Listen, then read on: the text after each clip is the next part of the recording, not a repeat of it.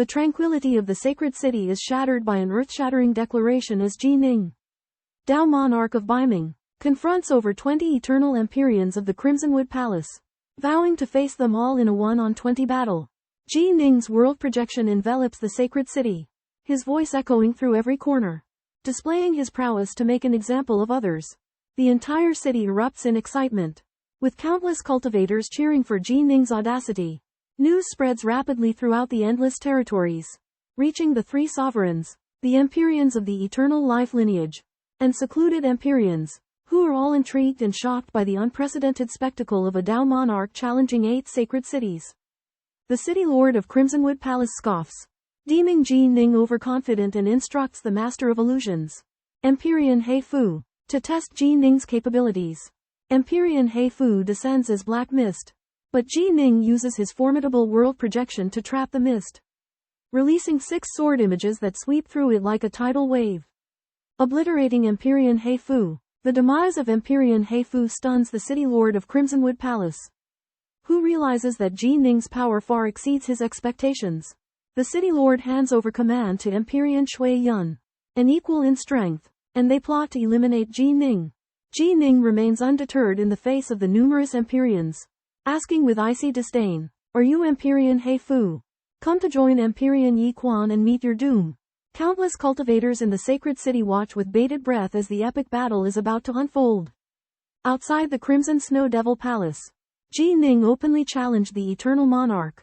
In a display of incredible power, Ji Ning slew the Dark Corruption Monarch with a single move, sending shockwaves of panic and dread through the Crimson Monarchs present. Faced with Ji Ning's might, the Crimson Snowlord hesitated to confront him alone, opting to gather the Crimson Monarchs to form a defensive array. However, Ji Ning seized the initiative, unleashing his heart destruction technique. The overwhelming force of annihilation ravaged the monarch's souls, instantly slaying 5. Next, Ji Ning cast the Heart Phantom Star technique, trapping 16 monarchs within an illusion. The Blood Moon 7 kill array crumbled, and the Crimson Snowlord and Blood Cloud Monarch's plan was foiled. Recognizing the futility of resistance, the Crimson Snowlord realized he must summon his true self to reverse the situation. However, Ji Ning remained undeterred, vowing to defeat the Lord's true form.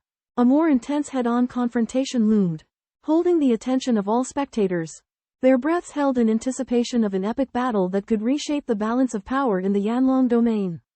Lord Scarlet Snow and Emperor Blood Shadow led a group of eternal emperors to besiege Taoist Dark North. Ji Ning, but fell into the illusion cast by Ji Ning. 6 emperors were instantly cut and shattered by Ji Ning's manipulated golden wings, while another 5 incarnations were trapped in the illusion.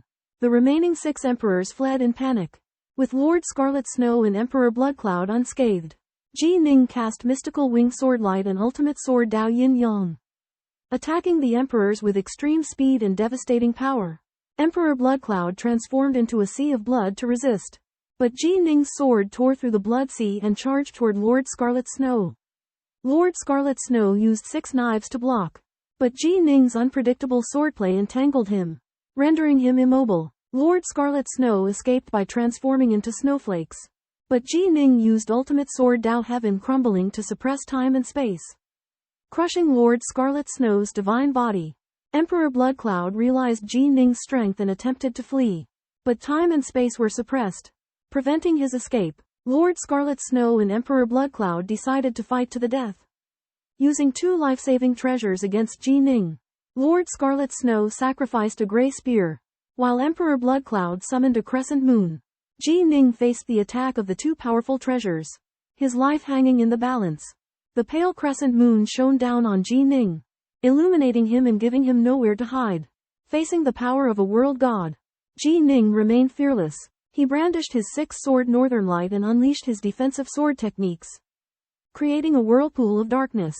With ease, he deflected the moon's attack.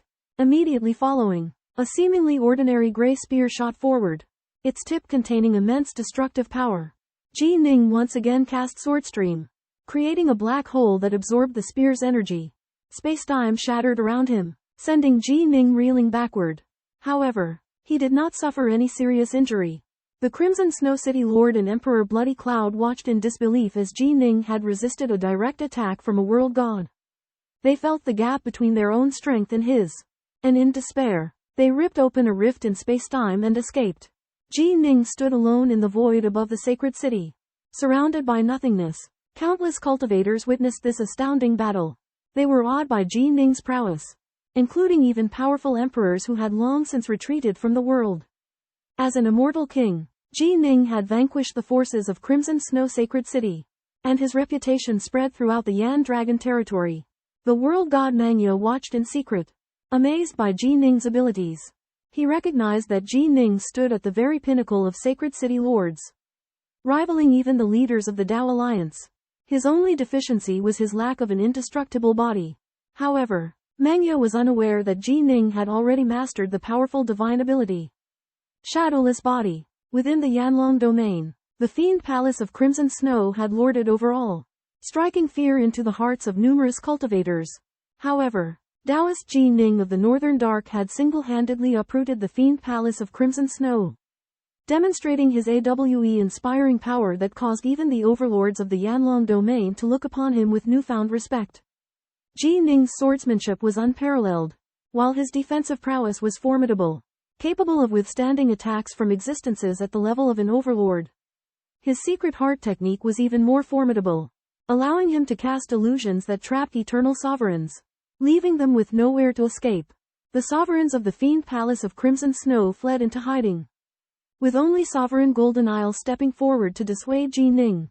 However, Ji Ning's stance was resolute, declaring that as long as he lived, he would never allow the Fiend Palace of Crimson Snow to rise from the ashes. Wielding the Northbow sword, Ji Ning forcefully shattered the enchantments protecting the Fiend Palace of Crimson Snow, eradicating the entire palace from existence.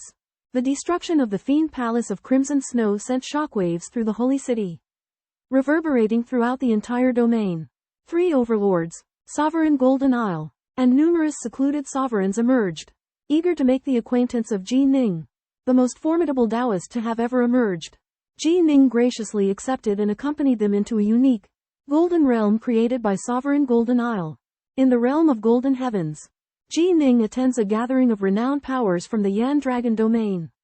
Among the 9 mighty beings present are the 5 esteemed emperors from the Dao Alliance: Golden Pitfall Emperor, Phoenix Pearl Emperor, the youngest among them, and Azure Stone Taoist, revered as the greatest in the alliance. Also in attendance are the extraterrestrial rulers Mangya Sovereign, Rain and Wind Sovereign, and Myriad Orchid Sovereign. As Azure Stone Taoist is introduced by Golden Cliff Emperor, Mangya Sovereign sends a secret message to Ji Ning, warning him of Azure Stone's formidable power, not a sovereign but comparable in strength. Ji Ning is astonished to learn that Azure Stone's second soul is the Black-Robed Taoist, a fighter on par with the sovereign level. The mighty beings express awe at Ji Ning's Taoist cultivation and remarkable prowess. Azure Stone himself believes that if Ji Ning succeeds in merging with the Tao, his strength would surpass ordinary sovereigns, possibly rivaling even the masters of other universes. This piques the curiosity of Rain and Wind Sovereign, Golden Pitfall Emperor, and others, who eagerly seek to unravel the mysteries of Ji Ning's cultivation path. Anticipating such attention, Ji Ning decides to unveil his Tao publicly to quell any unrest. He hopes that by revealing his path, he can alleviate concerns, resolve the apprehensions of the mighty beings, and pave the way for his future cultivation. The 8 most powerful experts of the Infernal Dragon domain gather to ask Ji Ning about the secrets of his cultivation path. Ji Ning reveals that while there are higher and lower paths of cultivation, the most powerful pinnacle is to fuse the strongest paths. Yet Ji Ning states that even fusing the strongest paths is not the end, as there is an even greater path that exists. Ji Ning reveals that the path that he cultivates is the ultimate sword Tao, which surpasses the fusion of the strongest paths. He used the ultimate sword Tao to break through to the Tao monarch realm of life and death. This path contains all the mysteries of the water element, and it can continuously absorb the essence of other paths to perfect itself. Upon learning this astounding secret, the experts are shocked. They ask Ji Ning why he did not reveal this sooner. Ji Ning explains that by revealing it now, he can dispel their doubts without affecting his own path. Moreover, this path is incredibly difficult to master, so even if he were to release it, few people would be able to comprehend it. Arch-Empress Jin Kong requests to see Ji Ning's ultimate sword Tao, but he declines. as he plans to pass on this path to his disciple.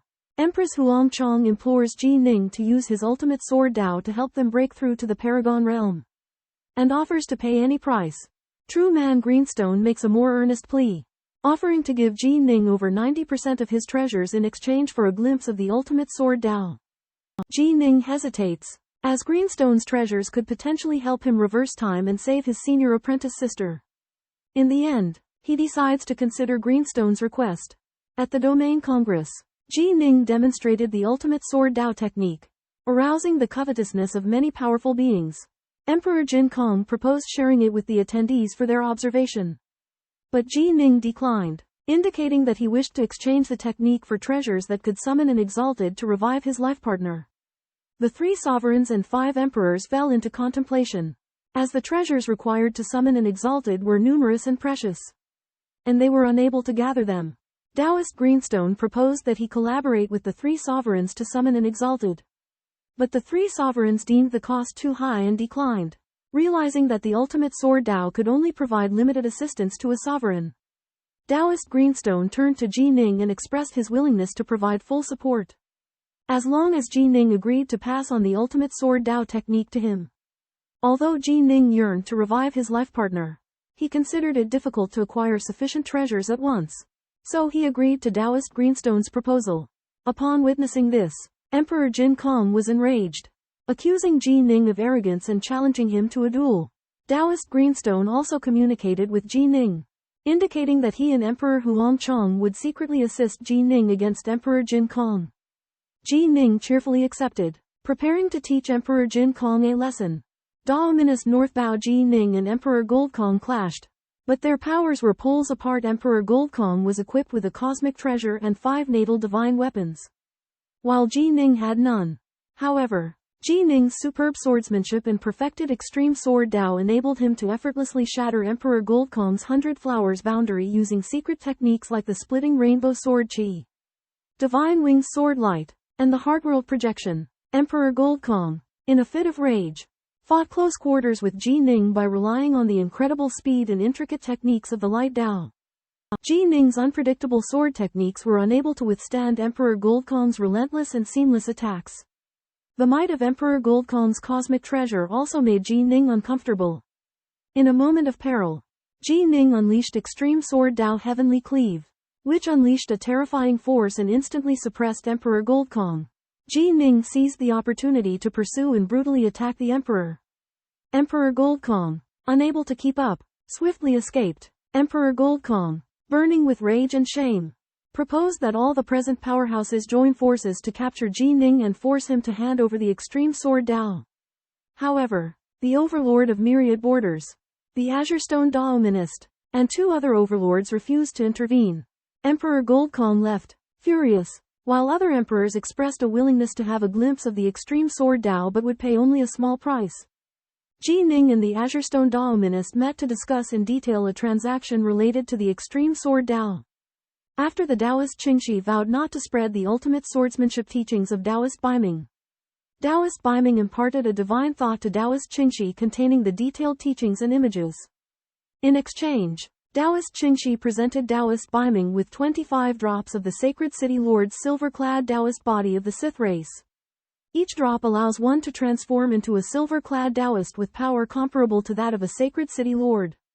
Taoist Qingxi also gifted Taoist Baiming with a Sith guardian named Bai Rong, who possesses power comparable to that of a peak Sacred City Lord and can protect his master from fatal harm at critical moments. In addition to the silver-clad Taoist body and Sith guardian, Taoist Qingxi also gave Taoist Baiming a gourd filled with treasures. These treasures include Taoist talismans of varying potency, with some of the strongest ones being comparable to the Sovereign Lord's power. Taoist Baiming intended to distribute these treasures among his closest friends and loved ones. Taoist Baiming then requested a detailed map of the Yuxing Sea from Taoist Qingxi.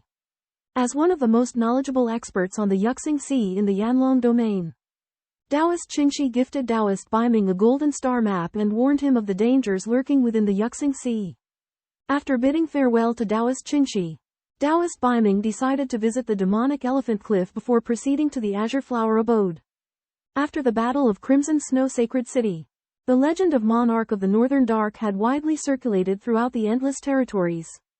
Dao Monarch Ji Ning had fought against more than 20 monarchs alone and killed 8 of them, making his name second only to the 3 sovereigns. Meanwhile, the Crimson Snow City Lord was hiding at the edge of the Endless Territories and was secretly repairing his damaged universe vessel. He was attempting to locate Zhu Chen and seize components of his universe vessel in order to repair his own. When he learned that Zhu Chen had entered the Firmament Star Ocean, the Crimson Snow City Lord decided to hunt him down. He believed that killing Zhu Chen would force Ji Ning into a difficult situation. On the other hand, Ji Ning went to the demonic Mammoth Cliff to retrieve the Monarch-class puppet and technique he had left there. His strength had already advanced to the 4th step of the Dao Monarch realm, and he easily broke through the protection of the West Face array of the Fumo tribe, seizing their puppet and technique. Later, Ji Ning entered the ruins of the West Face tribe, where the 4 Sacred City Lord-class puppets appeared once more, blocking his path. However, Ji Ning remained unfazed. He summoned his guardian puppet, Bai Rong, to guard the exit while he flew towards the core of the ruins.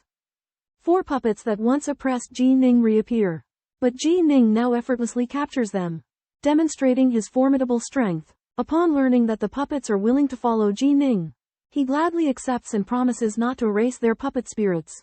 The 4 puppets lead Ji Ning to the Tiger Cut warship's energy source 8 Demon Sparrow crystals. Ji Ning collects all 8 crystals, which are worth nearly as much as a black-robed monarch. After half a month of searching, Ji Ning captures 86 additional monarch-level puppets, completing his exploration of the ruined ruins. Ji Ning realizes that the Exis technology far surpasses that of cultivator civilization and surmises that the Exis war zone may conceal more powerful primordial dragon stones. The puppets reveal that primordial dragon stones are extremely valuable, enhancing a warship's might and making it invincible. Ji Ning returns to the Blazing Dragon territory with his bounty, keeping the 4 guardian puppets and the monarch-level puppets in the 3 realms as his foundation. He then sets his sights on the vast chaos void, preparing to seek new breakthroughs at the Azure Flower Grotto. Ji Ning arrives at Azure Flower Cavern, shocked by its terrifying power. The cavern was created by an immensely powerful being far beyond sovereigns and other verse lords. Ji Ning suspects that Azure Flower Cavern has a close connection to the 9 mortal gates. Although the Azure Flower Mist's enhancement will not greatly increase Ji Ning's strength, he decides to challenge the cavern once more out of curiosity. He passes through the void and golden mist, reaching the main gate of Azure Flower Cavern, upon which a flickering azure flower blooms. 3 old men guard the entrance, and Ji Ning converses with them. He learns that only 4 Tribulation Downlords have a chance of passing the first mortal gate. Though he has yet to become an Empyrean god, Ji Ning's formidable abilities allow him to easily defeat the Blood-Gaze Old Man. The Silver-Gaze Old Man warns Ji Ning of the cavern's many dangers, but Ji Ning resolves to proceed. He ventures into the cavern along a passage, discovering a vast square filled with hundreds of Empyrean gods. Their aura is surging with power.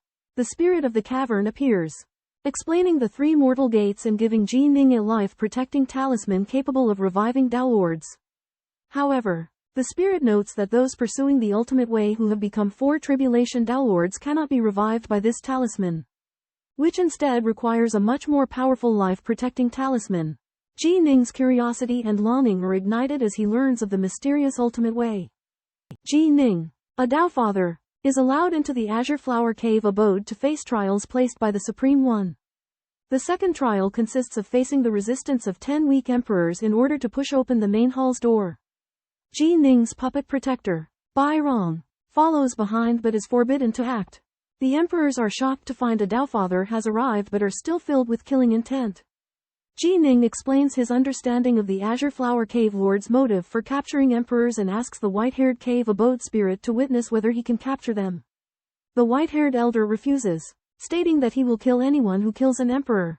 Ji Ning realizes that these emperors are no longer true cultivators, but rather exist as puppets designed to test later comers. Ji Ning uses his dual swords to effortlessly defeat the 10 emperors whose powers are far weaker than his. He pushes open the main hall's door, surprising the cave abode spirit.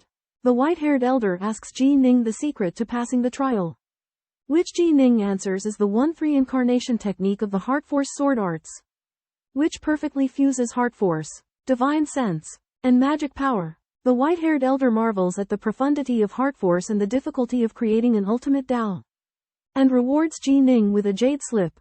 Within the jade slip is the preserved ultimate Tao created by a monstrous Tao Father that cultivated fire to its very end and became a four-step Tao Father. The Tao Father failed to merge with the Tao and left this precious inheritance to the Azure Flower Cave Lord. Ji Ning's adventure in the Azure Flower Estate continues as he ventures into the second level and acquires a jade scroll from the deceased ultimate fiend god Fire Lord, which helps him attain insight into the eternal sword Tao. However, the trial in the third level is far more perilous. Ji Ning encounters a black-robed man named Dao Jun, a cultivator of an ultimate Tao. To pass the level, Ji Ning must force Dao Jun out of the hall or face certain death.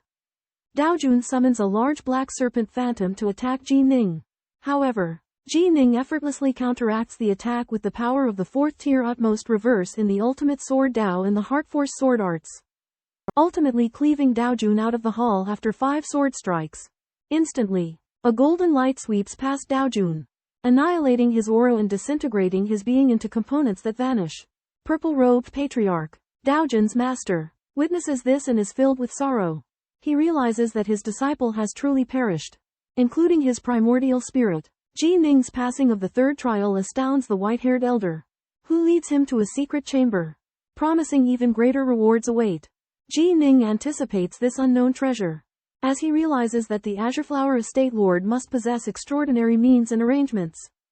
In the Azure Flower Grotto Mansion, Ji Ning accepted the white-haired elder's guidance and passed the Grotto Mansion Lord's test.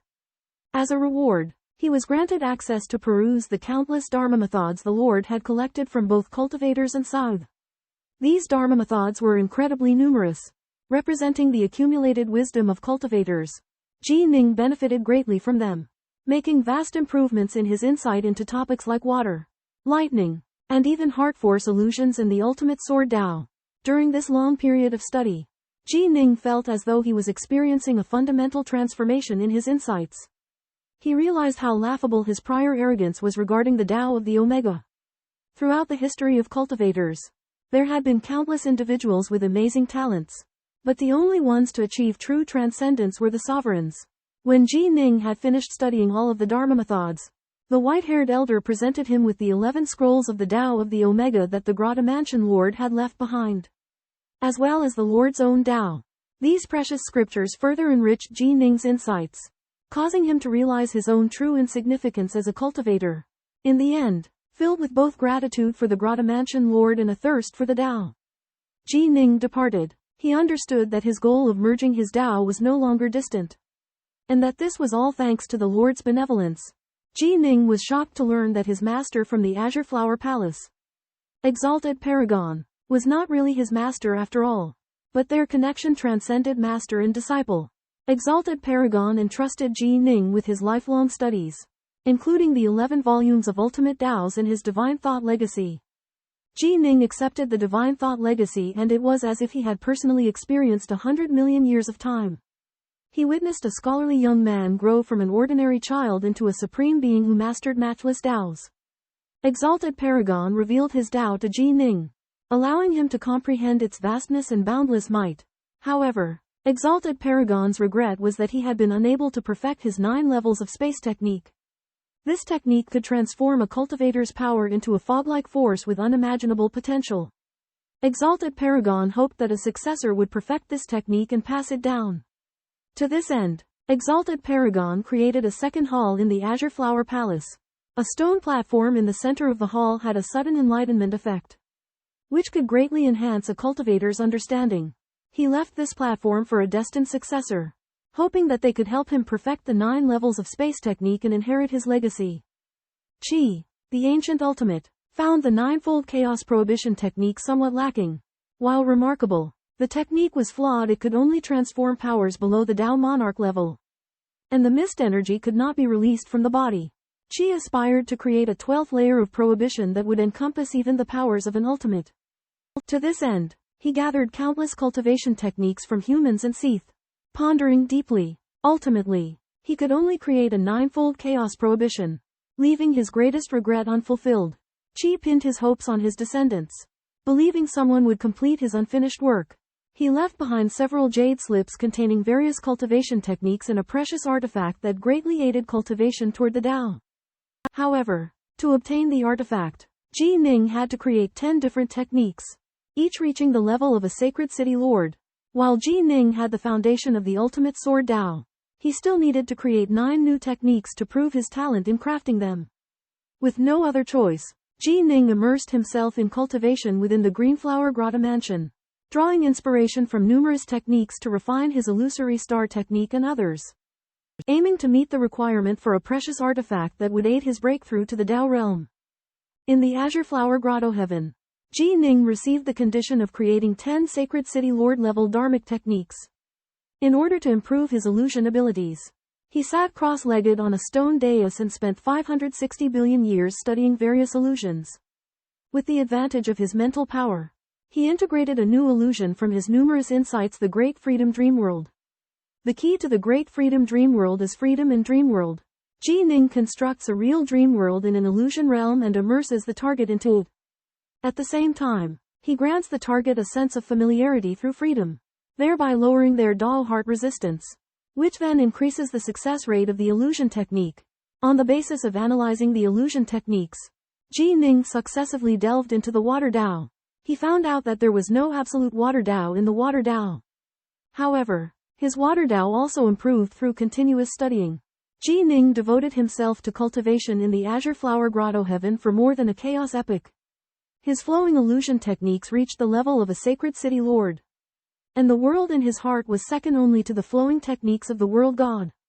His flowing illusion techniques were incredibly powerful. Even a sacred city lord could fall for it. This would become Ji Ning's trump card in life and death battles. The 3 great dominators are hard to kill because they have immortal bodies and can escape.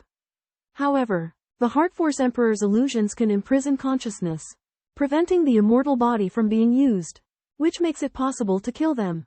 Ji Ning practices the Heart Force, comparable to the Saint City Lord level, which is enough to deter the Saint City Lord.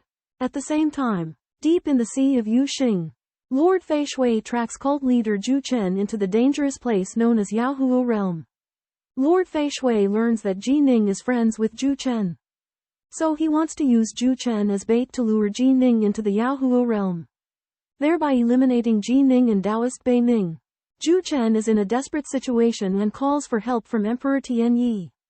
Upon hearing the news, Emperor Tianyi goes to the Heavenly Abode Palace to inform Ji Ning. Ji Ning realizes that this is a conspiracy against him, but he decides to go to the Yaohuo realm to save Zhu Chen. He is confident that he has the shadowless body and a guardian golem to deal with the dangerous situation. Emperor Tianyi warns Ji Ning to be careful because the Yaohuo realm is a dangerous place in the Sea of Yuxing, where even dominators dare not explore deeply. Ji Ning asks the white-haired elder to take care of his second soul while he cultivates in the Qinghua cave abode. Then he sets off for the Sea of Yuxing. The danger of the Yaohuo realm and the conflict between Ji Ning and Lord Fei Shui present a new chapter. While en route to the Yaohuo realm, Ji Ning learns that Taoist Zhucheng of the Nine Dust sect has been pursued to the brink by the lord of the Fei Shui city. Despite Zhou Sheng's warning that the Fei Shui mayor has a sinister plot and advises Ji Ning against going, Ji Ning is determined to rescue him. Zhucheng reveals that he has been chased into the Yaohuo realm and trapped in a prison. With the Fei Shui mayor in hot pursuit, Ji Ning consults the star map to learn of the perils of the Yaohuo realm and deduces that the prison likely has severe restrictions, posing a risk of death even to sovereigns. Zhucheng worries that Ji Ning may be walking into the Fei Shui mayor's trap, but Ji Ning assures him that he has gained some understanding of the Yaohuo realm and that the Fei Shui mayor's erratic behavior must be stopped. Ji Ning stresses that he will prioritize his own safety in order to rescue Zhucheng, demonstrating his composure and loyalty. The life and death struggle between Ji Ning and Lord Fei Shui has reached the flaming inferno realm of planet Yu. Here, Ji Ning obtains the assistance of the warden Bai Rong, who unveils the secret of the flaming inferno realm.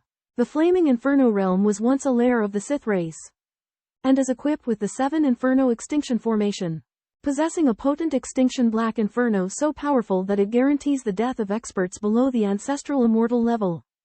However, after the Sith defeat, the formation was destroyed, and the extinction inferno no longer exists.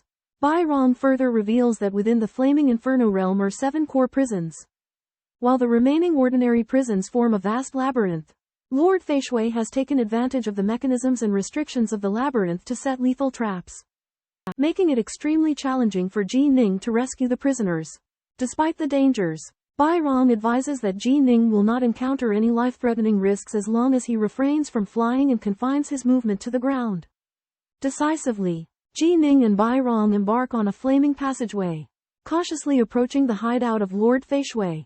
Lord Feishui has anticipated Ji Ning's arrival and has deliberately chosen a location laden with deadly restrictions. Confident that Ji Ning will inevitably fall prey to his ploy, he patiently awaits Ji Ning's entrapment, setting the stage for a fatal confrontation. Within the scorching path of flames, Ji Ning and his protector, Bai Rong, encounter an ancient defense mechanism.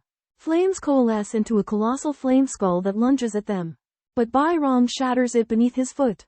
This marks their first confrontation with the defense mechanisms, which Bai Rong faces with his formidable strength. Continuing their journey, Ji Ning and Bai Rong face a swirling cage of flames that exudes immense power. Ji Ning unsheathes his divine sword, but Bai Rong once again intervenes, smashing the cage with his astonishing palm force. Ji Ning is astounded by his protector's strength. As they delve deeper into the path of flames, their proximity to Lord Crimson Snow reveals his sinister design. Crimson Snow has been exploiting the defense mechanisms within the path, plotting to strike a fatal blow when Ji Ning activates them. However, Ji Ning has learned of the Path of Flame's secrets from Bai Rong. He cunningly uses Bai Rong as a shield against the defenses, cautiously advancing himself. When the distance narrows to 1,000,000 kilometers, Ji Ning unleashes the Great Nirvana Dream World, entrapping Lord Crimson Snow in an illusion. After Crimson Snow breaks free, he finds that he has lost his chance to kill Ji Ning. Ji Ning controls the body of the Crimson Snow Castellan with an illusion and orders the guard Bai Rong to capture it. However, the real Crimson Snow Castellan escapes using teleportation and flees on an ancient flying craft. Guard Bai Rong fails in his capture attempt. The Crimson Snow Castellan triggers a nearby interdiction on its way out, causing a horrific explosion. The destructive force spreads across the area, but inexplicably, it stops abruptly at 10 jong from the tunnel floor, causing no harm to Ji Ning and Bai Rong. Ji Ning realizes that the Crimson Snow Castellan is in possession of a complete world realm flying craft, which remains intact even after the explosion. Ji Ning is determined to pursue the Crimson Snow Castellan and seize this invaluable craft. The Crimson Snow Castellan frantically flees on the world realm flying craft, but Ji Ning and Bai Rong are hot on their tail. Ji Ning marvels at the durability of the flying craft in the explosion and speculates that the world realm flying craft parts he obtained may have been salvaged from this craft. During his escape, the Crimson Snow Castellan realizes the formidable power of Ji Ning's illusions and is terrified. He decides to eliminate Ji Ning as quickly as possible. However, Ji Ning and Bai Rong's pursuit becomes increasingly relentless, and a fierce chase ensues. Within Flame Pass, Ji Ning and his protector Bairing pursued the domain vessel of the Vermilion Snowlord. Despite the incredible speed of the domain vessel, Ji Ning and Bairing managed to maintain close pursuit by flying low and avoiding hazardous seals. While the Vermilion Snowlord, desperate to escape, recklessly triggered seals that hindered the vessel's progress. Along the way, Bairing used his formidable body to break through 8 seals, while the domain vessel repeatedly suffered attacks, rolling and careening, further impeding its speed. The Vermilion Snowlord, realizing that he could not outpace Ji Ning, decided to make a desperate attempt. However, as the domain vessel was trapped by invisible forces, the Vermilion Snowlord was also immobilized. Ji Ning and Bairing approached slowly, leaving the Vermilion Snowlord in a critical situation. Confronted by the approaching Ji Ning, he could only surrender, allowing Ji Ning to apprehend him. After a 2-day chase, the pursuit culminated in the capture of the Vermilion Snowlord. Ji Ning's cautious strategy and Bai Rong's immense power ensured their success in capturing the Vermilion Snowlord. Ji Ning led the army to the location of the Lord of the Crimson Snow City. However, the Lord of the Crimson Snow City was trapped in an invisible restriction and unable to escape. Ji Ning tried to break the restriction using his sword chi, but to no avail. Bai Rong, the guardian who was acting as a puppet, possessed great brute force. He extended his hand into the restriction and forcefully broke through, grabbing the Lord of the Crimson Snow City's domain arc and storing it within his storage dimension. Subsequently, Ji Ning enveloped the Lord of the Crimson Snow City with his heart force to prevent his escape. The Lord of the Crimson Snow City realized that his situation was dire and committed suicide, causing his soul and true spirit to dissipate. In the meantime, within his grotto treasure, the Blood Cloud Monarch's Dharmakaya also committed suicide, annihilating its own divine sense. At the boundary of the Flaming Dragon domain, the Blood Cloud Monarch was filled with grief after learning about the Lord of the Crimson Snow City's demise. He believed that after obtaining the domain arc and treasures, Ji Ning would inevitably attract the attention of other domain and otherworldly mighty figures, ultimately leading to his demise. In the Flame Channel, Ji Ning killed the evil Crimson Snow City Lord, ending his reign of terror. Though relieved, Ji Ning felt little joy. What truly excited Ji Ning more was Crimson Snow City Lord's domain shuttle. Despite the battered condition of this dilapidated shuttle, Ji Ning understood its incredible value. It possessed the extraordinary ability to traverse time and space, even instantly bridging vast distances across a domain. However, the domain shuttle was severely damaged, rendering it incapable of unleashing its full potential. Yet, the spirit of the shuttle conveyed that it sensed a vital component nearby, which, if absorbed, could significantly enhance the shuttle's restoration. Ecstatic, Ji Ning resolved to utilize the domain shuttle to revive his senior sister. He believed that reuniting with her justified his current nomadic existence. To enlist the aid of the Almighty being capable of resurrecting his senior sister, Ji Ning sought help from Emperor Monarch Jin Yu and Emperor Monarch Black Cloud. Meanwhile, news reached him of the demise of Crimson Snow City Lord, one of the 8 true saints. This revelation created immense shockwaves throughout the endless territories. Propelled forward, Ji Ning, guided by the domain shuttle, encountered the imprisoned Grand Master of the 9 Serenities sect.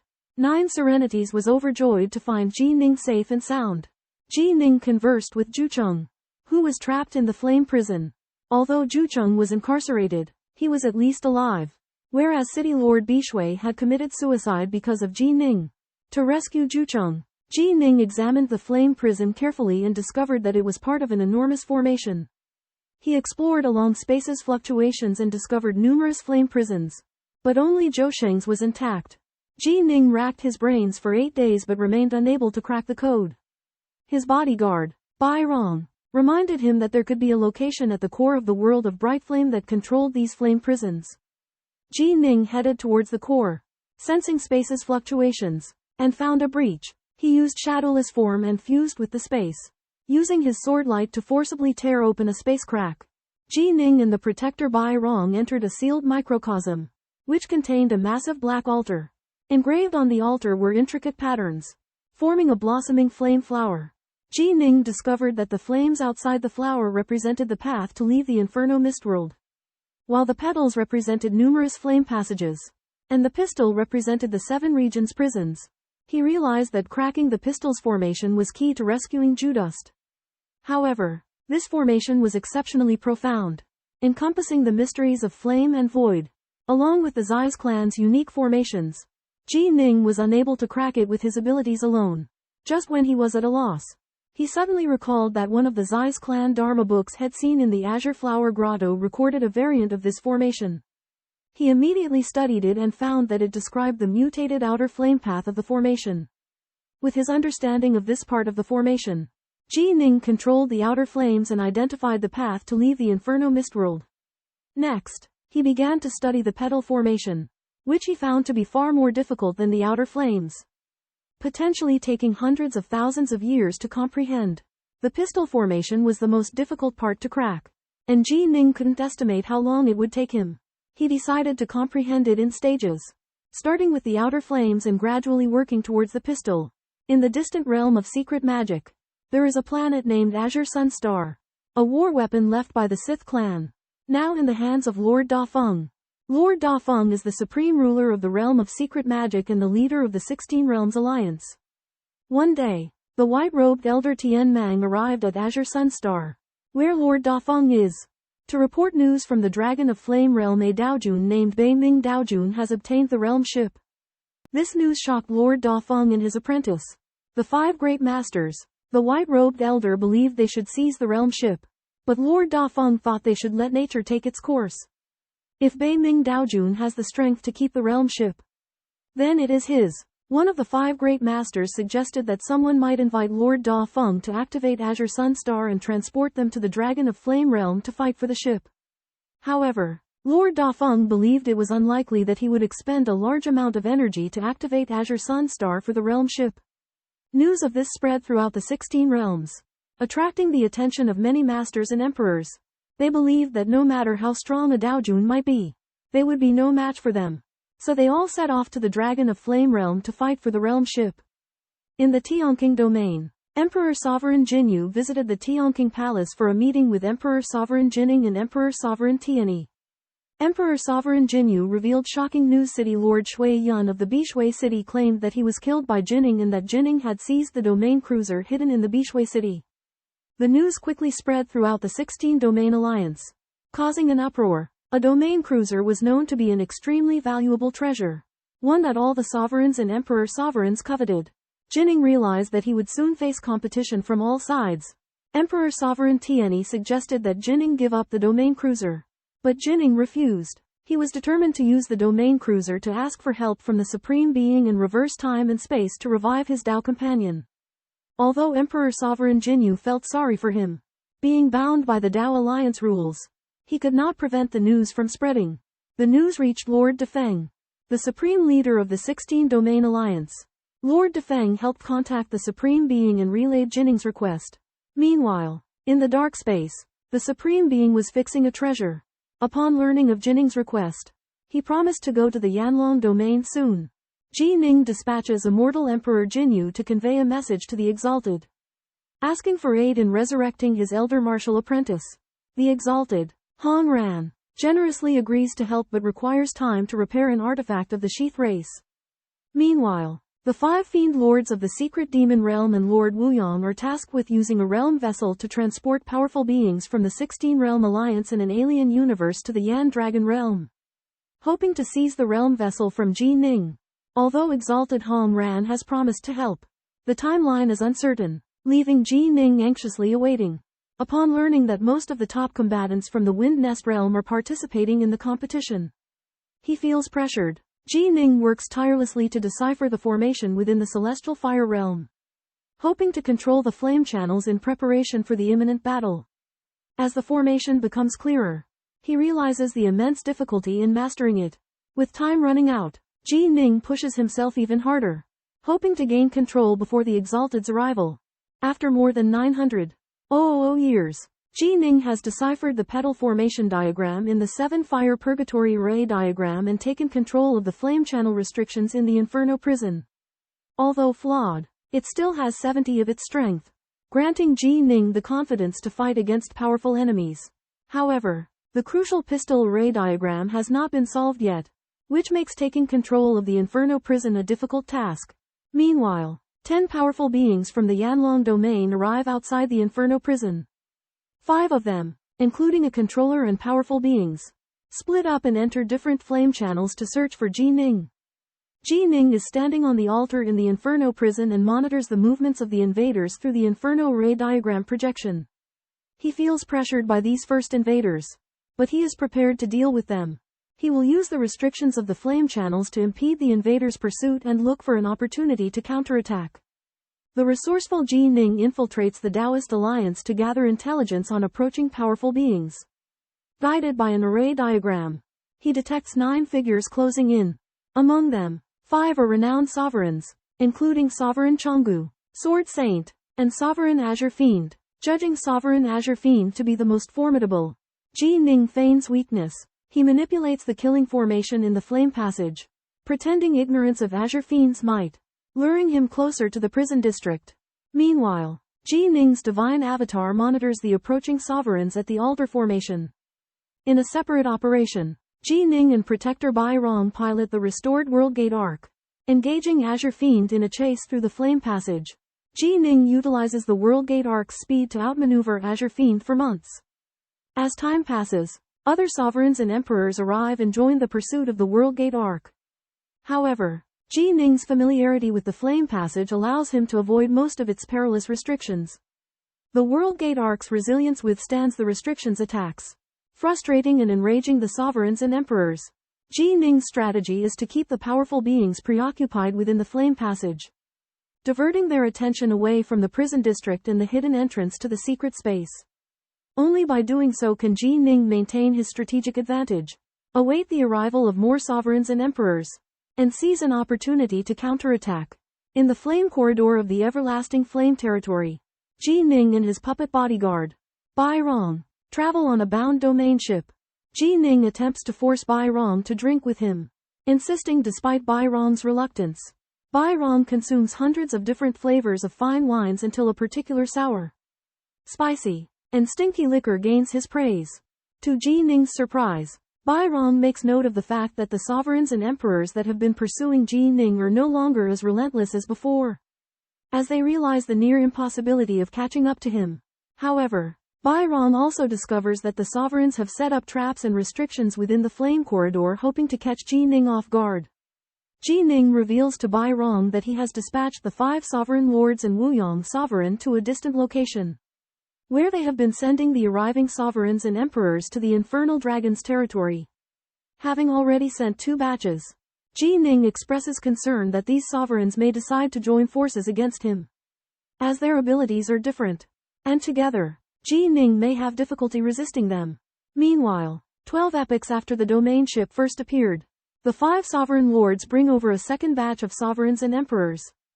The 5 sovereign lords remind them that, while Ji Ning has been hiding in the everlasting flame territory, the domain ship remains unclaimed, and they could still obtain its treasures. Among this batch of 8 sovereigns and emperors is the bizarre man, Sovereign Dong Huo, who hatches a plan to capture the hostages that Ji Ning cares about, forcing Ji Ning to exchange the domain ship for their safety. Sovereign Dong Huo travels to the heavenly palace of Heavenspan in the Heavenspan Eternal Territory, intending to abduct members of Ji Ning's sect, as he believes that Ji Ning will be willing to compromise to save them. Despite obtaining a realm ship, Paramount Lord Ji Ning faces no threats from other Paramount Lords to retrieve it for their associates, since it would be seen as a loss of face. However, the cunning and unscrupulous Lord Winterflame surprisingly chooses this course of action, intending to use Ji Ning's fellow disciples as leverage to force him into surrendering the ship. In response, Ji Ning places his fellow disciples within his Grotto Heaven Dharma treasure. Lord Winterflame arrives at Heaven Soaring Palace and attacks Ji Ning with his unique white flame, Winterflame, and 8 silver-scaled talons. Although Ji Ning's Dharma body is shattered, he revives due to his undying body and receives timely aid from Lord Mengya.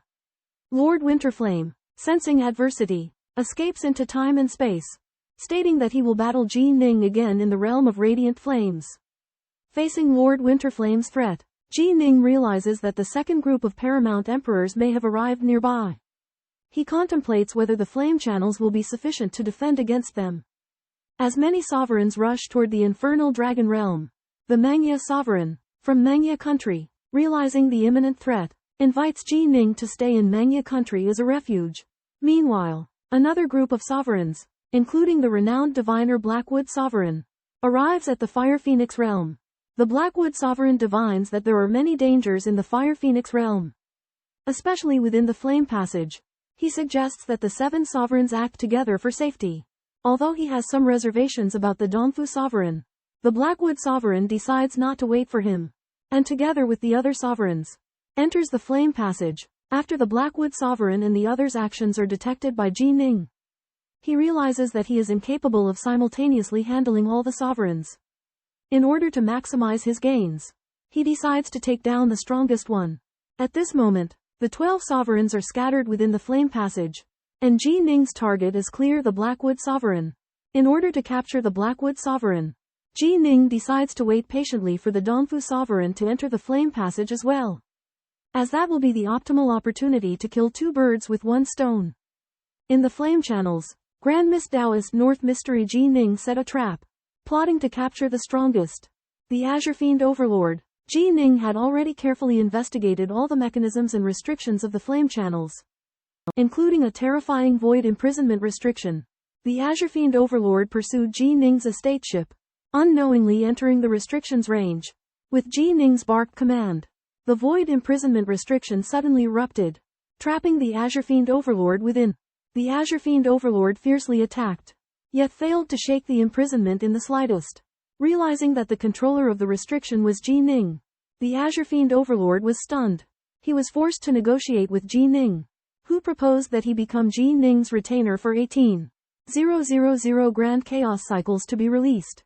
Though unwilling, the Azure Fiend Overlord, considering that his life and death were in Ji Ning's hands, was forced to submit. Thus, Ji Ning successfully captured the strongest Overlord, the Azure Fiend Overlord, realizing his goal of controlling the flame channels through the capture of an Overlord. Trapped in the void cage by Ji Ning, the Azure Devil, a venerable sovereign of the Shias, is threatened to be imprisoned should he refuse access to the void passage. However, the Azure Devil would rather seek help from Lord Defeng, a sovereign from the alien universe, than yield to a mere Taoist. In a bid to break the stalemate, Ji Ning proposes a wager with the Azure Devil. He will enter the void cage and engage him in a genuine battle. If Ji Ning can withstand the Azure Devil's attacks for 10 breaths, the Azure Devil will lose and must become Ji Ning's follower for 1,000 chaotic periods. The Azure Devil readily accepts the bet, confident in his overwhelming power and the ease with which he can eliminate Ji Ning. Ji Ning then steps into the void cage, and the true clash is about to unfold. Ji Ning faces a formidable and capricious venerable sovereign. He must proceed with caution, relying on his own strength and the power of the void cage to navigate the challenges. Meanwhile, the Azure Devil, determined to avenge his humiliation and end Ji Ning's life, is relentless in his pursuit. The outcome of this wager affects not only the Azure Devil's freedom but also the success of Ji Ning's plan. As the battle begins, both sides unleash their most powerful techniques, and an intense confrontation erupts. Treading into the void cage decisively, Taoist Northstar Ji Ning surprised and impressed Lord Azure Demon. They agreed that Ji Ning would fight Azure Demon with his own strength, and if Azure Demon failed to defeat him within 10 breaths, Azure Demon would become Ji Ning's follower. The battle commenced with Ji Ning unleashing his ultimate swordsmanship. Skyfall. 6 North Radiance swords bombarded Azure Demon. However, being a chaotic god beast, Azure Demon possessed formidable defense and effortlessly withstood Ji Ning's attacks. Azure Demon then unleashed his secret technique, Azure Demon Territory, engulfing the area with spatial ripples. Ji Ning countered with Heart of the World and World Projection, but was still suppressed by Azure Demon's technique. Azure Demon unleashed his ultimate attack, Fleeting Life, intending to claim Ji Ning's life. Ji Ning condensed a vortex of darkness to defend, miraculously blocking Azure Demon's attack, eliciting an exclamation from the latter. However, Azure Demon retaliated with relentless fury, launching hundreds of consecutive attacks. Ji Ning desperately defended, coughing up blood and his energy boiling. Azure Demon transformed into his original form, a blue-scaled strange beast, his strength skyrocketing. Ji Ning's expression darkened, realizing that Azure Demon's true power far exceeded what he had shown previously. In the Yao Fire territory, Daojun Ji Ning from the Northern Obstruction confronts the Azure Demon Sovereign in a breathtaking duel. As the Azure Demon Sovereign unleashes his ultimate move, Annihilation Source, Ji Ning manifests his supreme swordsmanship in a mortal body, shadowless body, to withstand the Azure Demon Sovereign's deadly blow. Realizing his inability to kill Ji Ning, the Azure Demon Sovereign concedes defeat. It is then that he discerns Ji Ning's extraordinary nature of four-step Daojun with an unfathomable level of swordsmanship that surpasses the ordinary path. As per their wager, the Azure Demon Sovereign agrees to become Ji Ning's subordinate for 1,000 chaos cycles. Subsequently, Ji Ning reveals his true identity and acknowledges his control over the Flame Road restriction. This revelation stuns the 16 United Realms, causing all sovereigns and emperors who sought to apprehend Ji Ning to freeze in their pursuit. Within the Flame Road, Ji Ning addresses them, inquiring about their intentions. This act showcases both Ji Ning's strength and confidence, establishing his reputation within the 16 United Realms as a force to be reckoned with. Trapped in the endless fire passage, the sovereign emperors are terrified upon receiving Supreme Daolord Ji Ning's voice. Ji Ning's control over the fire passage means he holds the life of every sovereign in his hands. After deliberation, the sovereigns learn that Ji Ning demands that they pay a price to board the world domain shuttles. However, the haughty sovereigns refuse to submit, believing Ji Ning is merely bluffing. Ji Ning, however, remains adamant. He declares that none of the sovereigns will leave without paying a price. As a show of determination, Jining resolves to confront them in person. The first to face the consequences is Sovereign Desun. He is astounded when he sees Primordial Azure present at Jining's side. Primordial Azure, a mighty chaos god beast sovereign, has become Jining's vassal. Sovereign Desun realizes the gravity of the situation. He can no longer underestimate Jining. To preserve his life, he is forced to accept Jining's terms. Jining proceeds to visit the other sovereigns, using the same tactics to intimidate them. Faced with Jining's determination and Primordial Azure's allegiance, the sovereigns one by one concede. They surrender the world domain shuttles. And Jining, true to his word, releases them. Eventually, all the sovereign emperors are forced to submit to Jining, recognizing his absolute control over the fire passage. Although they have lost valuable possessions, they escape with their lives and freedom intact. Jining, too, successfully resolves this crisis and further solidifies his standing. In the 16-realm alliance, a realm vessel was navigating. Aboard were powerhouses, including Sovereign Emperor Chen, Sovereign Azure Fiend, and Bai Rong. Shocking news spread that Sovereign Azure Fiend had become a subordinate of Monarch Grandpath Jining. A revelation as astonishing as a bolt from the blue.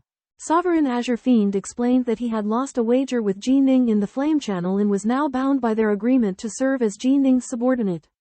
Sovereign Emperor Chen expressed admiration, acknowledging that Sovereign Azure Fiend had swallowed his pride and was willing to sacrifice his reputation to survive. Word of this spread rapidly, causing a stir within the 16-realm alliance.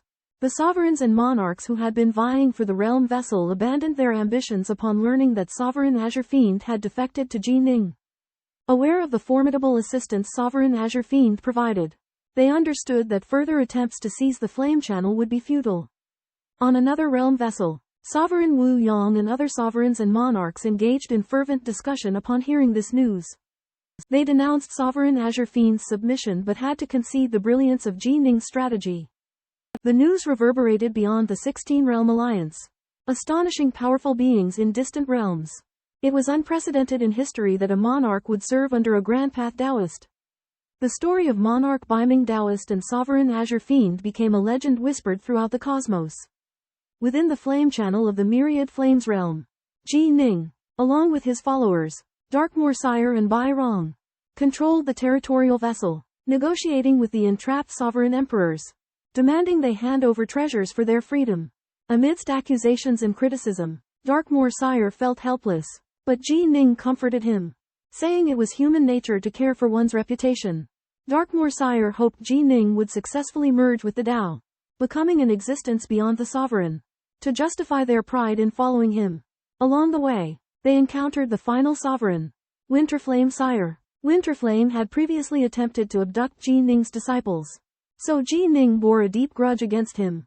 Under duress from Darkmoor Sire, Winterflame reluctantly handed over treasures in exchange for safe passage.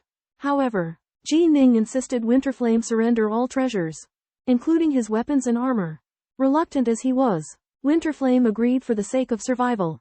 With this, Jining successfully swept through the flame channel of the Myriad Flames realm, commandeering the territorial vessel and laying the groundwork for their next move. In a transaction involving a treasure, cultivator Jining demanded from Lord Winterflame all of its treasures, including the cosmic treasures and its armor. This greatly enraged Lord Winterflame, as it believed these treasures were integral to its strength and life. Lord Winterflame refused Jining's demands, vowing to remain trapped in the flame passage rather than surrender its treasures.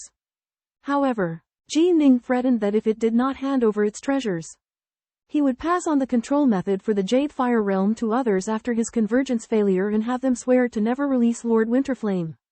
This forced Lord Winterflame to yield, and it handed over all of its treasures. Afterwards, Jining and Azure Fiend Immortal Lord left the flame passage, leaving Lord Winterflame trapped within. Jining continued to contemplate the formation core on the altar and gradually unraveled its mysteries. The Blazing Dragon Realm returned to tranquility, but news of a Taoist lord possessing a realm flyer spread rapidly. In the meantime, Jining's hometown, the Three Realms, was facing its end. Jining and his daughter, Ji Mingyue, witnessed this moment and mused on the natural cycle of the Three Realms. The three realms' mighty figures had already created the Chaos World and were preparing to relocate the Jade Mountain. With Ji Ning's formation arrangement, the 3,900 Chaos Worlds formed a powerful grand formation to ward off external invasion. After the three realms' destruction, Ji Ning, Bodhi, Wind Fiend, and other mighty figures gathered and watched as the three realms' world heart was formed.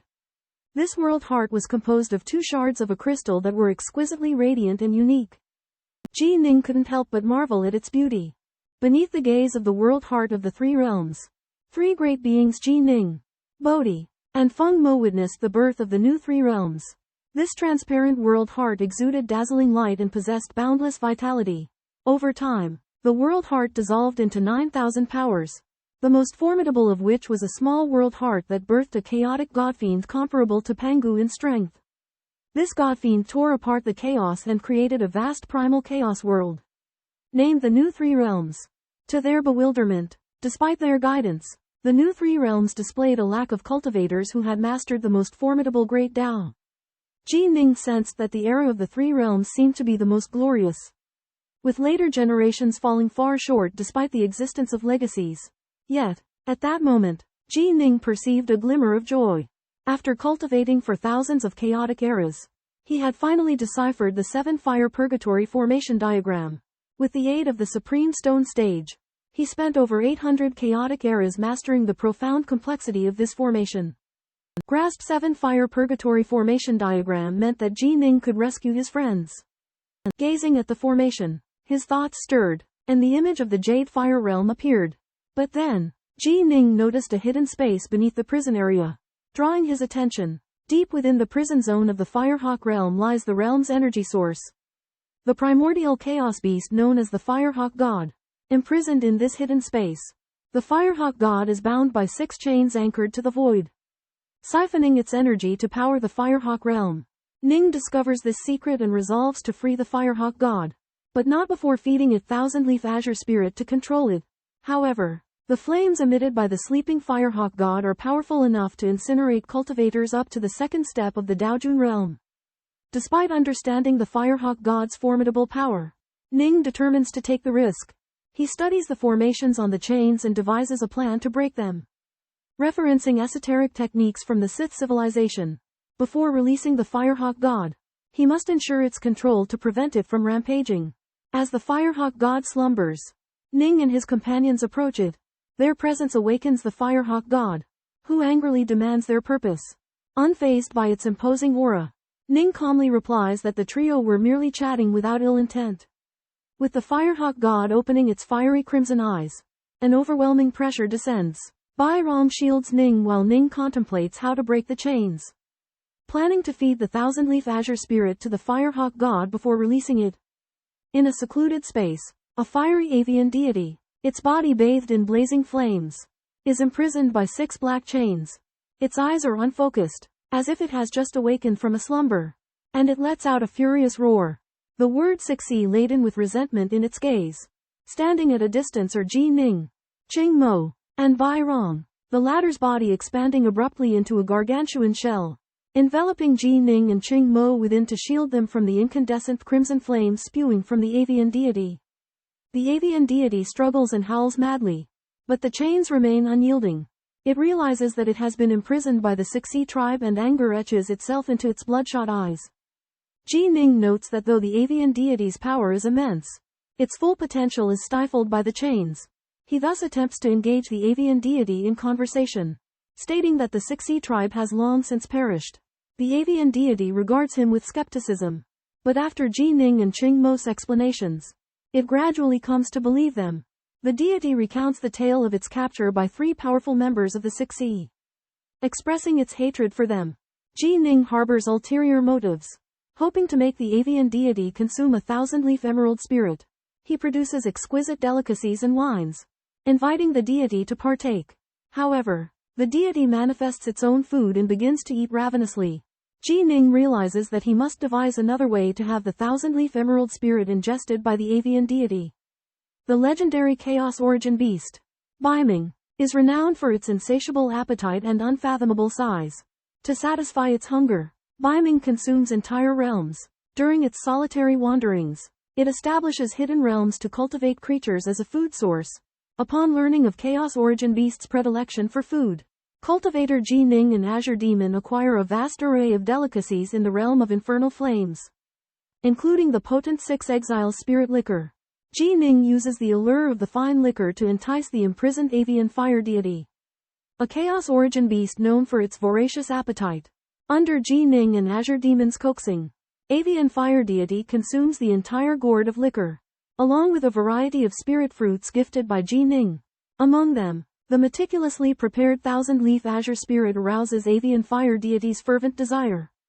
As avian fire deity takes a bite of the thousand-leaf azure spirit, an invisible fluctuation infuses its body, subtly controlling its soul and spirit. In that instant, avian fire deity develops an intense sense of affection and trust towards Ji Ning. Unaware of its subjugation, Ji Ning seizes the opportunity to approach avian fire deity, carefully studying the 6 chains that imprison it. His objective is to decipher the array, liberate avian fire deity, and fulfill his plan of controlling the Chaos Origin Beast. Azure Demon and Guardian Bai Rong express their concerns, but Ji Ning remains composed, assuring them that all will be well. Breaking the array that binds the chains, however, is no easy task, requiring cunning strategy and arduous struggle. Ji Ning's journey towards subjugation is destined to be fraught with peril and challenges. Amidst the boundless chaos void, Baiming Qingni and his followers, Azure Fiend and Bailong, encounter an imprisoned primal beast of chaos, Divine Avian of Fire. The Divine Avian of Fire is colossal, possessing immense power capable of effortlessly slaying even overlords, filling Azure Fiend with apprehension. Unbeknownst to them, Qingni approaches the Divine Avian of Fire and, in a gentle tone, asks, "Would you like one too?" Instead of attacking, the Divine Avian of Fire complies like a docile pet. To Azure Fiend and Bailong's astonishment, Qingni has tamed this ferocious primal beast. He discovers the black chains binding the Divine Avian of Fire are inscribed with countless intricate arrays, suppressing its divine body. As the Array Dao Sacred City's master, Qingni meticulously studies the chains. He discerns that while complex, they are not unsolvable but require several epochs to unravel. Qingni decides to first rescue his beleaguered comrade, Judust, and return to break the chains and release the Divine Avian of Fire. Azure Fiend and Bailong are awed by Qingni's array prowess and filled with anticipation. They know that once the Divine Avian of Fire is freed, Qingni's status will soar, rendering him untouchable. As Qingni grows stronger, so will their honor and safety as his followers. Ji Ning arrives at Juchen's location in his territory boat and finds Juchen imprisoned in a cage of flames. Previously, Ji Ning killed the Lord of the Crimson Snow City to save Juchen, earning the ire of the territorial emperors. Ji Ning reveals to Juchen that he has solved the array that binds the flames and Juchen is overjoyed.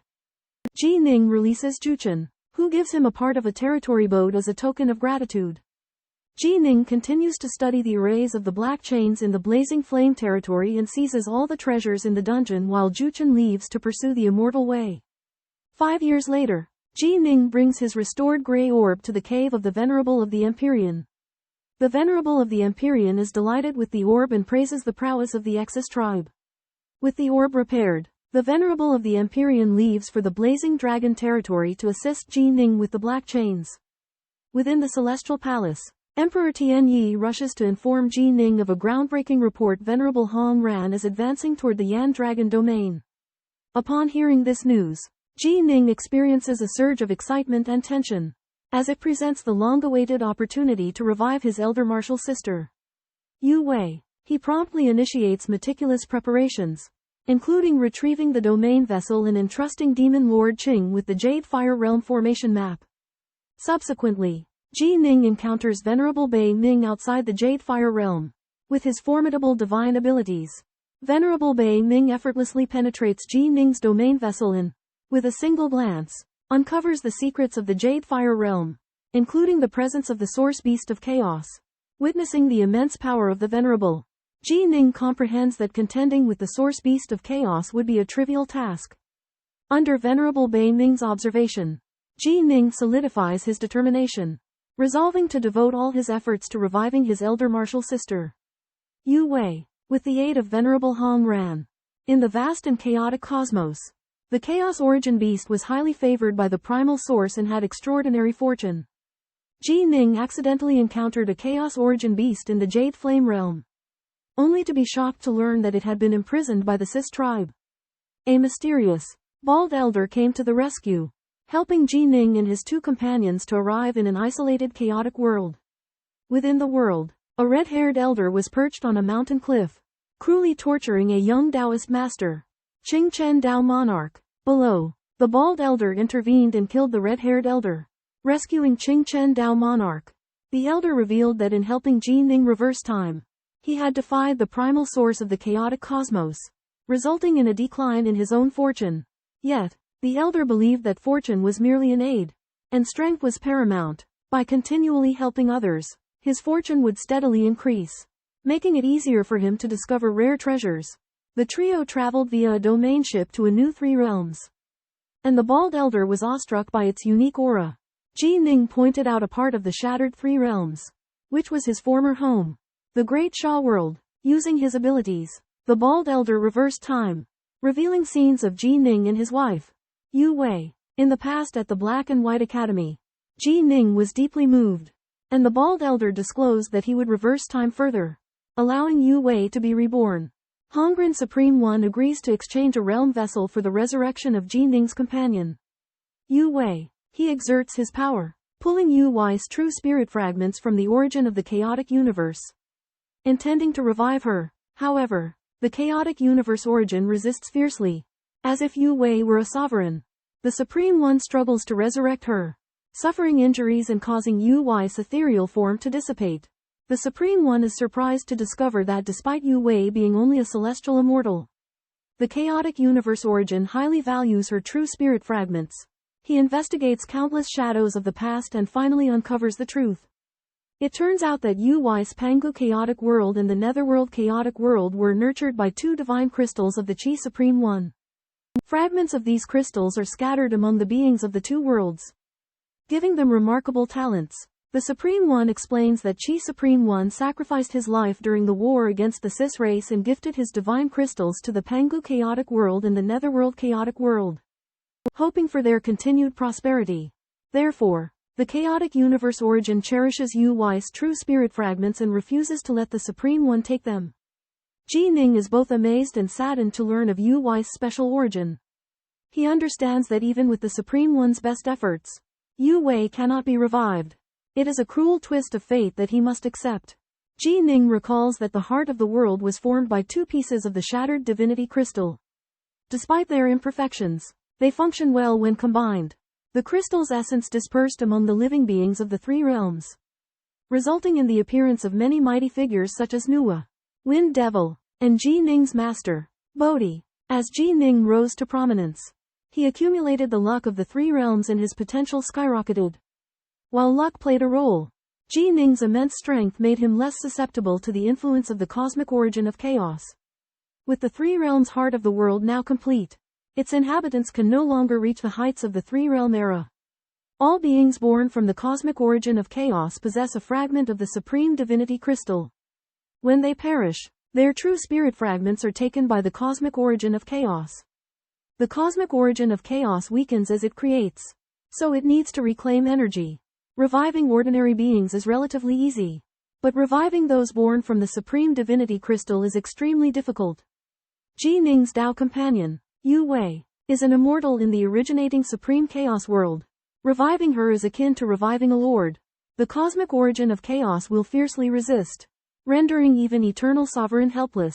The bald old man suggests that if Jining successfully combines Tao, advances from eternal to supreme, and becomes a supreme who has attained the ultimate Tao, he may be able to reverse time and revive Yu Wei.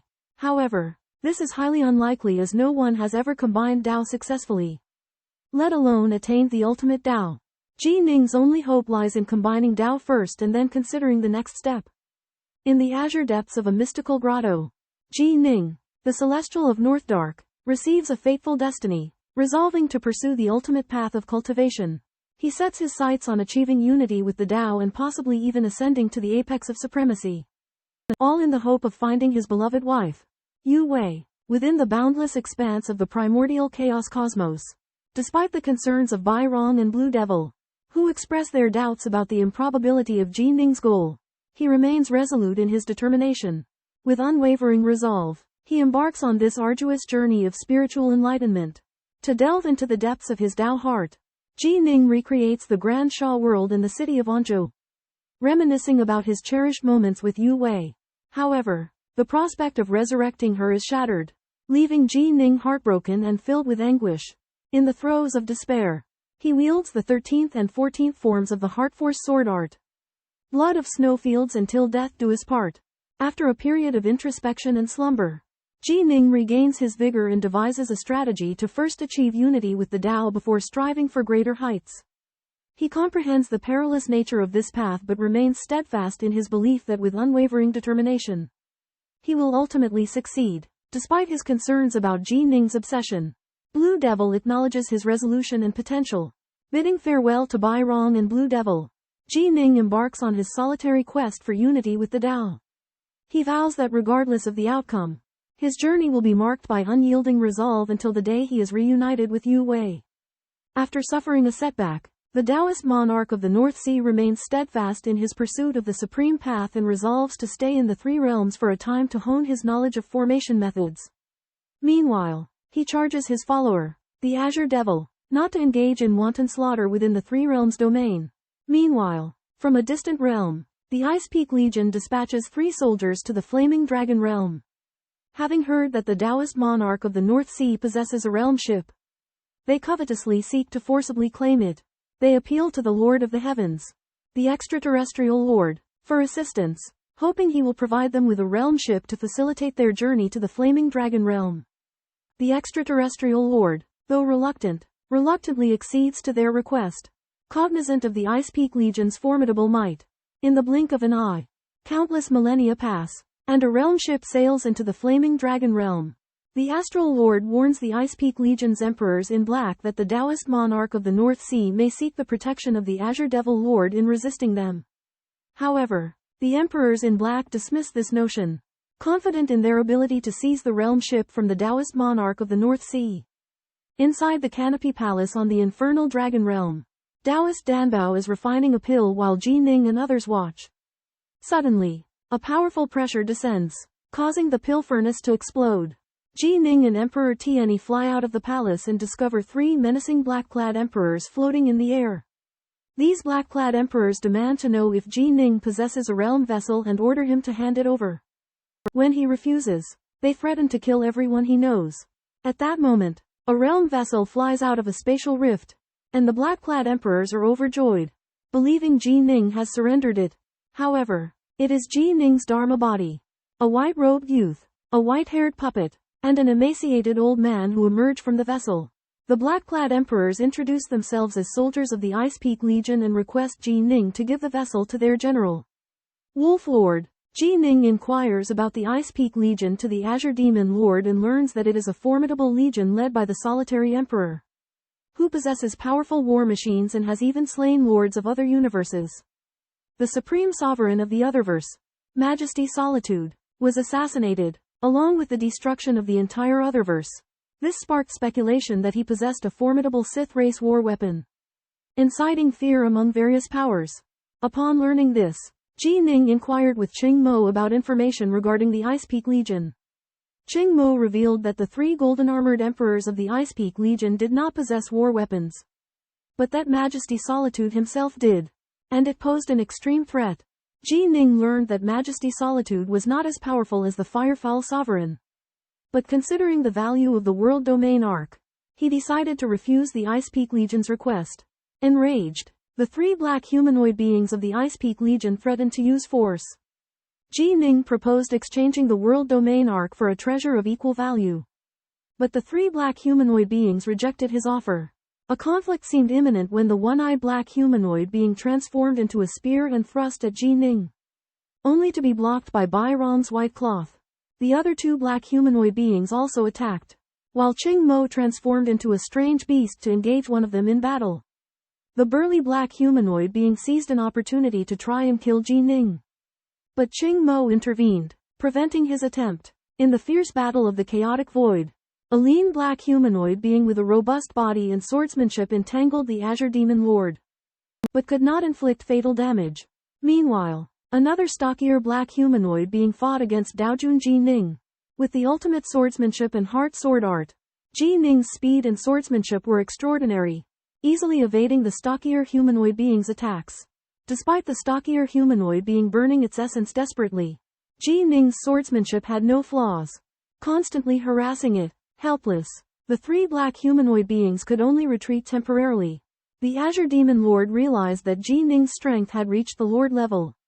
But he was also worried about the consequences of being enemies with the Ice Peak Legion. However, Ji Ning stated that he was about to break the formation that imprisoned the Chaos Origin Beast. Once the Chaos Origin Beast regained its freedom, the Ice Peak Legion would be vulnerable. The Azure Demon Lord was overjoyed, believing that with the protection of the Chaos Origin Beast, they could confront the Ice Peak Legion. Ji Ning was determined to break the formation as soon as possible, hoping to rescue the Chaos Origin Beast before the Ice Peak Legion came again. At the edge of the Yanlong realm, within the roiling darkness of space filled with lightning, three humanoid beings garbed in black converge. They report to the Master of Thunderstar the failure of their mission to seize the realm spaceship. The venerable known as Biming Daojun had defied the Ice Peak Legion, resulting in a wasted journey. The Master of Thunderstar is surprised upon hearing this, suspecting that this Biming Daojun is not to be underestimated. The three black-clad emperors are furious and vow to make Biming Daojun in the Heavenly Azure Palace pay a heavy price. They intend to return to the Tinlong realm to report to their general.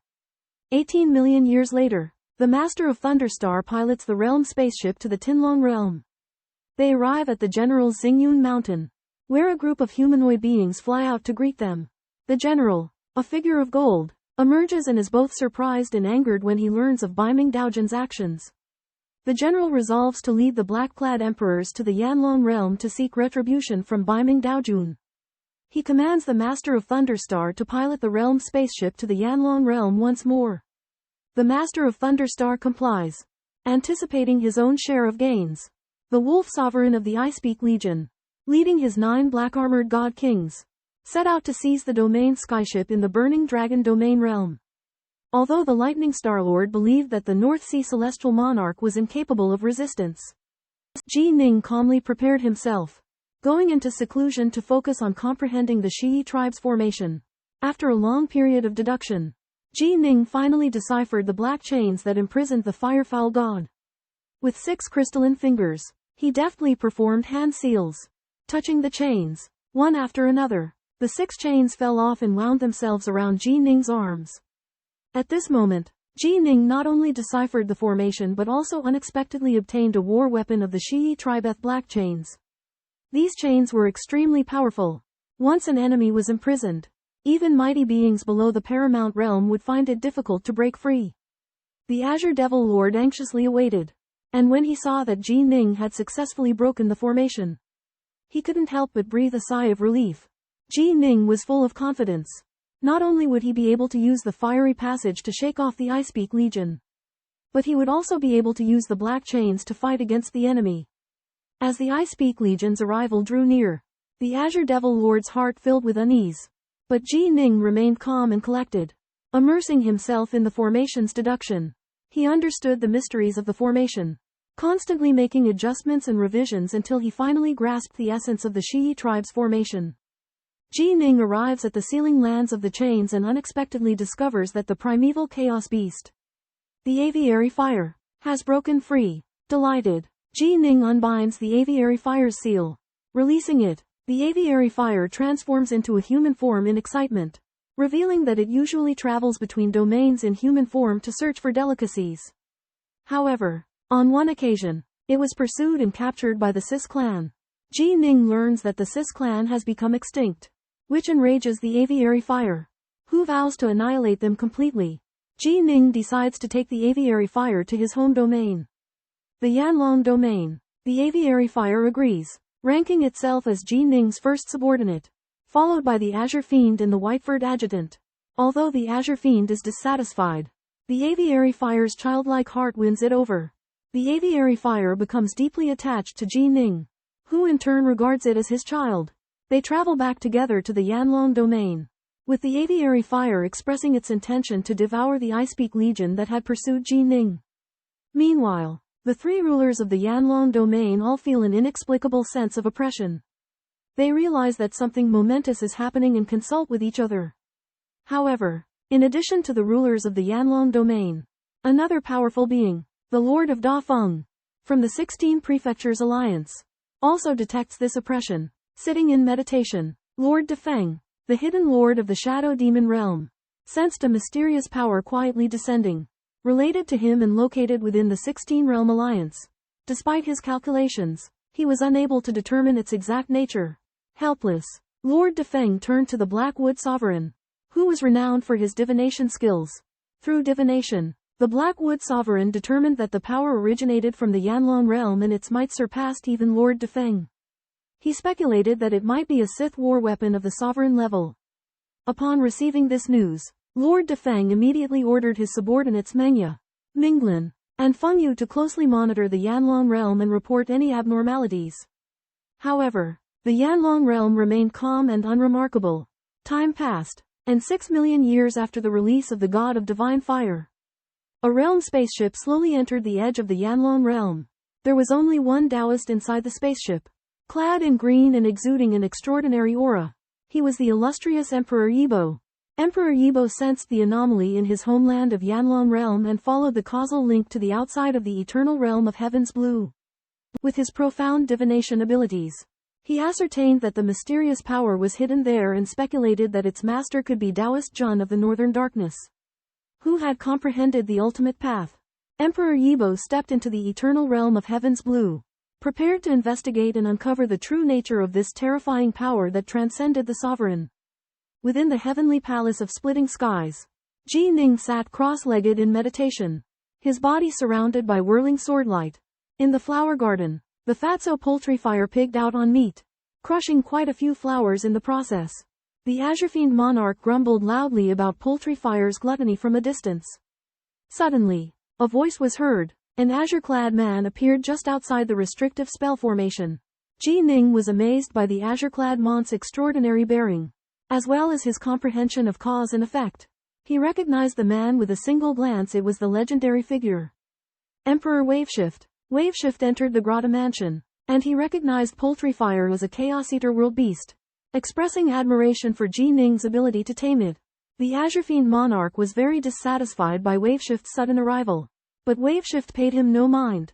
Ji Ning and Waveshift chatted happily with each other, and Ji Ning gradually came to understand that the Ice Cloud Legion was bent on acquiring his realm warship. Waveshift predicted the imminent arrival of the Ice Cloud Legion, and Ji Ning, Waveshift, Poultry Fire, Azure Fiend, and Bai Rong boarded the realm warship, flying it to the edge of the Inferno Dragon Fiend world. Waveshift accurately predicted the time of the Ice Cloud Legion's arrival, displaying his extraordinary powers of perception. A realm vessel appeared in the dark margin as a group of beings disembarked. Leading them was a gold-clothed emperor whose power rivaled that of an Otherverse lord. He was followed by 9 black-clothed emperors whose presences reverberated through the void. They were met by Bei Ming Daojun Ji Ning, Primal Fiend Qing Mo, and White Emperor Bai Rong. The gold-clothed emperor, named Wolf Lord, possessed an arrogant disposition and held disdain for Emperor Yi Bo. He demanded that Ji Ning surrender the realm vessel. Ji Ning flatly refused, prompting Wolf Lord to command his black-clothed emperors to attack. However, at that moment, Avian Fire God appeared, transforming into a radiant ball of flames and spewing out crimson flames that enveloped the black-clothed emperors. Despite their formidable strength, their resilient bodies began to melt under the relentless heat of the crimson flames. Meanwhile, Avian Fire God displayed astonishing speed, reaching the black-clothed emperors in an instant and shattering them one by one with his claws. Though Wolf Lord rushed to their aid, his speed paled in comparison to Avian Fire God's, and he was unable to prevent the carnage. Under the fierce attacks of the Avian God of Fire, the black-robed emperor's speed was greatly reduced, and teaming up for self-preservation became their only way out. However, the Grotto Heaven Dharma treasure they had assembled instantly crumbled under the burning of the Avian God of Fire's dark red flames. The 7 black-robed emperors joined forces to resist, but as soon as the battle began, they were severely injured by the Avian God of Fire. Just when the situation was critical, the Wolf Lord, a general of the Ice Peak Legion, arrived in the nick of time. His strength in his prime was comparable to that of the Lord of the Otherworld. The Wolf Lord's appearance briefly curbed the avian god of fire's offensive. Seizing this opportunity, the injured black-robed emperors fled one after another. The avian god of fire swatted the Wolf Lord away and then pursued the fleeing black-robed emperors, killing 2 of them. The Wolf Lord was furious and swung 2 blades of light to attack, but was swatted away by the avian god of fire's wing. The 3 overlords of the Yanlong domain, Mangya, Fengyu, and Minglin, who were watching the battle from afar, were stunned by the scene before them. They witnessed a battle beyond their imagination. The avian god of fire, with its powerful talent and immortal body, completely suppressed the gold-robed Emperor Wolf Lord, leaving the Wolf Lord furious yet helpless. In the end, the Wolf Lord fled the battlefield with humiliation and resentment. The avian Fire God, a legendary source beast of chaos, relentlessly pursued the Wolf Lord General, an expert of a foreign universe. Despite his exceptional ability to absorb and deflect force, the Wolf Lord could not escape the avian Fire God's pursuit. Ji Ning and the other sovereigns witnessed the avian Fire God's overwhelming power as they chased in their domain ship. Although pursued, the Wolf Lord defended himself effortlessly, replenishing his energy as fast as he expended it. For tens of thousands of years, the avian Fire God chased, but the Wolf Lord calmly evading. Eventually, Ji Ning recognized that the golden-clad God King could not be killed through energy depletion and ordered the avian Fire God to cease its pursuit. Seizing the opportunity, the Wolf Lord General fled into the Thunderstar Sovereign's domain ship and vanished into the darkness. While they failed to slay the golden-clad God King, Ji Ning and his companions realized the immense power of source beasts of chaos. However, their low realm limited their energy efficiency, rendering them insufficiently lethal against experts of foreign universes. This pursuit demonstrated the formidable strength of source beasts of chaos, and the fact that capturing the golden-clad God King would not guarantee his demise. Thus, considering the potential threat of the Frost Peak Legion, Ji Ning and his companions decided to abandon the chase to avoid the risk of being cornered. 4 golden-armored sovereigns of the Iceberg Legion, including the most formidable, Your Majesty Jiu-Du, reached a stalemate against the chaotic beast, Firefowl. Firefowl was incapable of harming Your Majesty Jiu-Du, but the latter was also unable to eliminate Firefowl, resulting in a balance of strengths. As the leader of the Iceberg Legion, Your Majesty Jiu-Du considered the pros and cons before sending a secret order to General Wolf Lord, his subordinate, commanding him to halt conflicts with Ji Ning and others temporarily. Your Majesty Jiu-Du was particularly interested in the fact that Firefowl's master was not the rumored Yi Bo, but the obscure Dao monarch Bei Ming. This led him to speculate that Bei Ming might be a powerful figure in hiding, potentially facing a crisis of failing to achieve the Dao. He believed that if Bei Ming were to fail, Firefowl would lose its master and become a new prey. Lord Da Feng of the Hidden Fiend region also received this intelligence. As a veteran sovereign, he showed great interest in the emergence of the chaotic beast and strictly forbade the 16-domain alliance from disclosing any related information. He believed that such news, if leaked, would attract more powerful opponents, while Taoist monarch Bei Ming's limited lifespan would give him the opportunity to seize the chaotic beast. News of the emergence of the Godbird of Chaos spreads throughout the 16 Domains alliance, stirring shock among countless lords and emperors. Upon hearing this, Lord Da Feng and Emperor Jiu-Du bide their time, silently awaiting Ji Ning's failed attempt at the unity of the Dao. They understand that ownership of the Godbird of Chaos will significantly shape their standing within the chaotic universe. Lord Da Feng believes that regardless of Ji Ning's success or failure, Bai Ming must willingly submit to maintain stability within the alliance. Upon news of Northstar Taoist Ji Ning achieving the unity of the Dao, evil emperors like Emperor Shui Yun of the Crimson Snow Devil Palace experience immense trepidation. As a result, they choose to flee the Yanlong domain, embarking on a path of wandering and escape. Meanwhile, Emperor Yi Bo takes his leave, advising Ji Ning to place greater trust in Lord Da Feng and, in the event of failed unity, seek his assistance. He also cautions Ji Ning that the chaotic universe is vast and boundless, and that the Zais are merely one of many factions. True strength lies in the ultimate harmonization of heart force, divine force, and magic force possessed by the lords of the extraterritorial universe. Ji Ning communicates with the cosmic lord Yi Bo Dejun, who informs him that cosmic lords are formidable after merging. But the Shishi clan's war weapons are particularly deadly and must be approached with caution. Yibo Dejun bestows a treasure upon Ji Ning for urgent communication.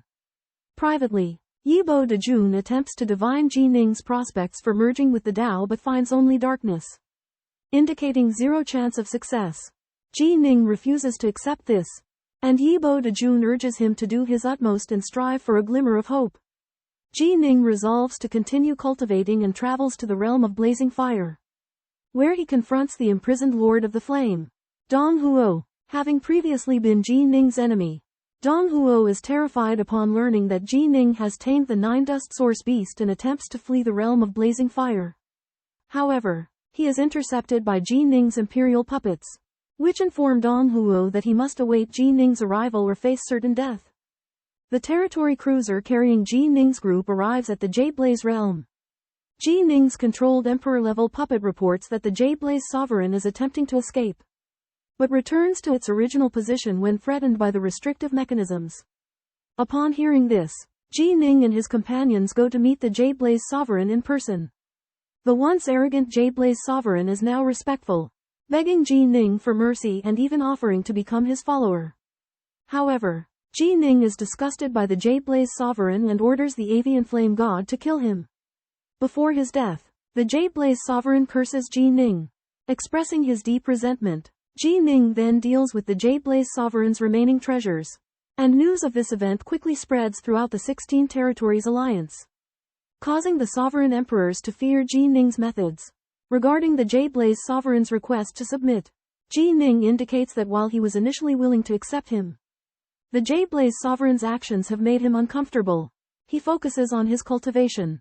Concentrating wholeheartedly, he devised 10 distinct practices in order to obtain the supreme treasure left behind by the enlightened sovereign and increase his chances of reaching the Tao integration realm or even resurrecting his master sister. In the Northern Darkness Grotto Mansion, Ji Ning comprehends the final Tao of Earth, completing all 10 Tao techniques.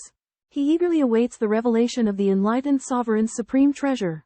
Within the Azalea Grotto abode, Ji Ning, after a long period of secluded cultivation, came to an epiphany on the 10 Taos, including the Tao of the Sword, the Tao of Illusory Force, the Tao of the 5 Elements, the Tao of Formations, and the Tao of Time. He presented the jade slips containing these Taos to the white-haired elder, who praised Ji Ning's extraordinary comprehension abilities and revealed that Ji Ning would inherit a treasure once wielded by the sublime Exalt himself, the Stonefire Pearl. The Stonefire Pearl was an extraordinary pearl that greatly enhanced one's cultivation. Ji Ning absorbed it into his body, feeling an immediate sense of revitalization. His understanding of the Tao of Time improved significantly as well. The elder also entrusted Ji Ning with a sphere known as the Heart of Eternity, covered in cryptic runes. Once Ji Ning deciphered all the runes, he would attain the same level of achievement that the Sublime Exalt had reached in the 9 Chaos Lock. He could even potentially create a 10th layer. Within the core of the Heart of Eternity lay another treasure. But first, Ji Ning had to fully comprehend the sphere. In doing so, the Sublime Exalt intended to inspire future generations to perfect the 9 Chaos Lock, thereby reaching the lofty heights of the Eternal Emperor. Deeply moved, Ji Ning resolved to dedicate himself fully to unraveling the secrets of the Heart of Eternity. Honoring the Sublime Exalt's trust, through the acquisition of the Stonefire Pearl in the Heart of Eternity, Ji Ning's cultivation enhanced tremendously. He realized that the Sublime Exalt's ultimate ambition was to perfect the 9 Chaos Lock and that he hoped Ji Ning would reach the realm of the Eternal Emperor, surpassing his own achievements. Ji Ning asks the Grotto Lord for advice on finding a treasure that could aid him in his attempt to enter the Tao. The Grotto Lord tells him that entering the Tao can be achieved either by personal cultivation or by the help of external sources. Ji Ning already has 2 supreme treasures, the Supreme Stone Platform and the Ember Moon Pearl. However, he yearns for a treasure that could allow him to display exceptional powers in a short amount of time. The Grotto Lord reveals that there are 3 renowned treasures that rank high for entering the Tao Flame Flower. Ranked 1st the Divine Fragrant Fruit. Ranked 2nd and the Cloud Jade Sash. Ranked 3rd. However, these treasures are extremely rare. Their effects are short-lived, and their value is far inferior to that of the Supreme Stone Platform and the Ember Moon Pearl. The Grotto Lord suggests that Ji Ning discontinue his search and instead concentrate on improving his own cultivation. Ji Ning refuses to give up, believing that as long as there is a glimmer of hope, he must search. The Grotto Lord warns him that the boundless universe is fraught with dangerous places, and that even paragons dare not claim to know everything. As a Taoist monarch, Ji Ning should maintain a sense of awe.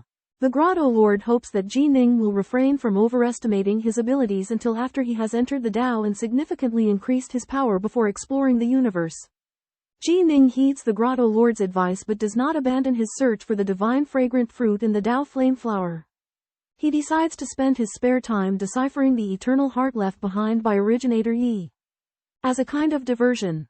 As time passes though, Ji Ning realizes that deciphering the eternal heart is extremely difficult, and he begins to admire Originator Yi's achievements. Eventually, Ji Ning chooses to abandon his attempts to decipher the eternal heart and focus all his efforts on entering the Tao. He understands that his path to the Tao is more important, and that although Originator Yi's aspirations are admirable, they do not align with his own goals. Ji Ning embarked on the path of Harmony Tao, and when he realized that the ultimate Sword Tao was hard to progress in, he decided to follow the path of Paragon Bo Lin and seek enlightenment in other Taos. He honed his skills in gold, wood, water, fire, earth, formations, space, lightning, and illusions, and after spending over a chaos cycle, he elevated the Tao of Wind to the level of a sacred city lord. Ji Ning then began to study the Tao of Time, a path that proved far more difficult than space. To accumulate enlightenment, he split his main body and his second primal spirit into two groups.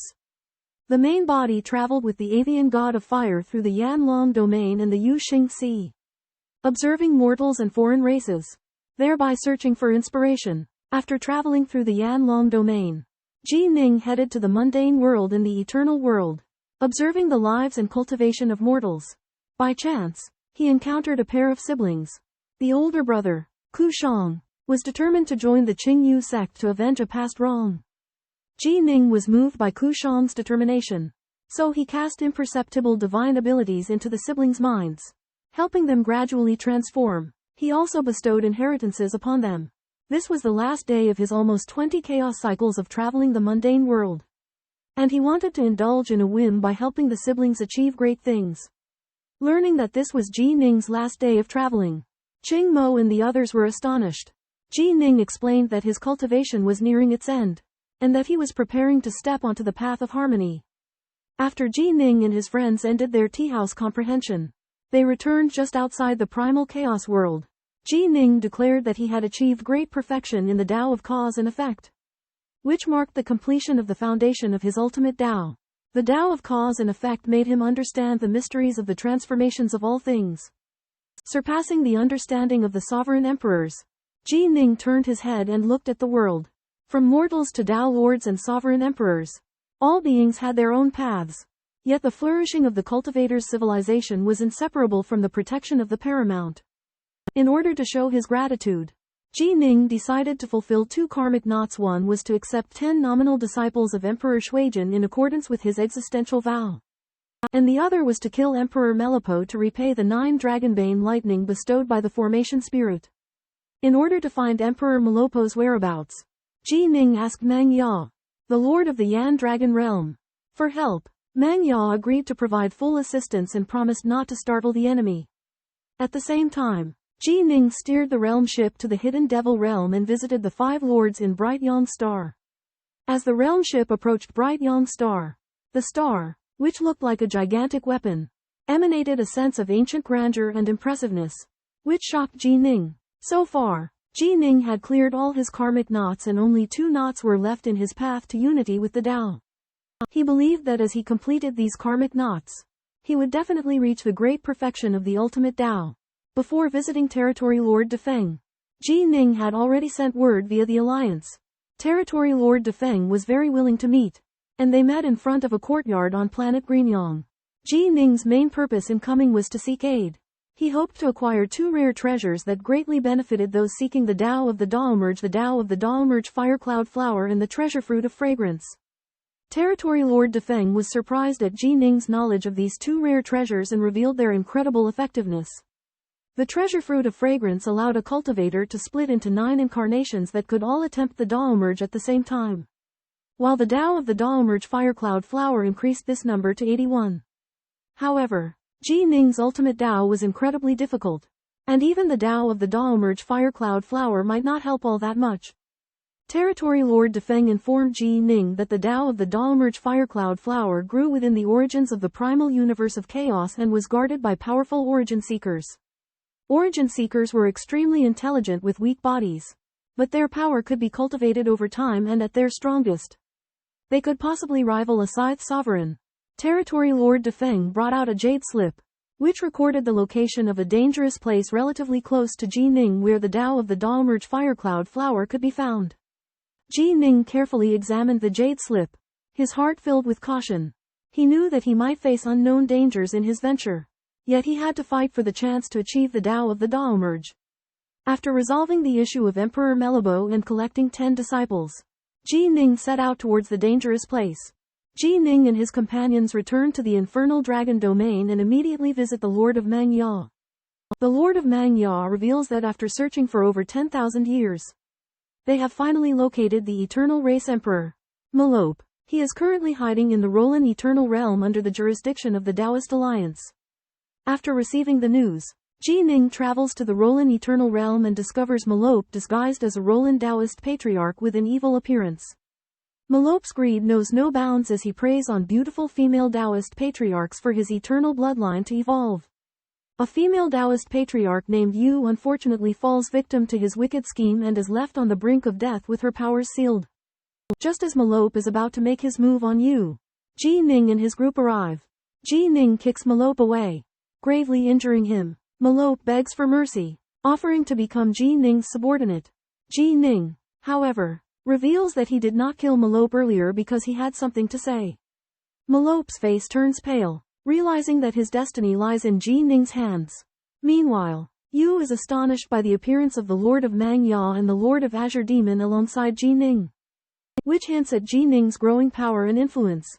In the Eternal Night World, Ji Ning faces the great Emperor Melabo and, in retribution for the kindness of the myriad gods Dao Monarch, delivers a fatal blow. Great Emperor Melabo previously had forced the myriad gods Dao Monarch to the brink of madness, causing him to die with unfulfilled regrets.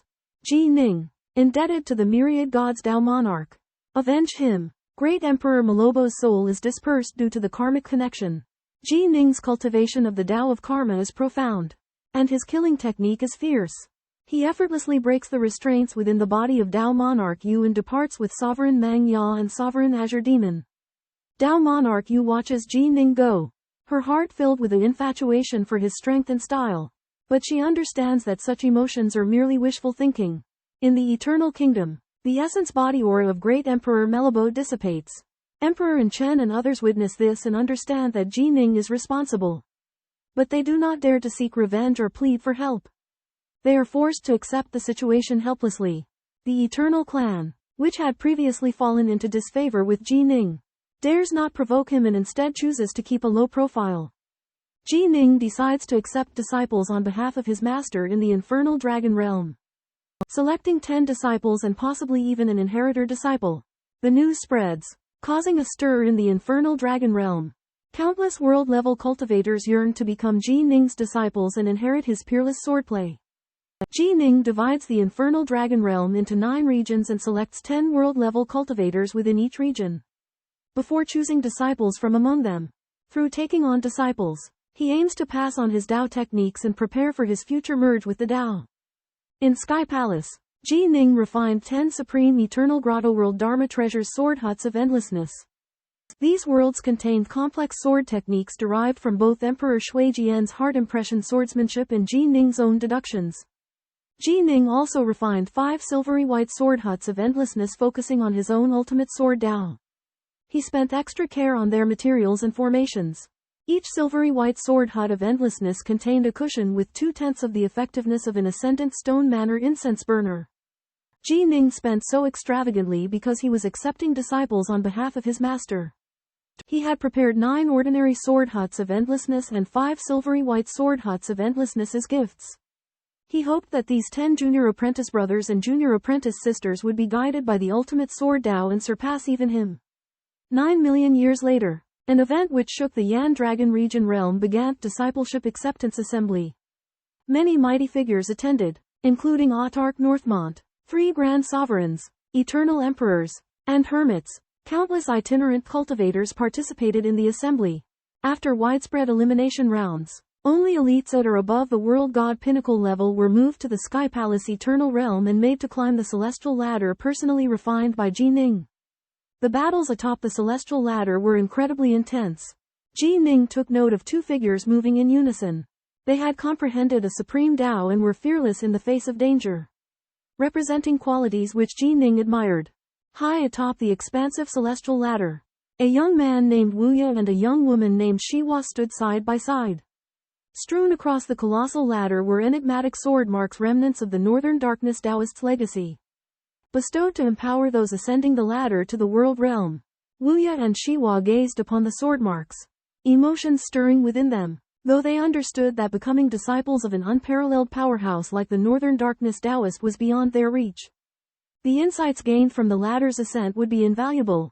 The ascent of the celestial ladder spanned over 10,000 years. Guided by the sword marks, Wu Ye and Shiwa experienced a meteoric rise in their prowess. Shiwa was the first to comprehend 2 of the most formidable paths, closely followed by Wu Ye. Ultimately, Shiwa suffered a regretful defeat and willingly conceded, departing from the celestial ladder. Wu Ye continued his ascent, only to encounter an ancient cultivator of a higher realm a fortnight later, forcing him to concede as well. At the foot of the celestial ladder, Wu Ye and Shiwa awaited their fate with disappointment, hoping for a Taoist to recognize their potential and accept them as disciples. However, to their surprise, no such overture was forthcoming. Just when their hopes began to dwindle, a youth clad in white appeared before them. His aura was as placid as water, yet it ignited a flicker of hope in Wu Ye and Shiwa's hearts. Your understanding of the sword is profound. The youth addressed them. Would you be willing to become my disciples? Ecstasy surged through Wu Ye and Shiwa. They had never imagined that a Taoist would offer to take them as pupils. They prostrated themselves before him, exclaiming, "Disciples, pay homage to our master." The youth was none other than the Northern Darkness Taoist himself. He transported Wu Ye and Shiwa to the celestial heights, where they joined the ranks of overlords and emperors.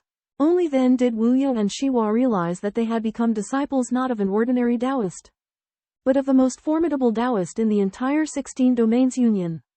Wu Ye and Shiwa became the Northern Darkness Taoist's 5th and 6th disciples, embarking on a path that would lead them to the pinnacle of cultivation. The Taoist's actions left the assembled overlords and emperors deeply bewildered, their understanding of his enigmatic nature further clouded.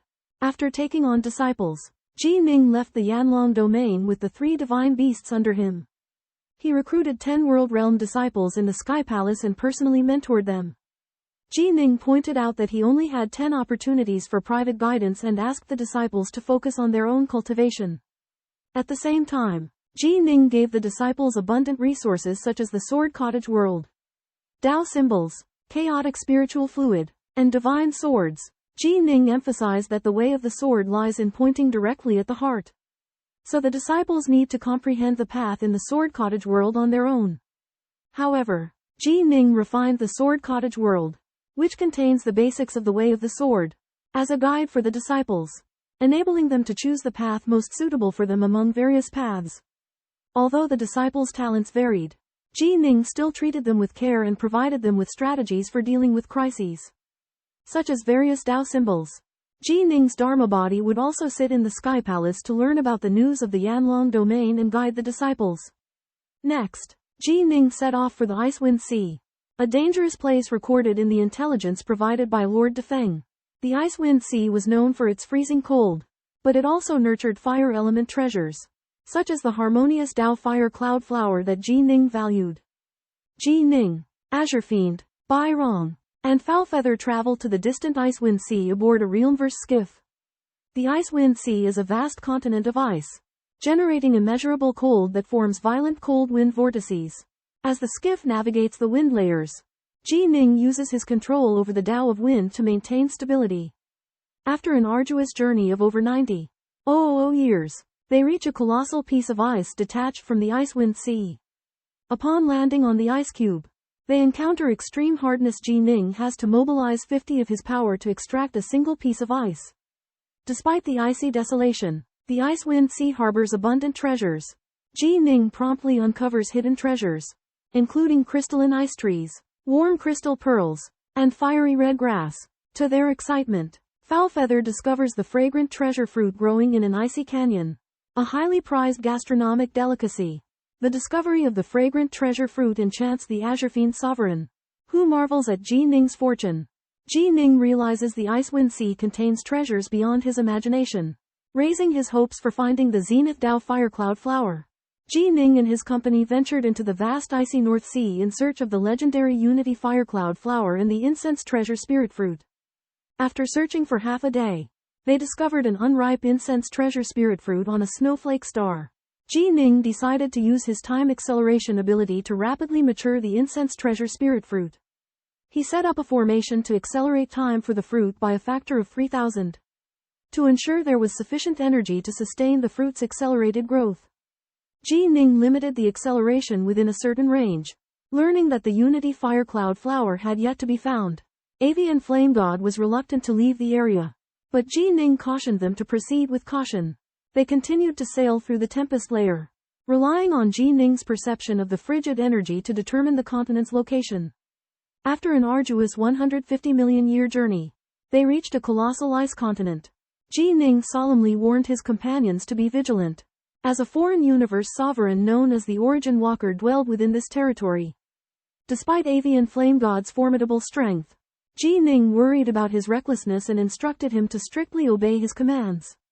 Disembarking on the ice continent, they advanced cautiously. Chasms, abysses, and mountains made entirely of ice filled the landscape. Ji Ning's divine power fluctuations allowed him to navigate through the chaotic vortex zones. They searched diligently, accumulating precious treasures along the way, but still failed to find the Unity Firecloud flower. Time wore on as they moved closer to where Patriarch Wavewind had previously discovered the flower. Hoping to find some luck on the way, time flies and 129 years have passed by in a blink of an eye. Ji Ning and his companions arrived at the ice continent in search of the legendary Dao Accord Firecloud flower. As they approached a whirlpool-shaped cave, the alerting formation was triggered, unveiling their presence. At the same moment, a fully armed originator charged out from the depths of the earth. Its massive form exuded a heart-pounding aura, denoting its strength far surpassing that of the Sovereign Lord level. Ji Ning and his group realized that they had crossed paths with an originator head-on. Ji Ning attempted to negotiate with the originator, hoping to exchange treasures for the Dao Accord Firecloud flower. But the originator flatly refused.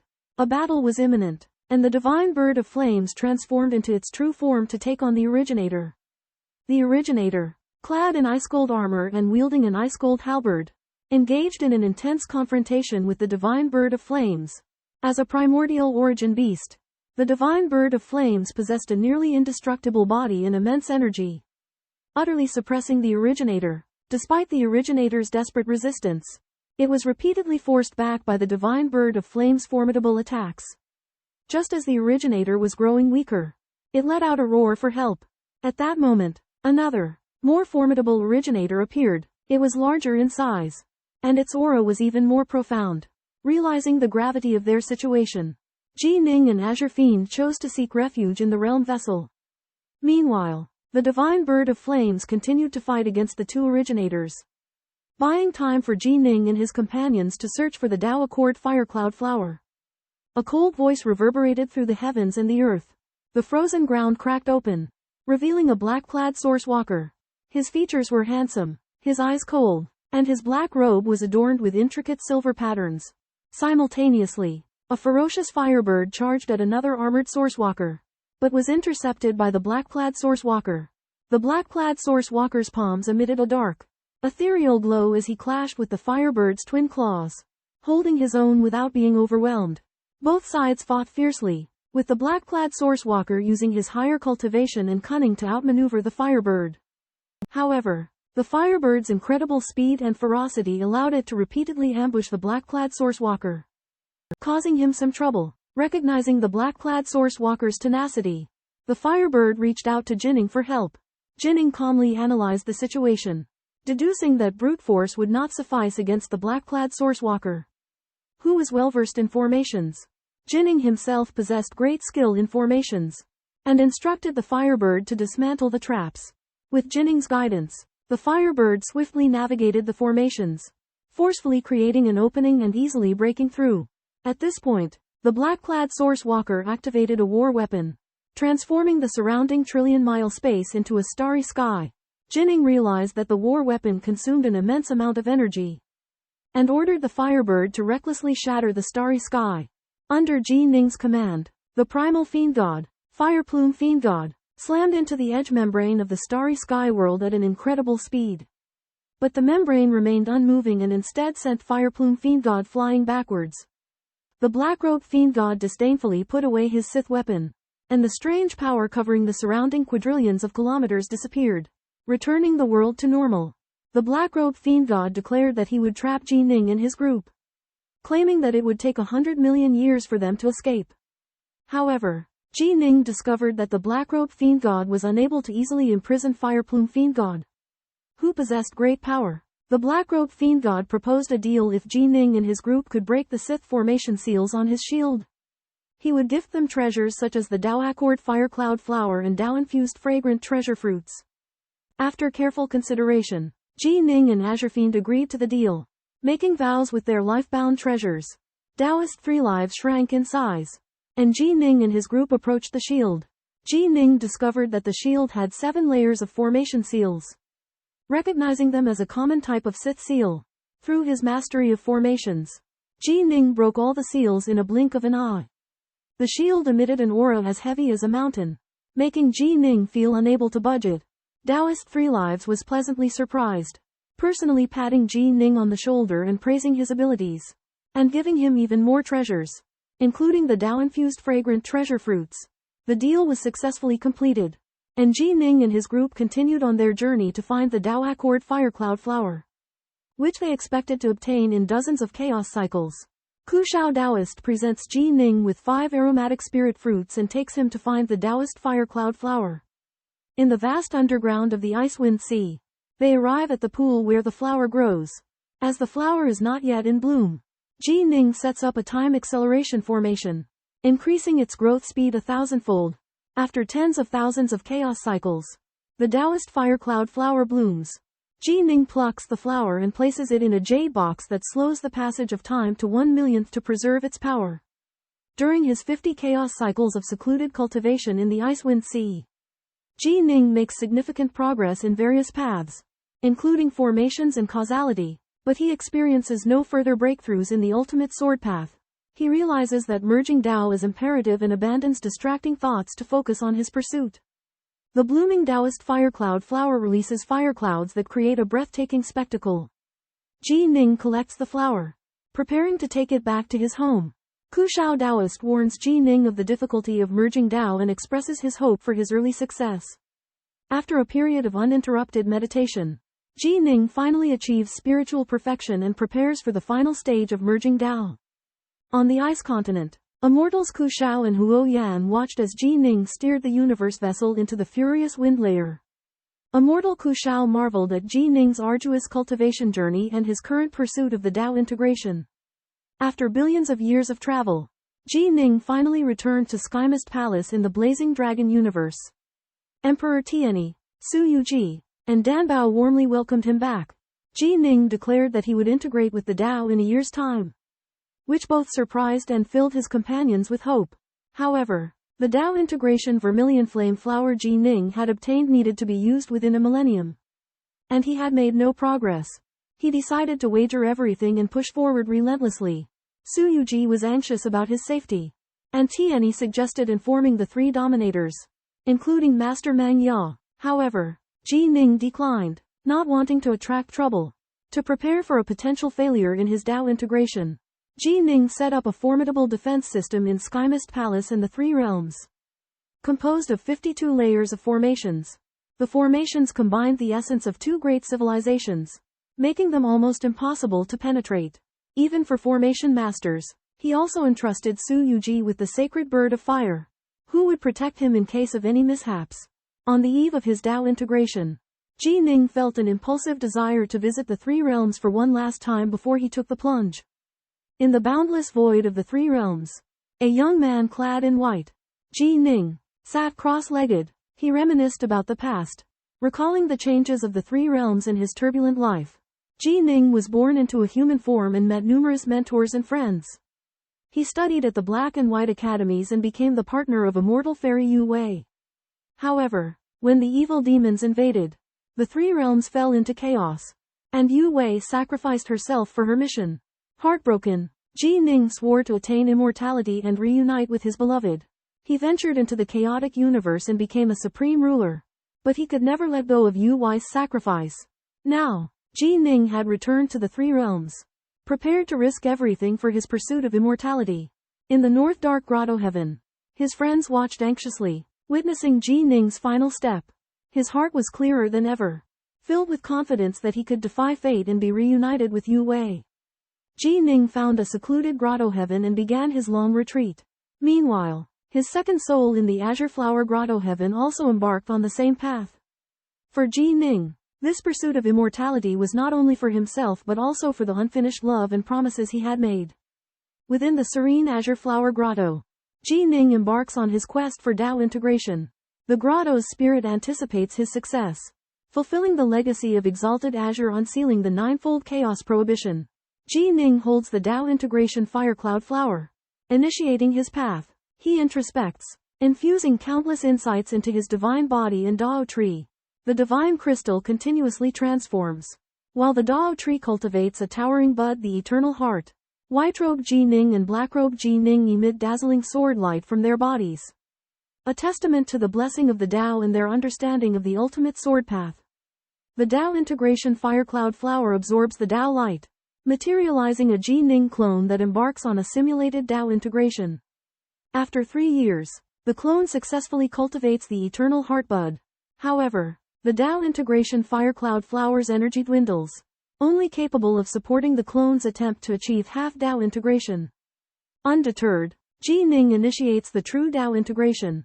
The bud swiftly blossoms, elevating Ji Ning's life level. As the petals unfurling, the entire chaos universe feels the imposing aura of the ultimate sword path. Awaiting all beings, the luminaries of Azure Palace are stricken with fear, while the divine bird of fire retreats in trepidation.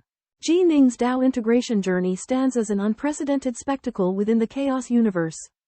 In the Azure Flower Grotto, the cross-legged Ji Ning emanates luminescent sword light, his imposing majesty leaving even the white-haired elder spirit of the cave in awe. The elder cannot help but be philosophical about the merging of the ultimate Tao's compatibility, which once successful, transcends the realm of dominance to equal the paramount.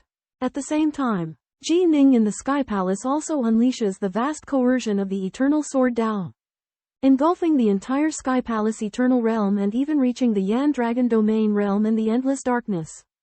Countless beings instinctively sense dread, as if genuflecting to a life form of a higher order. The force of this coercion is unprecedented, surpassing even that of foreign universe lords and Sith lords, causing astonishment in the three dominators Mang Ya, Wind and Rain, and Ming Lan. They realize that Ji Ning is merging, and that the current coercion is an inherent phenomenon of this process, yet should the merging fail, everything will dissipate into nothingness. Wolf Lord of the Ice Peak Legion and the 4 black-robed emperors also hasten over, looking towards the distant Sky Palace. While fear gnaws at them, they simultaneously hope for the success of Ji Ning's merging. For should it succeed, Desolate will no longer have any hope, but should it fail, a Ji Ning defeated in the merge would pose extreme peril. Ji Ning proceeds with the utmost caution, the eternal flower blooming slowly, for any misstep could lead to failure.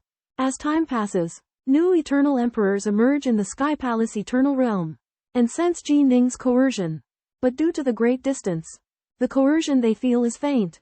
However, over half a year after the eternal flower blooms, Ji Ning's expression suddenly changes.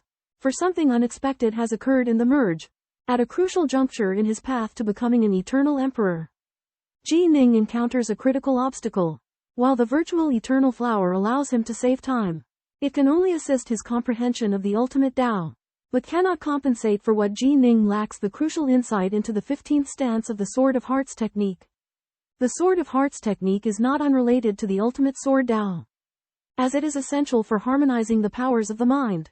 Ji Ning realizes that to truly attain the eternal ultimate sword Dao, he must cultivate a perfect sword heart. Casting aside the constraints of the Sword of Hearts technique, Ji Ning begins to reminisce about his cultivation journey. Recalling his pure love for swordsmanship, he understands that his sword heart has been clouded by obsessions and distractions, preventing it from reaching perfection. Within the Dao convergence state, Ji Ning relives his life experiences, leading him to an epiphany. He lets go of his obsessions, returning to his simple love for the sword, and comprehends the true meaning of one sword, one world, attaining a perfect sword heart. With his sword heart perfected, the eternal flower becomes vibrant, as if a real blooming flower. The time limit for Dao convergence draws close, but Ji Ning is filled with confidence, believing that through the transformation of his sword heart, he has become qualified to exist alongside the Eternals. With a resounding boom, the eternal flower bursts forth with brilliant light, and the divine crystals within Ji Ning's body begin to transform into a new constitution. In a split second, the question of whether he will become eternal or not will be answered. As Ji Ning attempts to elevate his ultimate sword Dao to the eternal ultimate sword Dao, a slight flaw in his comprehended Dao Dharma led to the failure of his fusion.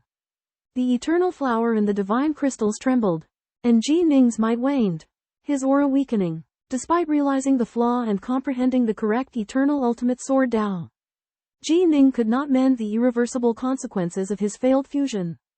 His soul and true spirit began to dissipate, marking an irreversible path to death. From the experience of his failed fusion, Ji Ning comprehended the true eternal ultimate sword Dao, but it was too late. He accepted his fate of death, yet found solace in knowing that he had at least found the correct path. Ji Ning carved a statue of his wife Yu Wei from the black jade as a memento to accompany him on his final journey. He modified the essence of his 6 natal divine weapons into the eternal ultimate sword Dao, allowing them to transform into cosmic treasures and preparing for the coming threat from Soaring Emperor. Outside the heaven-gazing palace, the eternal emperors sighed and shook their heads, witnessing the tragedy of Dao monarch Beiming's failed fusion. Upon learning the news, Soaring Emperor led the Ice Peak Legion to swiftly advance towards the Blazing Dragon domain, to contest against Realm Lord Defeng for dominion over the domain. As a great war was about to unfold, inside the North Sea Grotto, the news of Ji Ning's failed Dao integration caused Emperor Tianyi and the Azure Devil Lord to lament. However, Ji Ning remained calm and accepted his fate. Meanwhile, the Lord of the Wind arrives at the Celestial Palace. He asks Ji Ning to let the Divine Lord of Infernal Fire follow him, promising to fulfill any request by Ji Ning and even swearing an oath. Ji Ning declined the Lord of the Wind's request and comforted the Divine Lord of Infernal Fire. At this moment, Emperor Dusky arrives with the Ice Peak Legion, eyeing Ji Ning and the Divine Lord of Infernal Fire covetously. Facing the pressure from Emperor Dusky, the Lord of the Wind warns him to exercise restraint or the soldiers of the Ice Peak Legion will become cannon fodder. However, Emperor Dusky remains undeterred, asserting his authority. The atmosphere in the Celestial Palace becomes tense. Numerous lords and eternal emperors hold their breath, unsure of what the next turn of events will be. The sudden appearance of the Ice Peak army sends shivers down the spines of eternal emperors who witnessed the ancient war.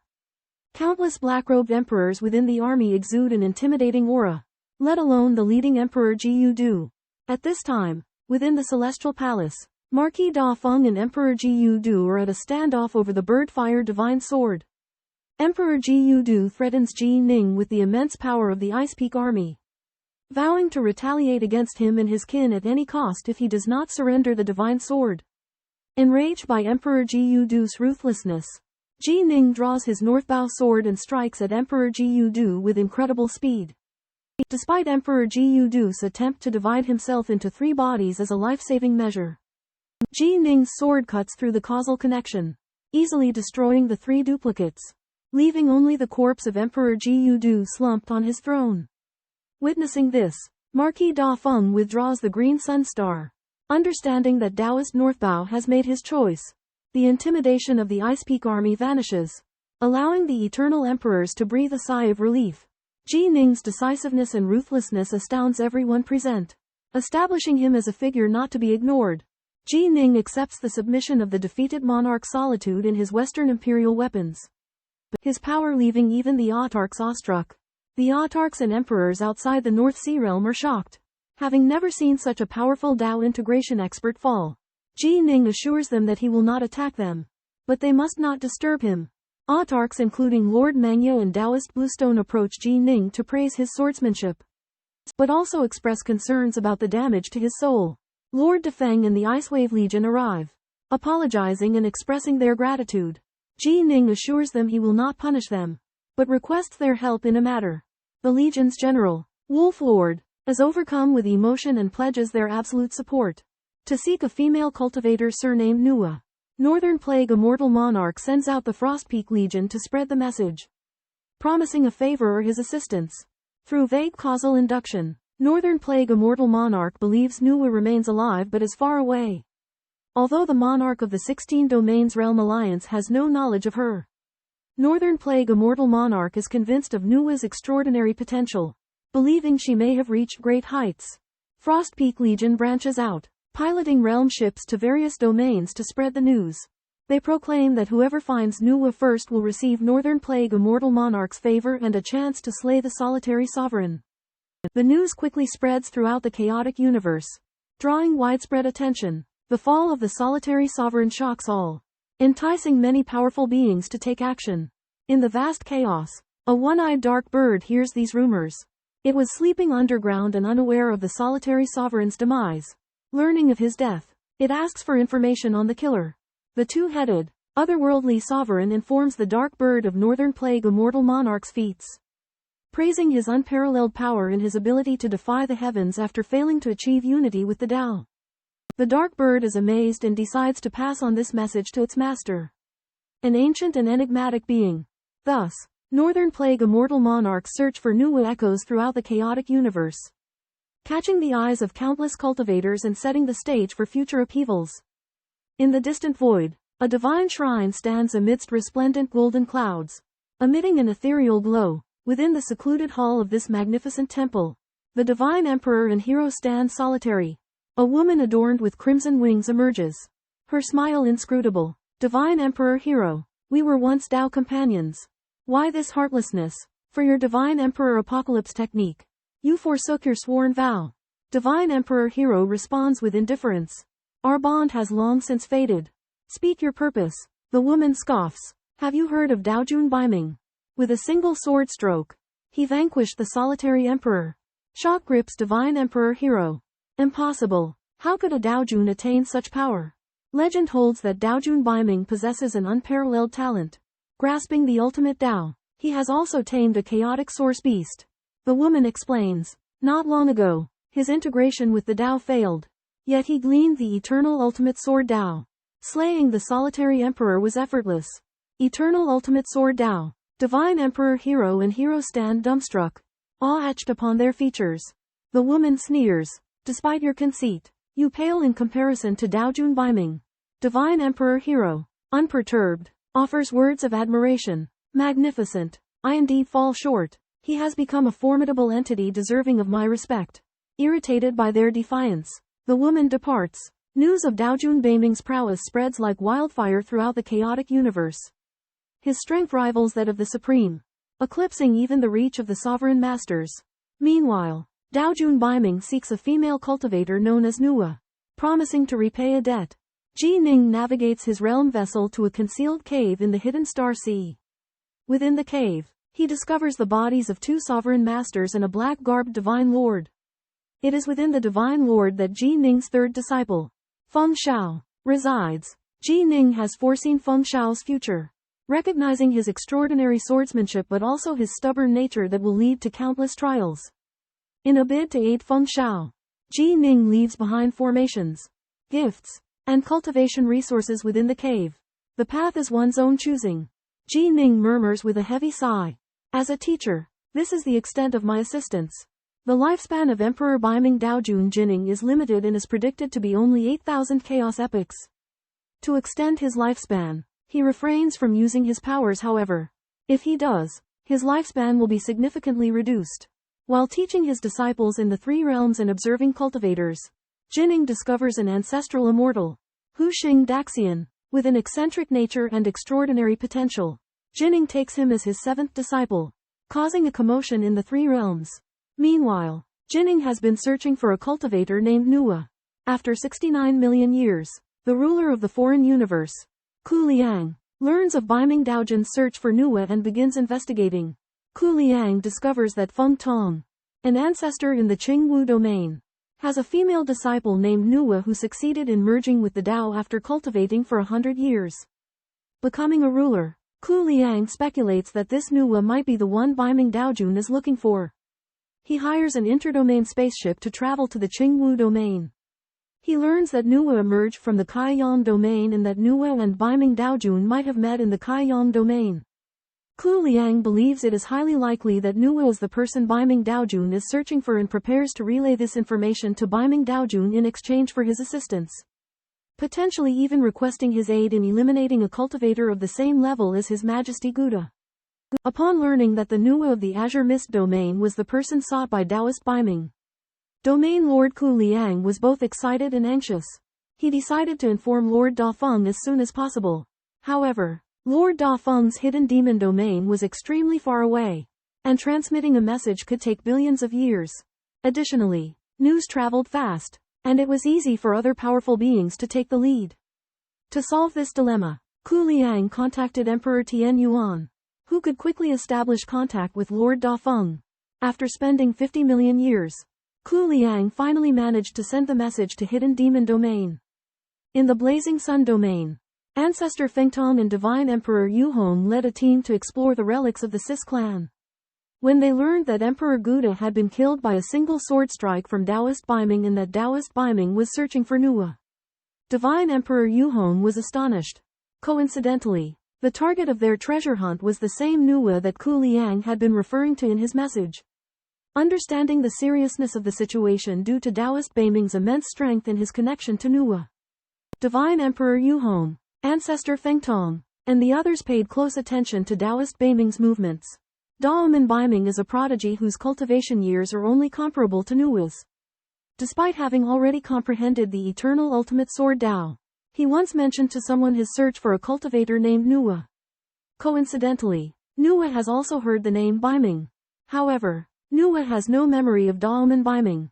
Patriarch Fengtong is puzzled by this as well, speculating that perhaps the cultivator Baiming seeks is not her.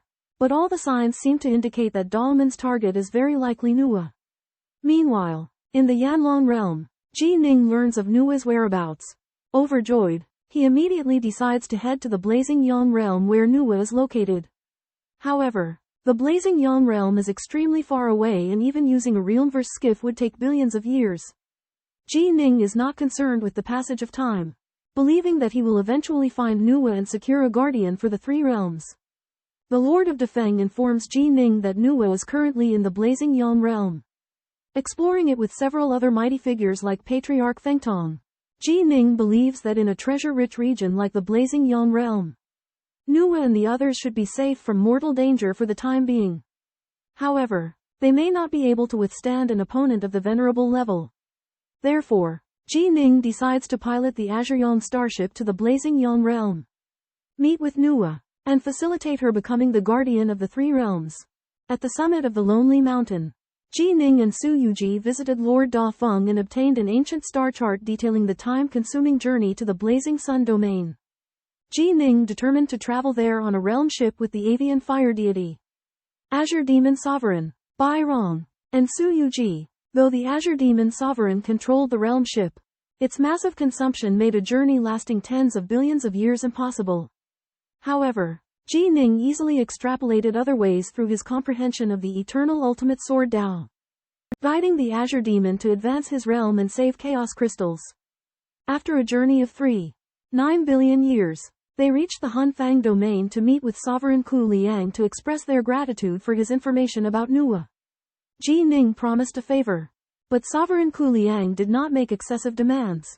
Guided by Sovereign Ku Liang, they arrived at the Hunfang Void Canyon and prepared to pass through its depths to a mysterious region. Ji Ning carried the Black Divine Sword on his back. Accompanied by Bai Rong and Su Yuji, the avian fire deity brandished a bone, exuding a formidable aura. Sovereign Ku Liang respectfully bowed, deeply awed by Ji Ning's strength. In order to gain a favor from Dao Yun of Baiming, the sovereign of Kuliang implored Jining to help increase his strength to the level of a universe sovereign. After some hesitation, Jining learned that the sovereign of Kuliang intended to demand the golden armored emperor's body from the deity lord of Jinyang. The golden armored emperor's body was an extremely precious weapon of the Shishi tribe, which could elevate one's strength to the level of a universe sovereign. The sovereign of Kuliang believed that even if the deity lord of Jinyang pursued the matter later, he would not be afraid as he possessed the golden armored emperor's body. Jining decided to meet with the deity lord of Jinyang. Thus, led by the sovereign of Kuliang, a group of people arrived at the Jinyang palace ruled by the deity lord of Jinyang. Jining stated his purpose, requesting the deity lord of Jinyang to bestow upon him one golden armored emperor's body. Upon learning of Jining's visit, the deity lord of Jinyang, although frightened, did not dare to neglect him due to Jining's authority. It was rumored that Jining had easily killed a sovereign, so he naturally held Jining in awe. Jining expressed that he had no intention of bullying the deity lord of Jinyang with his influence and discussed the principles of the Great Tao with him. The deity lord of Jinyang, who had initially been wary of Jining, was convinced by Jining's erudition and humility. Finally, at the pleading of the sovereign of Kuliang, the deity lord of Jinyang considered Jining's favor and agreed to transfer one of the golden armored emperor's bodies of a sovereign under his command to the sovereign of Kuliang. Ji Ning, the legendary Taoist monarch Northwalker, paid a visit to Taoist monarch Golden Sun. With his keen perception, Golden Sun recognized the fragment of soul true spirit that Ji Ning possessed as the incarnation of the sword Tao origin. Out of awe, Golden Sun extended a warm welcome to Ji Ning, and presented him with a body of a golden-robed Taoist monarch. Ji Ning proposed to exchange treasures for the body, but Golden Sun refused, holding out hope that Ji Ning would guide him in his saber techniques. In Golden Sun's Grand Hall, Ji Ning demonstrated the eternal Omega Sword Tao, allowing Golden Sun to perceive the numerous flaws in his saber techniques. After 3 days of instruction, Golden Sun was greatly impressed by Ji Ning's sword techniques and gained a deeper understanding of his own saber techniques. As Ji Ning prepared to leave, Golden Sun informed him that Nuwa and her master, Patriarch Windmist, and other powerful beings were currently in the Fiery Sun Territory's Marquis 5 city. Leveraging his prestige in the Fiery Sun Territory and his relationship with Marquis 5, Golden Sun offered to help Ji Ning detain them in Marquis 5 city, saving Ji Ning the trouble of searching for them. Ji Ning is overjoyed to learn that Nuwa and the others are in Marquis 5 city. Lord Radiant Sun contacts the Marquis 5 city lord, asking him to relay a message that Taoist North Star will descend upon Marquis 5 city in tens of millions of years to meet with Nuwa. The Marquis 5 city lord personally visits the cave where Patriarch Windchime and the others are staying, conveying Taoist North Star's decree that they must remain and wait. Nuwa and the others reluctantly comply, learning that Taoist North Star's identity remains shrouded in mystery. Ji Ning and his group enter the Radiant Sun region, opting to directly break into Marquis 5 city. As they approach a long river of dark flames, they are attacked by dozens of dark flame giant serpents. Elder Sovereign Ku Liang explains that only a few of these serpents have reached Otherverse Lord level, while the rest are mostly Sovereign Lords. Ji Ning orders Lord Poultry Flame and Elder Sovereign Ku Liang to intervene and deter the dark flame serpents. Lord Poultry Flame flaps his wings and flies straight at one dark flame serpent, frightening it away. The recent changes in Marquis 5 city and Ji Ning's impending arrival add suspense and anticipation to the plot. In the blazing sun domain of the primal chaos universe, Ji Ning and his companions encounter a horde of black flame serpents. The mighty divine blazing god rends one of the black flame serpents, scattering the others in terror. Ji Ning and his companions continue their journey, encountering various strange creatures along the way. However, none are as formidable as the primal chaos beasts and the source walkers, who were born from the universe's essence. After traversing for an immeasurable amount of time, Ji Ning's group arrives at Huwu City, a sanctuary for cultivators within the sun domain. The city lord of Huwu and the cultivators welcome them. Ji Ning descends from the domain crossing skyship, greeted by the city lord of Huwu and an assemblage of powerful figures. In the crowd, Nuwa is struck by Ji Ning's aura. She gazes at him with curiosity. Ji Ning shows great respect for Nuwa, using divine consciousness to send her a greeting.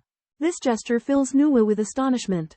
After Ji Ning and his companions enter Huwu City, the city lord of Huwu introduces Nuwa.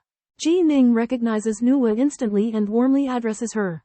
Nuwa is puzzled, sensing a connection to the Northmont Taoist before her, but unable to recall its origins. In Huwu City of the Blazing Sun Domain, Nuwa was astounded to discover that young Ji Ning, known as Celestial Venerate of the North Sea, knew of her past life and the existence of the three realms, offering her a glimmer of hope for returning home. The city lord of Huwu enthusiastically invited Ji Ning into the city and arranged a grand banquet. Ji Ning and Nuwa temporarily suppressed their questions, engaging in discussions about the wonders of the Blazing Sun Domain with other cosmic sovereigns. During the feast, Ji Ning learned about the imprisonment of 6 venerable sovereigns of the Sith race by an ancient supreme being in the Blazing Sun Domain.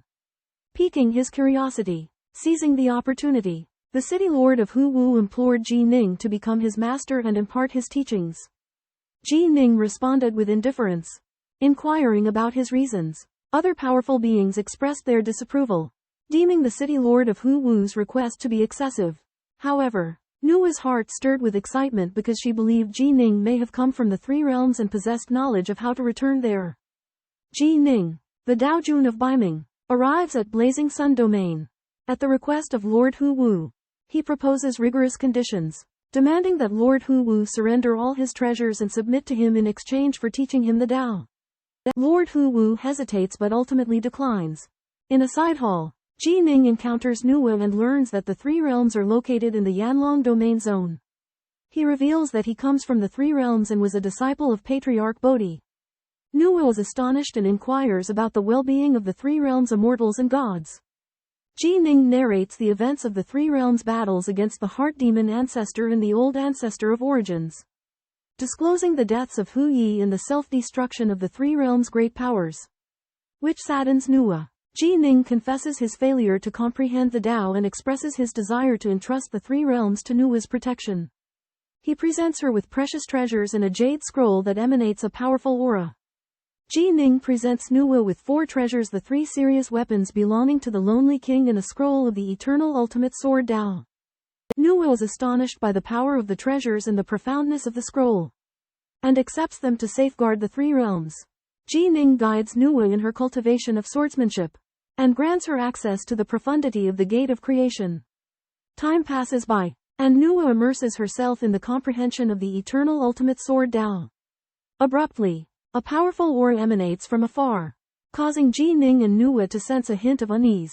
They exit the Grand Hall and witness the sight of over 100 blood fiends and dozens of 8-armed giants charging towards Streamcloud City, exuding an imposing momentum. Shortly after, 3 figures appear: Blood Fiend leader adorned in golden armor, the 8-armed giant leader wielding flaming red chains, and a young woman clad in a red dress. The young woman proclaims that she comes bearing the order of the Lord of the Scorching Sun territory, demanding that Streamcloud City surrender 5 cultivators, including the Wind Kite Patriarch and Nuwa, or face the consequences of war. As the Lord of the Scorching Sun territory is one of the most formidable originators among the 8 territories, his commands carry immense weight, placing Streamcloud City under profound pressure. Kaiyang Domain Lord's hidden mansion was barged into and destroyed by practitioners including Patriarch Fengtong and Emperor Yu Hong, which resulted in the destruction of the precious Jade Heart Lamp. Kaiyang Domain Lord sent an army of strange creatures and source walkers to pursue the practitioners. Chaos Primordial Beastfire acted on Ji Ning's order, but was entangled by the red-robed source walker's tentacles. The leader of the Blood Red Demons and the 8-armed Chain Giant also surrounded Beastfire, tying it down. Ji Ning sent ruler Kuliang to help, but he was also restrained by the tentacles. Faced with the imminent arrival of the strange creature army, Ji Ning and Nuwa realized the critical situation. Emperor Yu Hong was worried whether Patriarch Bei Ming could defeat Kaiyang Domain Lord, but Patriarch Fengtong said that Patriarch Bei Ming had failed to merge with the Tao and wouldn't last long, making it difficult for him to fight Kaiyang Domain Lord on his own. Ji Ning decided to hand over the treasure, but the red-robed source walker insisted on executing the 5 practitioners that had trespassed into the mansion. As the Blood Demon clan and the 8-armed giant clan joined the battle, The situation turned increasingly unfavorable for the practitioners. Cultivators in Huwu City were startled by the sudden appearance of grotesque life forms and were apprehensive about helping. However, the presence of the northern dark profound sovereign Ji Ning gave them pause. Ji Ning released an earth-shaking domain of sword intent, and countless sword beams appeared, forming a world of swords. The grotesque life forms were terrified, realizing that Ji Ning's power far surpassed theirs. Ji Ning didn't wish to clash with the blazing sun domain lord. But he also wouldn't tolerate being humiliated. He faced the provocation of the eight-armed chain giant and casually drew the black divine sword, unleashing a flowing, carefree sword technique. As Ji Ning moved, the void seemingly froze. In a flash, sword light pierced the void and instantly threatened the eight-armed chain giant. The might of the sword light shook the heavens and earth, causing everyone to hold their breath. Nuwa and Suyuji were worried, as they didn't want Ji Ning to waste his lifespan. However, Ji Ning was resolute and determined to defend the three realms.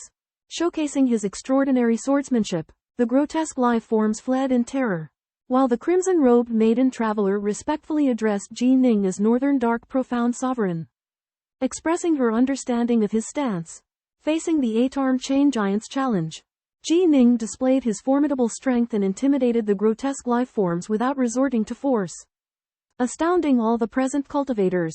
A divine sword cut across the sky, leaving behind trails of sword light as white as flower petals, forming an exquisite flower. The flower pierced through the body of the eight-armed giant, instantly extinguishing its true spirit. Time resumed around them, and the cultivators in Huwu City were stunned. The magnificent swordsmanship was deeply imprinted in their memory. The red-clothed maiden lamented to herself that the foolish Bikichu had offended Ji Ning, leading to his own demise. She conveyed the domain lord's demand to Ji Ning, but Ji Ning flatly refused. He declared that he would rather battle the Qiong domain lord than compromise. Upon learning of the news of Daojun Baiming, the Qiong domain lord was astonished. He had never heard of a Daojun possessing such a terrifying sword domain, where each strand of sword light could effortlessly slay a sovereign. The red-clothed maiden sensed that Ji Ning was a Daojun who had failed in his attempt to merge with the Dao. She speculated that what he had executed was possibly the legendary Eternal Ultimate Sword Dao. The Qiong domain lord, intrigued by this unfamiliar Dao, said to himself, "These boring times finally have something interesting." Ji Ning and his companions thus left Huwu City. The Qiong domain lord, however, announced that he would personally investigate Daojun Baiming's swordsmanship to see if it was as formidable as the legends claimed. A great battle was on the horizon. In the Radiant Sun domain, the Radiant Sun domain lord learns of North Star Dao Monarch's arrival in Marquee 5 City and eagerly leads his beloved disciple, Scarlet Lead, into battle. As a supreme-level powerhouse of the Zeiss tribe, the Radiant Sun domain lord yearns to engage with North Star Dao Monarch, who wields the Eternal Ultimate Sword Dao. However, upon reaching Marquee 5 City, the Radiant Sun domain lord discovers that North Star Dao Monarch has already left. Disappointment fills him, and he wonders why North Star Dao Monarch retreated without a fight. The Marquee 5 City lord reports that North Star Dao Monarch did not disclose his destination. The Radiant Sun domain lord immediately dispatches his forces to search for North Star Dao Monarch. But he surprisingly does not pursue the matter of Wind Fur Patriarch Nuwa, and others destroying his mansion. This leaves the Marquee 5 City puzzled. In the meantime, Ji Ning and Nuwa have regrouped, learning of the imminent arrival of the captive Zeiss tribe's supreme authority. They take a detour. Along the way, Ji Ning senses a vast and distant energy fluctuation, which he realizes emanates from a powerful being. Ji Ning deduces that the fluctuation is dispersed into over 300 million strands, all from the same source. Curiosity stirs within him, as he suspects it may be related to the Zeiss tribe's supreme authority's imprisonment. As they approach their destination, Ji Ning abruptly orders the domain realm skiff to halt, having detected a clearer energy fluctuation. In the boundless void of the blazing sun domain, Ji Ning leads a group of cultivators aboard a domain vessel, following a hunch through space and time, towards a mysterious location. As they advance, the increasingly loud sound of rushing water guides them until they emerge into a vast expanse of flames. Before them lies an ocean of liquid fire, swirling and roaring in a gigantic whirlpool. The Azure Demon Lord marvels at the sight, while the firefowl god plunges excitedly into the flames. relishing its comfort, as if returning to the primordial chaos of the universe. Ji Ning speculates that this sea of fire is the source of the blazing sun domain, containing an inexhaustible wellspring of flame power. He resolves to investigate the center of the whirlpool and instructs the others to remain behind. Protected by his sword domain, Ji Ning descends into the depths of the vortex. As he goes deeper, Ji Ning gains insights into the mysteries of the Water Dao, perceiving how it intertwines with the Fire Dao, complementing each other. This epiphany inspires him, revealing a path to his breakthrough that differs from other sovereigns. He realizes that by incorporating the Water Dao into his eternal ultimate sword Dao, he can perfect his swordsmanship and ultimately ascend to the realm of ultimate sovereignty. However, Ji Ning acknowledges the formidable challenges and uncertainties that lie ahead. While he has glimpsed the direction, the constraints of time and fate may hinder his aspirations. Nonetheless, he remains determined to embark on the path of fusing the Water Dao with his swordsmanship, taking one step at a time towards the pinnacle of cultivation. Over time, Ji Ning has cultivated in the vortex of the Sea of Flames for more than 500 million years. After merging with the Way of Water, his swordsmanship has greatly expanded. Although its power has not shown significant improvement, his defense has become more flexible, and the nourishment of his soul is gentler, slowing down its dissipation. At this time, the Lord of the Blazing Sun domain learned that the North Star Taoist had not left the Blazing Sun domain, and speculated that he might have hidden in the Source Spring Sea. So he came here to investigate. The huge black warship broke through the membrane wall and descended above the Source Spring Sea.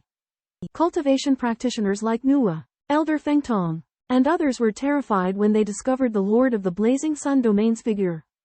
The pressure released by the Lord of the Blazing Sun domains was irresistible to everyone present. His gaze fell on the center of the vortex, where he spotted Ji Ning. A joyful smile appeared on his face, as he believed Ji Ning was a powerful opponent for him. Sensing the threat from the Lord of the Blazing Sun domain, divine firebird scales all over her body stood up, but she did not dare to step forward. The Lord of the Blazing Sun domain ignored her, and only stared at Ji Ning. He was confident that he could easily defeat Ji Ning and then subdue divine firebird. In the pristine Source Sea, Dao Monarch Northbow Ji Ning encountered the Scorched Sun domain lord from the Blaze territory. Scorched Sun domain lord, eager for combat, challenged Ji Ning. Ji Ning, being a failed Dao merging expert, was reluctant to waste his life in battle. However, Scorched Sun domain lord's martial will was high, leaving Ji Ning no room to refuse. Helplessly, Ji Ning unsheathed the Northbow sword and unleashed his sword Dao origin domain. Scorched Sun domain lord attacked with his formidable physical talent and fiery great axe, but his moves were constantly obstructed by Ji Ning's sword Dao domain, disrupting his profound realms and weakening his power. Seeing this, Scorched Sun domain lord used his full strength, donning a black liquid armor and igniting his great axe with a fiery red glow. Ji Ning responded with a sword thrust, its formidable sword light instantly piercing Scorched Sun domain lord's armor and severely injuring his inner soul. However, Scorched Sun domain lord's blaze eternal undying body was incredibly resilient, with Ji Ning's sword strike only able to destroy half of his soul essence. Realizing that killing Scorched Sun domain lord would not be easy and that he might possess life-saving measures, Ji Ning chose to withdraw. Severely wounded by Ji Ning's sword strike, Scorched Sun domain lord hurriedly fled into his black warship. Ji Ning and his companions also swiftly left the pristine Source Sea aboard their domain flying vessel. Around the Sea of Origin, time and space are chaotic and extremely dangerous to traverse. Even Ji Ning, who possesses a powerful realm and great abilities, needs 5 months to cross it. The Lord of the Blazing Sun had previously found the Sea of Origin with a warship, but his realm was inferior to Ji Ning and he could only enter along familiar routes. Unable to explore the surrounding undercurrents, Ji Ning and his party cultivate near the Sea of Origin to avoid the potential threat of the Lord of the Blazing Sun.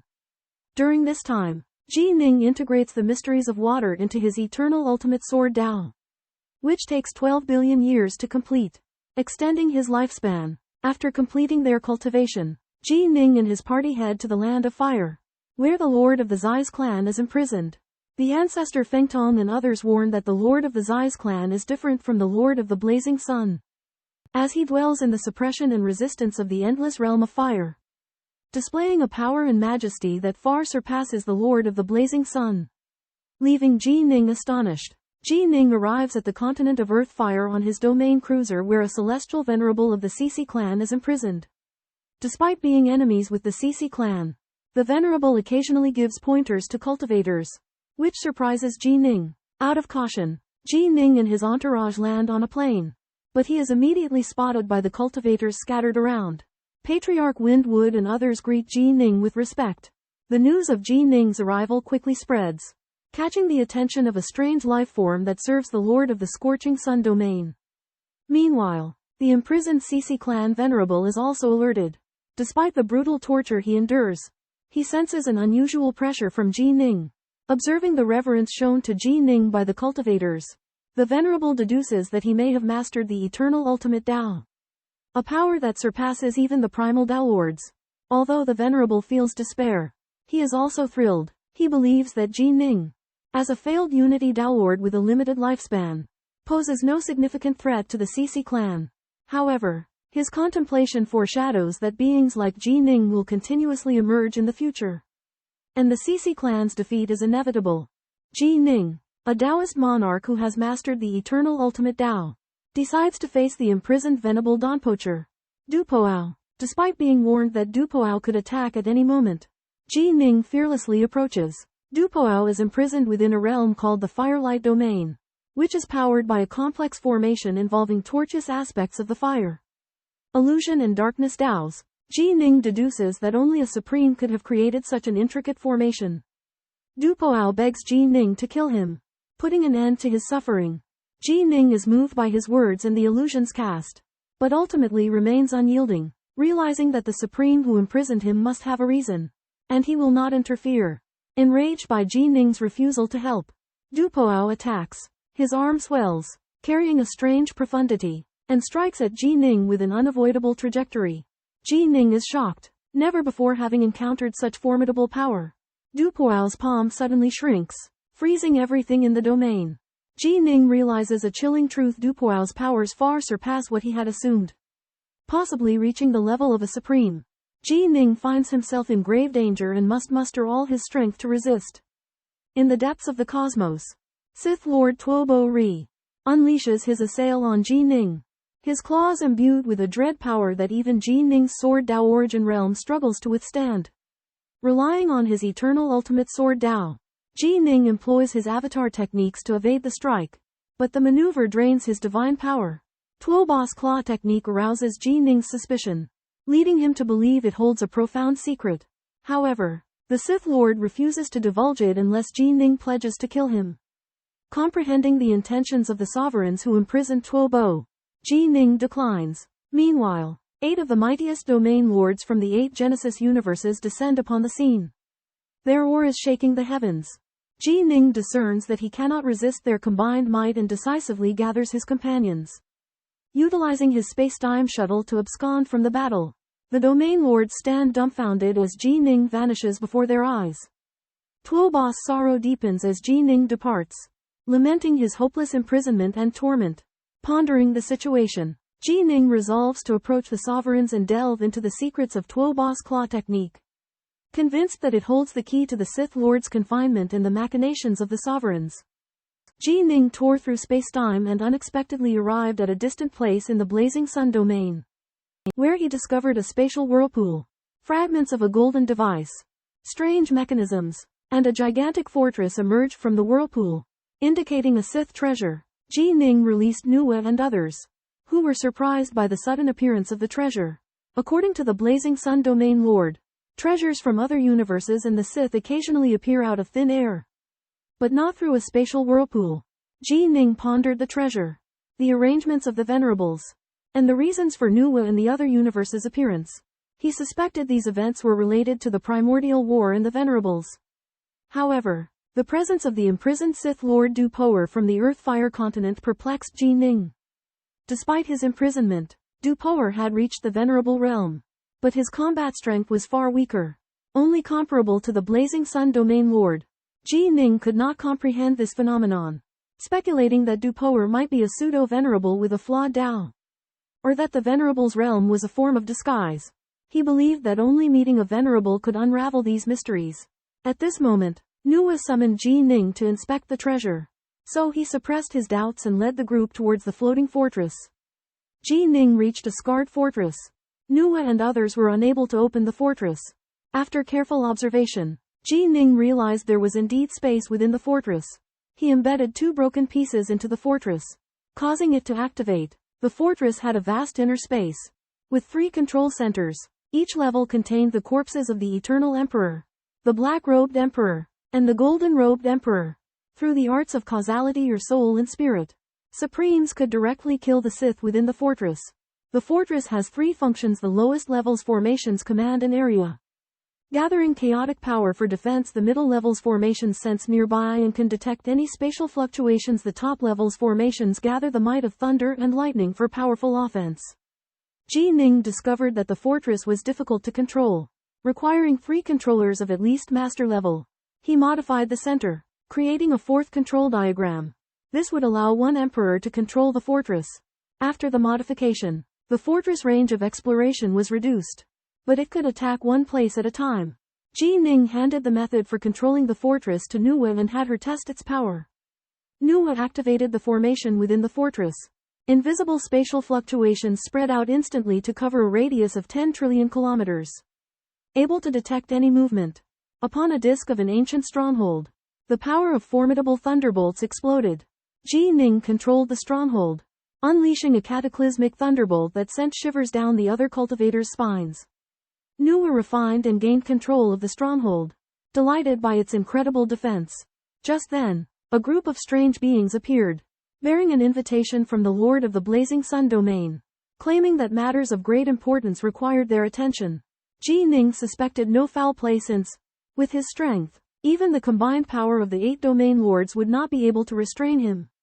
He agreed to await the domain lord's arrival. Soon after, the Lord of the Blazing Sun domain and 7 others arrived as promised.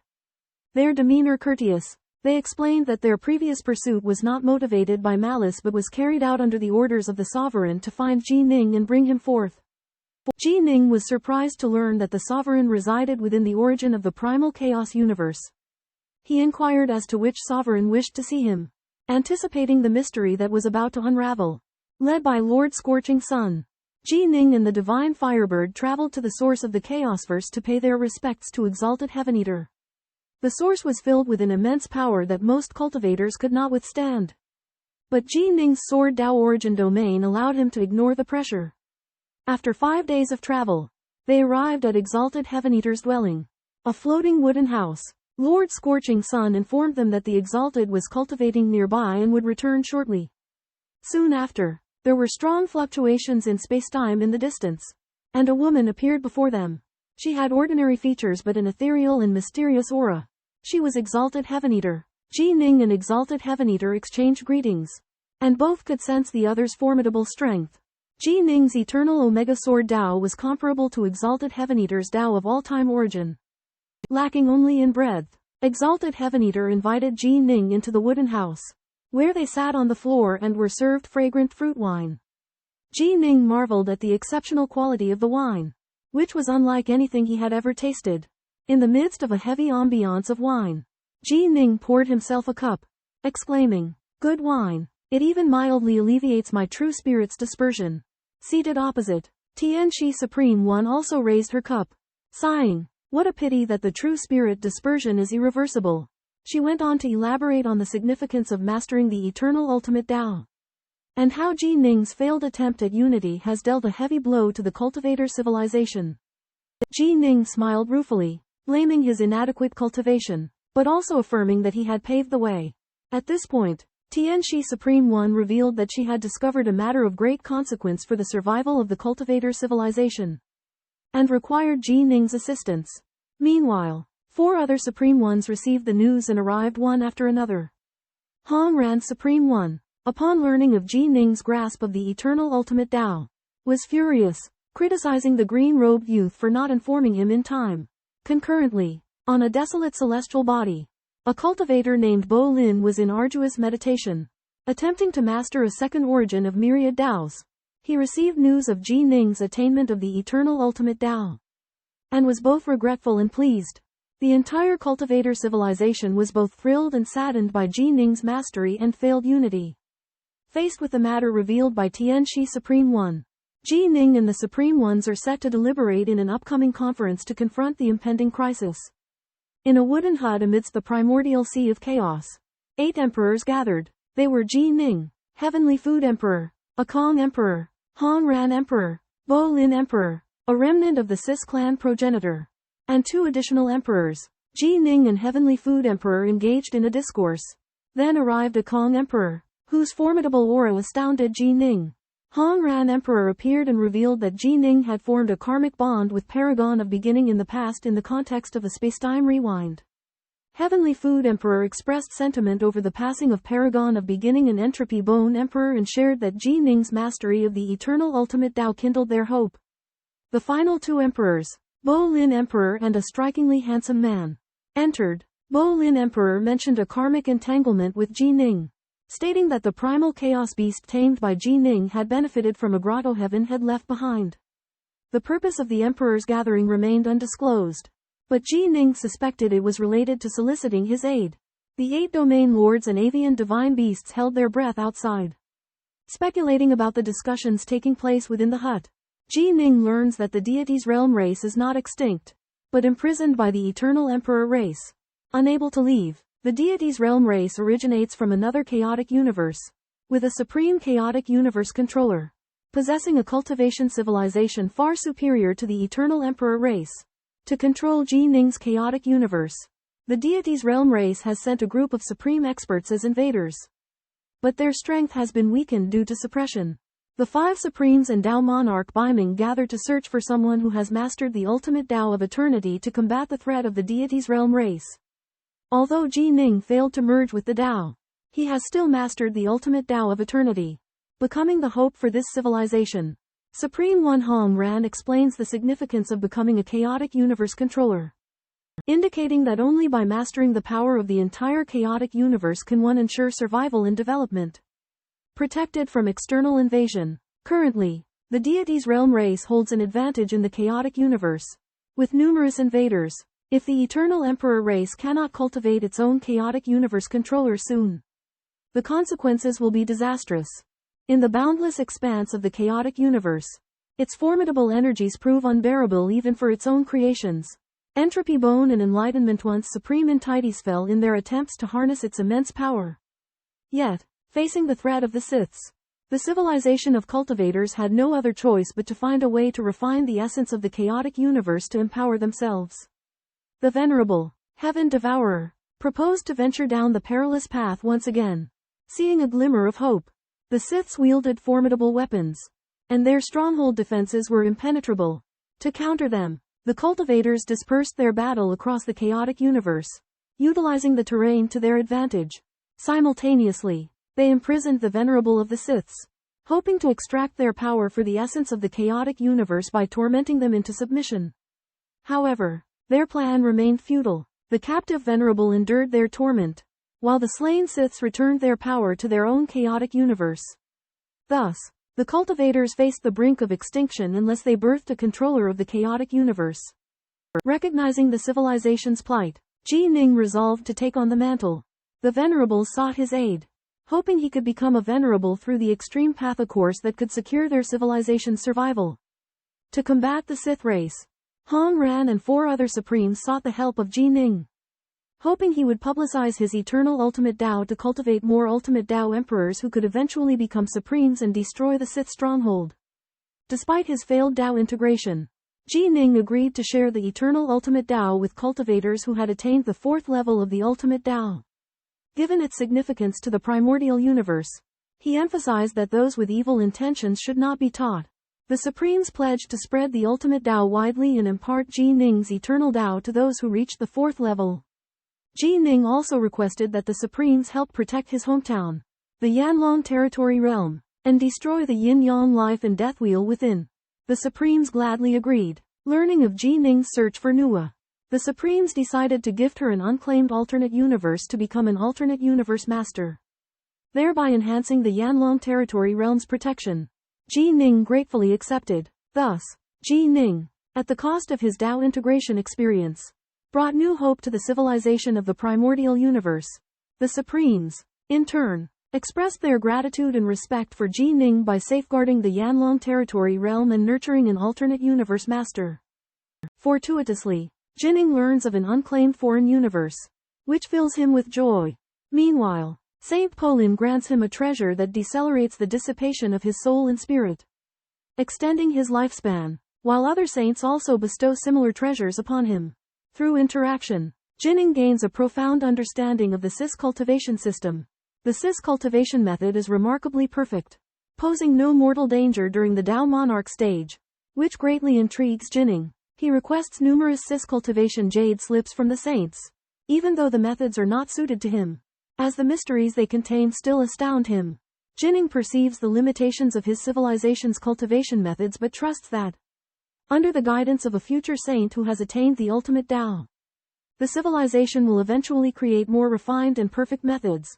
During the conversation, Jining learns that the saints can communicate through unique tokens, even across vast distances. He receives one such token, enabling him to maintain contact with 6 saints. The saints have high hopes for Jining, expecting him to contribute to the future of their civilization. Jining also shares his experiences of merging with the Dao with the saints, emphasizing the significance of a perfect Dao heart. In conclusion, Saint Dekong returns Jining to the Yanlong domain realm and casually destroys the yin-yang life and death wheel.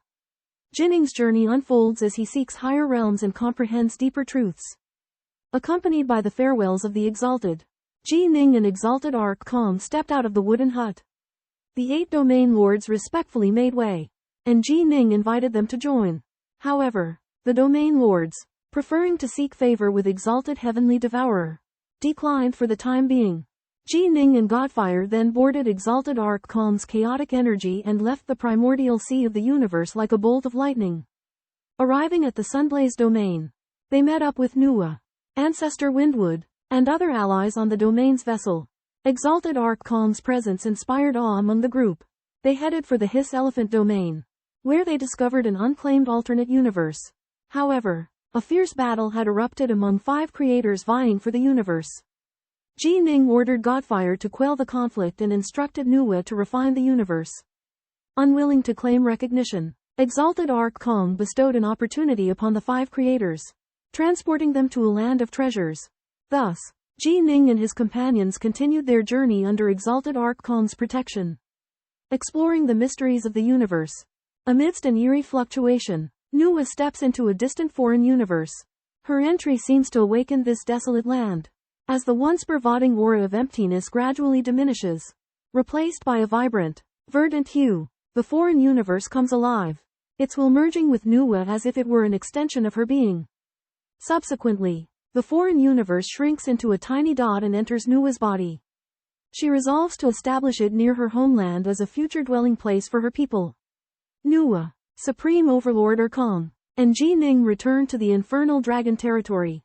Along the way, Nuwa bids farewell to her master and prepares to return to her home. Erkong and Ji Ning discuss their futures, with Ji Ning expressing his determination to continue his path in the primal chaos universe, vowing to persist even in the face of potential demise. Upon reaching the infernal dragon territory, Erkong ventures towards the distant yin-yang samsara disk, intent on destroying it. The yin-yang samsara disk is a colossal vortex brimming with destructive power. Erkong swings his colossal axe at it, its might attesting to the battle between supreme power and celestial bodies. Mangyo Sovereign, Wind and Rain Sovereign, and other powerhouses of the infernal dragon territory witness this momentous event with awe.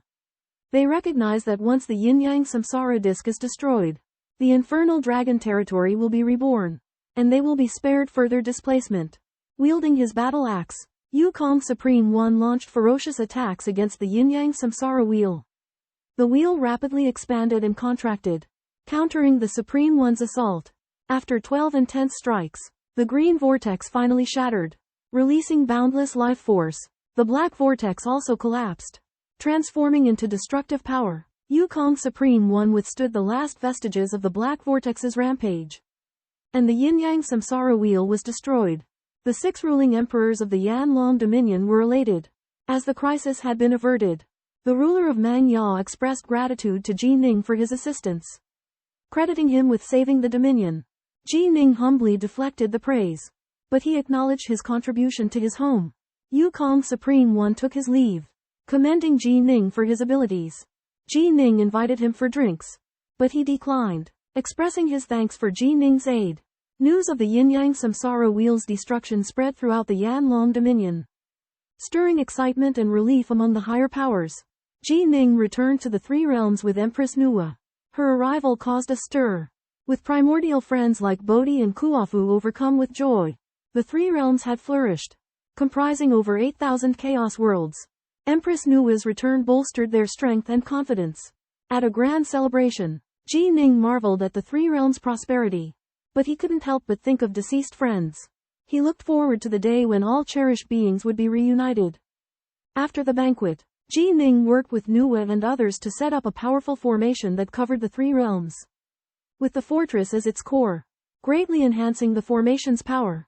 Once the formation was completed, the entire fortress became hidden in the void, and the formation in the Three Realms also vanished without a trace. Nuwa arranged for puppets to monitor the situation, allowing her to control the fortress at any time if there was any activity. Ji Ning decided to travel through the primal chaos with his family, followers, Bodhi, and the Wind Demon, to experience the wonders of the universe and cultivate his understanding of the Tao. Along the way, Ji Ning acquired various treasures and rarities for his family. He guided his daughter, Mingyue, in her cultivation and helped her comprehend the Tao. At the same time, he delved into the methods of the Shishi tribe and the paramount Tao, searching for a glimmer of hope for his own path to immortality. Ji Ning left his second primordial spirit in the Azure Flower Grotto Heaven to break the restrictions on the Heart of Eternity, hoping to gain enlightenment and create the perfect method. Through his travels and cultivation, he broke through over 50 layers of restrictions on the Heart of Eternity, and he could feel that his realm had greatly improved. After thousands of chaos eras exploring the Dragon Immortal Domain, Ji Ning and his party reached their first destination, the Thunder Marsh Sea of Fire. This vast, tumultuous convergence of lightning and flames posed a formidable threat even to overlords and lords of holy cities. Ji Ning employed his eternal ultimate sword Tao domain and escorted his companions deep into the Thunder Marsh Sea of Fire. Here, his daughter, Ji Mingyue, devoted herself to comprehending the Tao of Fire, yielding extraordinary results. Ji Ning seized this opportunity to integrate the Taos of lightning and fire into his eternal ultimate sword Tao, advancing his realm. After 96 chaos eras of meditation and exploration, they resumed their journey. They traversed a myriad of perilous and unique lands, undergoing trials and tribulations that honed their abilities. Ji Mingyu's fire Tao reached its zenith, propelling her to the pinnacle of demonic Tao monarchs. The Azure Demon Overlord remarked that while Ji Mingyu's comprehension paled in comparison to Ji Ning's, she had grasped an extremely powerful Tao under his tutelage. Nonetheless, her cultivation base remained a far cry from Ji Ning's exalted realm. Ji Ning diligently guided his direct disciples and master, yet he seldom offered advice to others. After all, cultivators were inherently selfish, and Ji Ning was unwilling to expend himself in selfless acts. In the boundless and chaotic cosmos, Sovereign Qi Ning strives to lead his daughter, Qi Mingyue, to the Tao integration realm. To this end, he spares no treasures and even implores the aid of other sovereigns before his demise to open up an alien universe for her. On the Earth star of the Mo Kangyu realm, Qi Ning immerses himself in cultivation. This vast planet is a solid embodiment of Earth elemental power, nurturing all things and countless mortals. However, the Earth force here is so potent that it suppresses all other Taos, preventing mortals from embarking on the path of cultivation. Qi Ning notices the unwavering cultivation spirit of Boulder's grandson, Stone, and takes him as a disciple. He observes Stone's growth and notes that he becomes a formidable expert in the mortal realm through his mastery of Earth power. However, his inner loneliness and longing for a true master only intensifies. Finally, when Stone reaches the peak of mortality, Qi Ning appears, imparting knowledge of the flow of time and the weight of solitude. Stone is awestruck by the power of the white-robed youth before him and recognizes him as the legendary Grand Immortal from family lore. At Qi Ning's invitation, Stone becomes his eighth disciple. Stone Z. Sensing an impending event, Qi Ning realizes he can no longer live in seclusion. He departs from the Earth Star with Stone Z, embarking on a true cultivator's journey. Simultaneously, The universe undergoes momentous changes that await Qi Ning's intervention and resolution. Within the imperial palace of Mangya, Ji Ning learns of the connection between the Lord of the ruining divine court and the revival of the three brothers of Venerable Dan by him. Venerable Dan wishes to use the power of the Supreme Being to revive the three eternal emperors, one of whom is even a sovereign. The Lord of the ruining divine court reveals that reviving such powerful beings would cause the collapse of the origin of the alien universe. Only a Supreme Being could suppress the backlash, but a vast number of treasures would be needed in exchange, equivalent to 1,000 realm vessel starships. Venerable Dan, in order to meet this requirement, often ventures deep into the territory of the Zis in search of treasures. Ji Ning is worried upon hearing this, as he owes a great debt of gratitude to Venerable Dan. However, he also understands the worries of the Supreme Being, as the price of reviving a sovereign is too great. The Lord of the ruining divine court confesses that he is unable to dispatch his main body or avatar, which fills Ji Ning with a sense of crisis. He realizes that he can no longer be carefree, as the events involving the Lord of the ruining divine court and Venerable Dan are of great significance and may influence the order of the primal chaos universe. Ji Ning resolves to go to the alien universe himself to witness the situation firsthand, assist Venerable Dan, and also learn about the current situation of several friends he has fought alongside in the past, particularly Skyfire, Qing Huan, Feng Yi, and Zhu Chen, who are closely associated with Venerable Dan.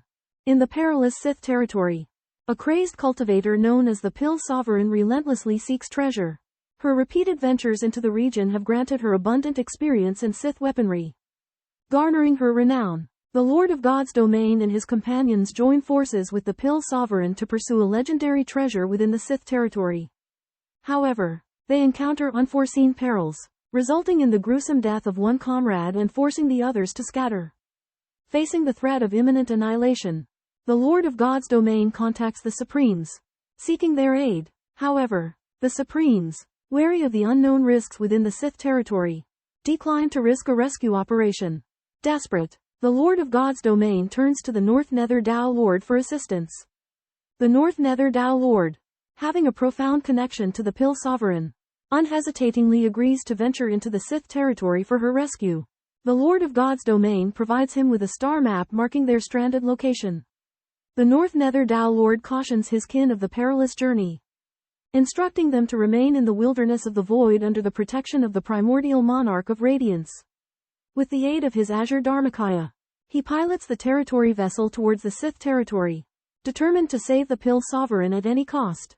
After a journey of eons, Ji Ning and his Azure Flower incarnation finally arrived at the Sheath Race's territory aboard the Boundless Sea. Before them was a massive sphere, a stronghold constructed by the Exiths.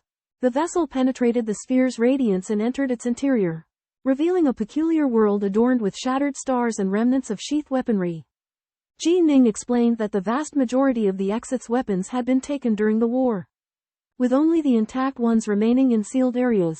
Azure Flower was thrilled and eager to visit one of these sealed regions. Ji Ning went on to explain that the sealed regions were created by Supremes to imprison enemies they couldn't defeat. They arrived at the star where Venerable Dan was trapped, a planet shrouded in a sinister black mist. Ji Ning unleashed his Sword Dao domain to counter the mist's corrosive effects and used his causal sense to pinpoint Venerable Dan's location. Upon landing on the planet's surface, Azure Flower sensed an intense danger, and Ji Ning also detected a subtle malevolence. A gust of wind attacked, and Ji Ning revealed its true form using the might of his Sword Dao, a malevolent life form with ashen skin. He eliminated it with his Sword Dao domain, understanding that places with higher concentrations of these malevolent life forms were more perilous.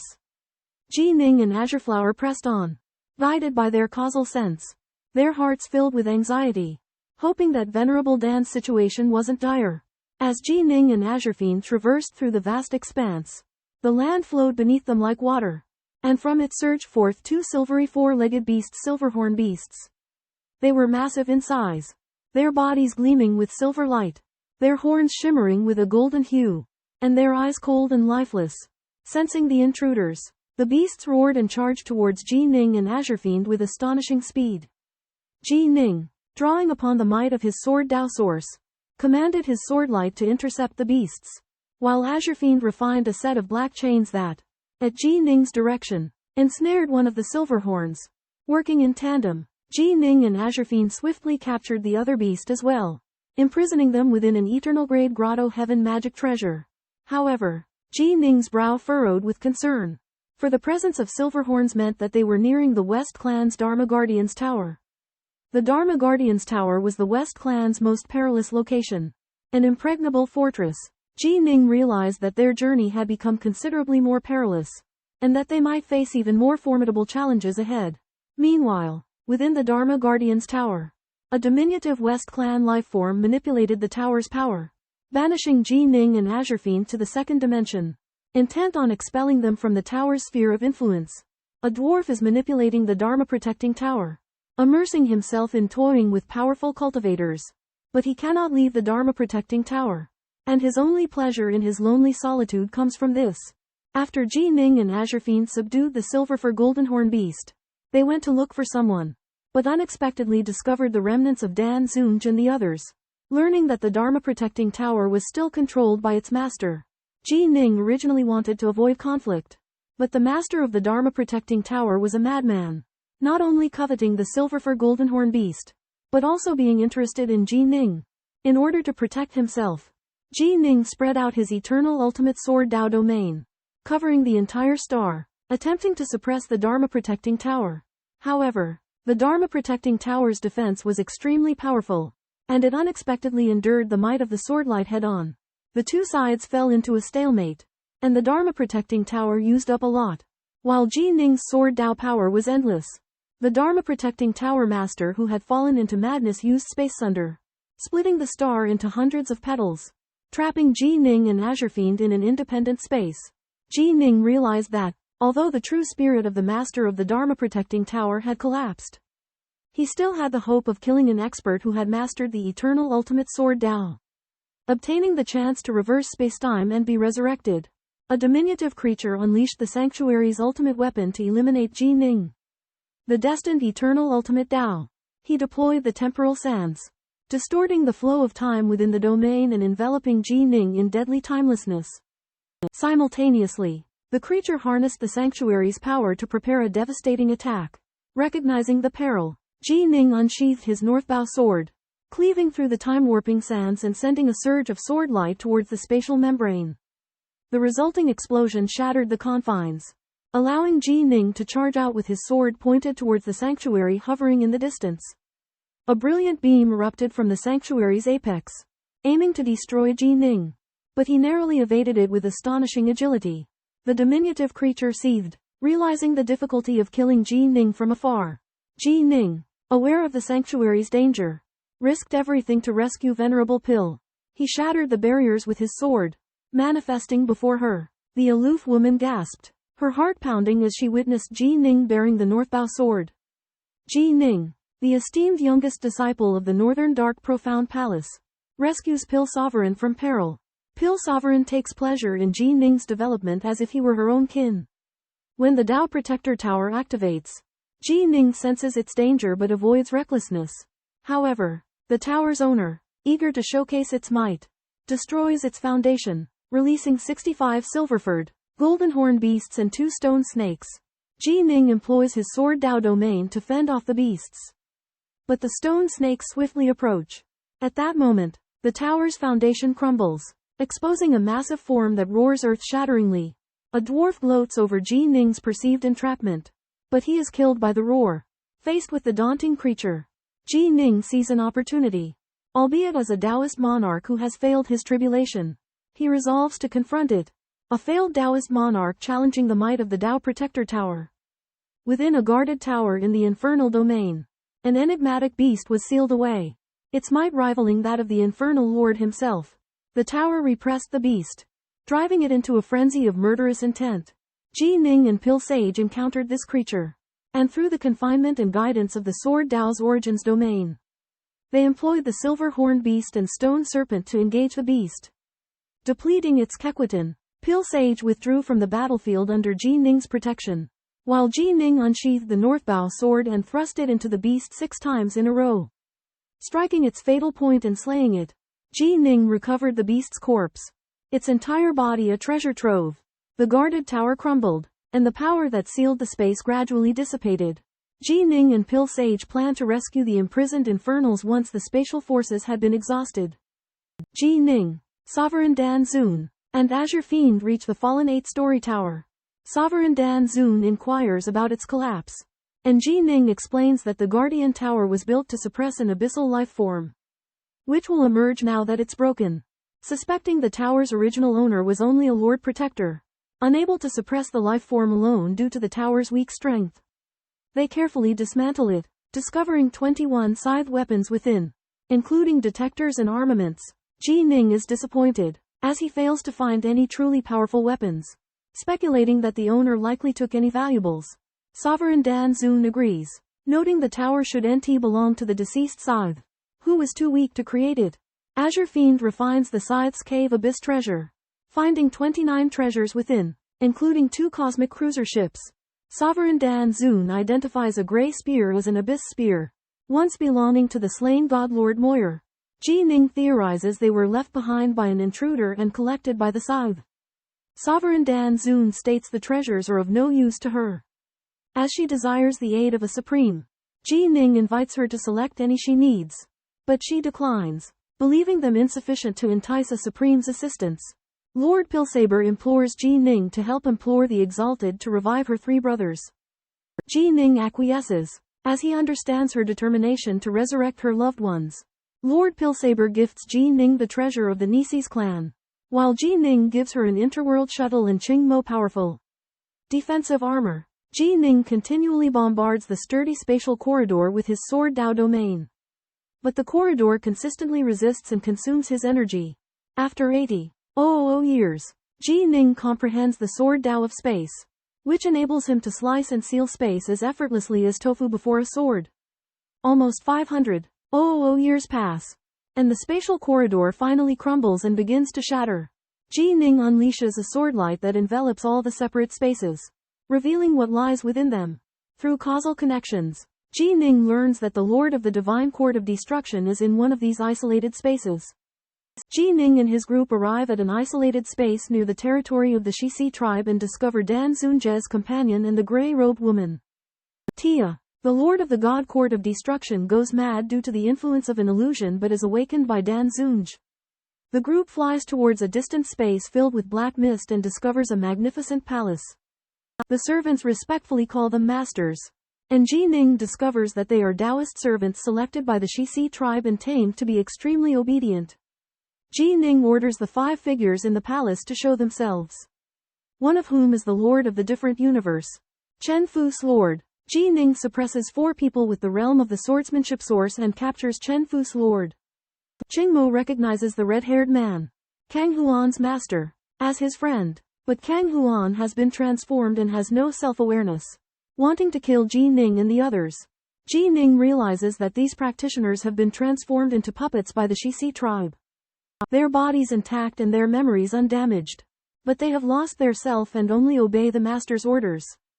Ji Ning kills the puppet like Kang Huan and the others, and Qingmo is heartbroken. Dan Zunj is surprised that the master and the Lord of the Different Universe have been transformed into puppets. Ji Ning explains the difficulty and means of transformation, and the Lord of the God Court of Destruction is worried that he will also be affected, while Dan Zunj is not affected because of his firm Taoist heart. The group discovers a disobedient Taoist and a failed master in the palace. Ji Ning leads the others in breaking through the Guardian Tower's dungeon of the Ses tribe and rescues the imprisoned Dao lords. Among them, Yan Zuo, the horned black-haired dominator, catches Ji Ning's attention. Despite being seriously injured, Yan Zuo's will remain strong and unyielding. Ji Ning learns that the Ses tribe's territory is rife with danger and immediately decides to withdraw. However, just as they prepare to leave, a powerful formation suddenly activates, teleporting them to an unknown space. This space consists of 9 vast, distant spaces, forming an AWE-inspiring formation. Recognizing the danger they are in, Ji Ning immediately contacts 6 Venerabes: Venerabe Hong Ran, Venerabe Yi Kong, and others. The Venerabe's incarnations quickly arrive, ready to join forces with Ji Ning to break the formation and escape. However, Ji Ning discovers that the formation is extremely intricate, surpassing the capabilities of the cultivation civilization. Without full confidence, Ji Ning decides to remain where they are for the time being. Avoiding unnecessary risks, he fears that acting rashly could endanger the lives of himself and his companions.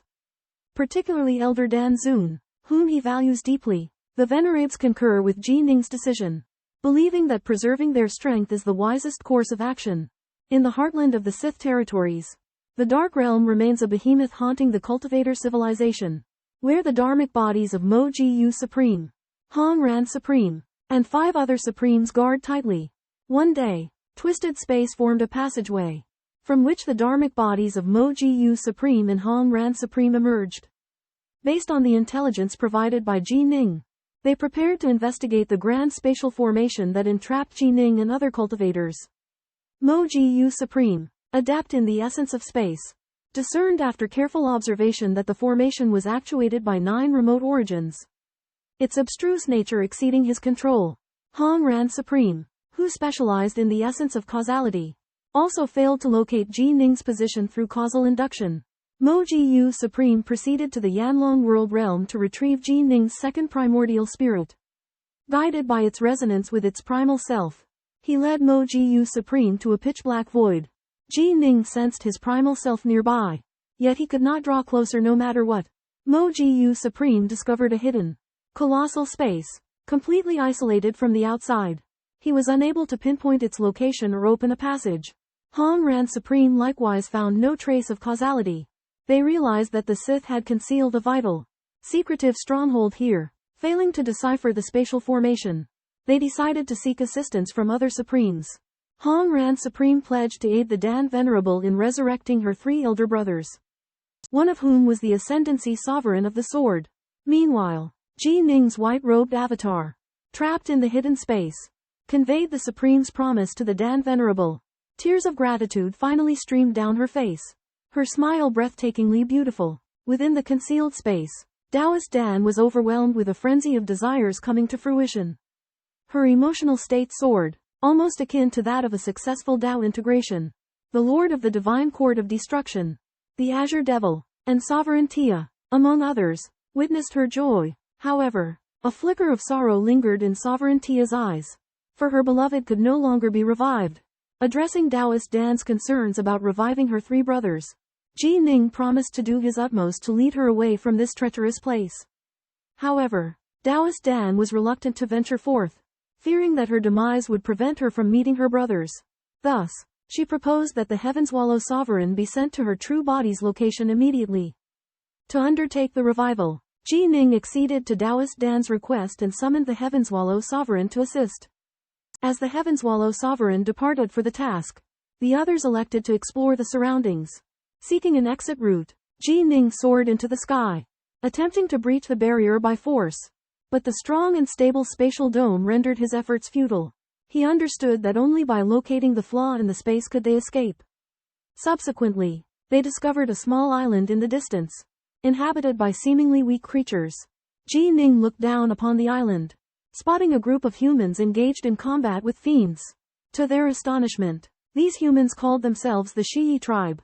But they were not true Shiyi, for they wielded the power of the Tao, which the genuine Shiyi were rejected by the source of the primal chaos universe.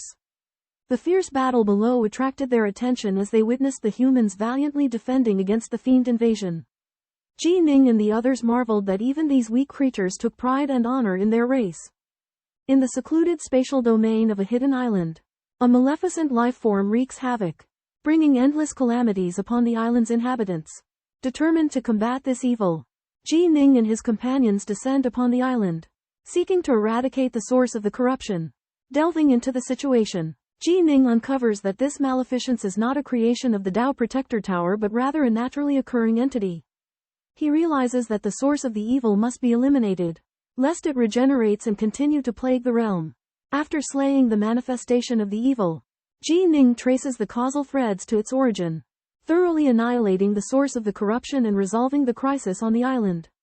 Concurrently, Ji Ning and his companions examine the memories of 3 humans from the Cis race, revealing that the spatial domain of the hidden island comprises 6 mortal worlds: the Sacred Realm, and the Infernal Realm. The Sacred Realm serves as a sanctuary for the powerful, while the Infernal Realm represents a place of evil and banishment.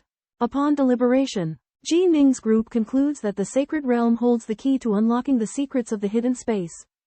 They resolve to venture into the sacred realm, seeking to unravel its mysteries. Prior to their departure, they anticipate the revival of the 3 senior brothers of Dan Zun, who will reverse the flow of time to resurrect them. Subsequently, they will traverse the boundary gates into the sacred realm, facing unknown challenges and perils. During their quest, Ji Ning inadvertently eliminates Hua Bo, the 4-step Dao monarch who ruled over the 63 islands. Upon discovering heinous acts in Hua Bo's memories that defy tolerance, 5 months after arriving in the secret realms of the foreign universe, the Heaven's Will Sovereign with the incarnations of the 2 emperors also descended upon this place, intending to reverse time and space in order to resurrect the 3 deceased great emperor experts.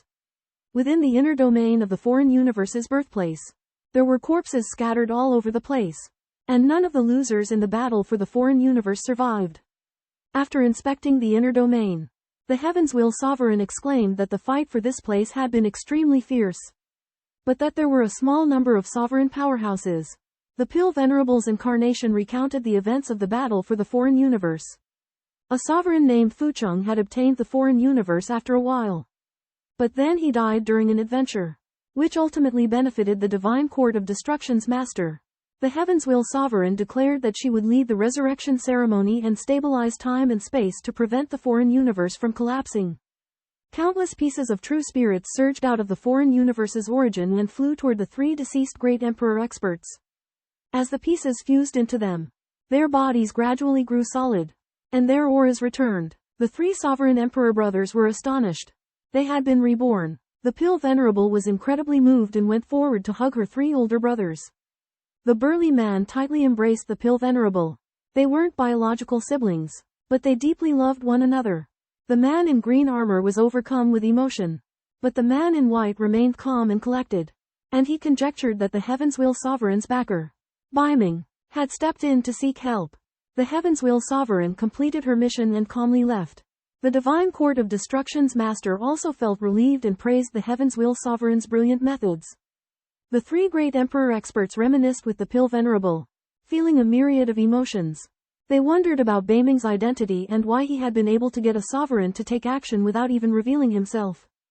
In order to invite the Supreme Origin Taoist, Beiming, the most powerful being controlling the hidden space, personally arrived. The 3 Tao Lords were astounded after learning of Beiming's formidable strength and realizing that she was the sworn disciple of their elder brother. After spending time together, Origin Taoist was overjoyed to be reunited with her brothers and gradually realized her feelings of gratitude towards Ji Ning. Meanwhile, Ji Ning resolved to protect Origin Taoist because he could no longer bear the fact that his beloved Yu Wei could not be revived. Ji Ning's group decided to enter the Saints' World through the Realm Gate to seek a glimmer of hope.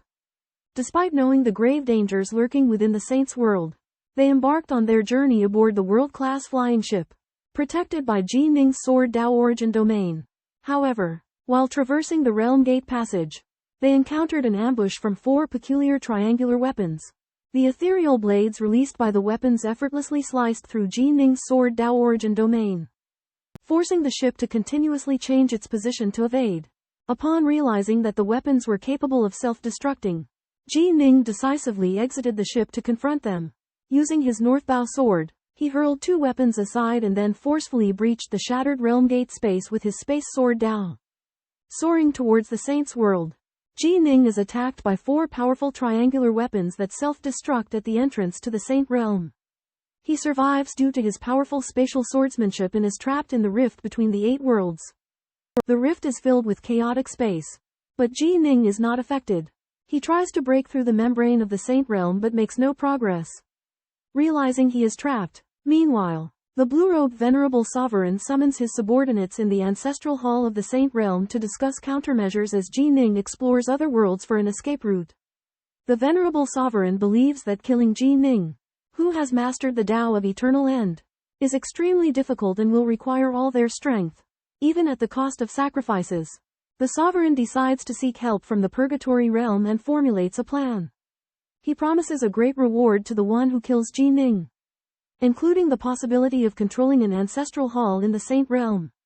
The news reaches the Purgatory Realm, igniting the desire of the exiles.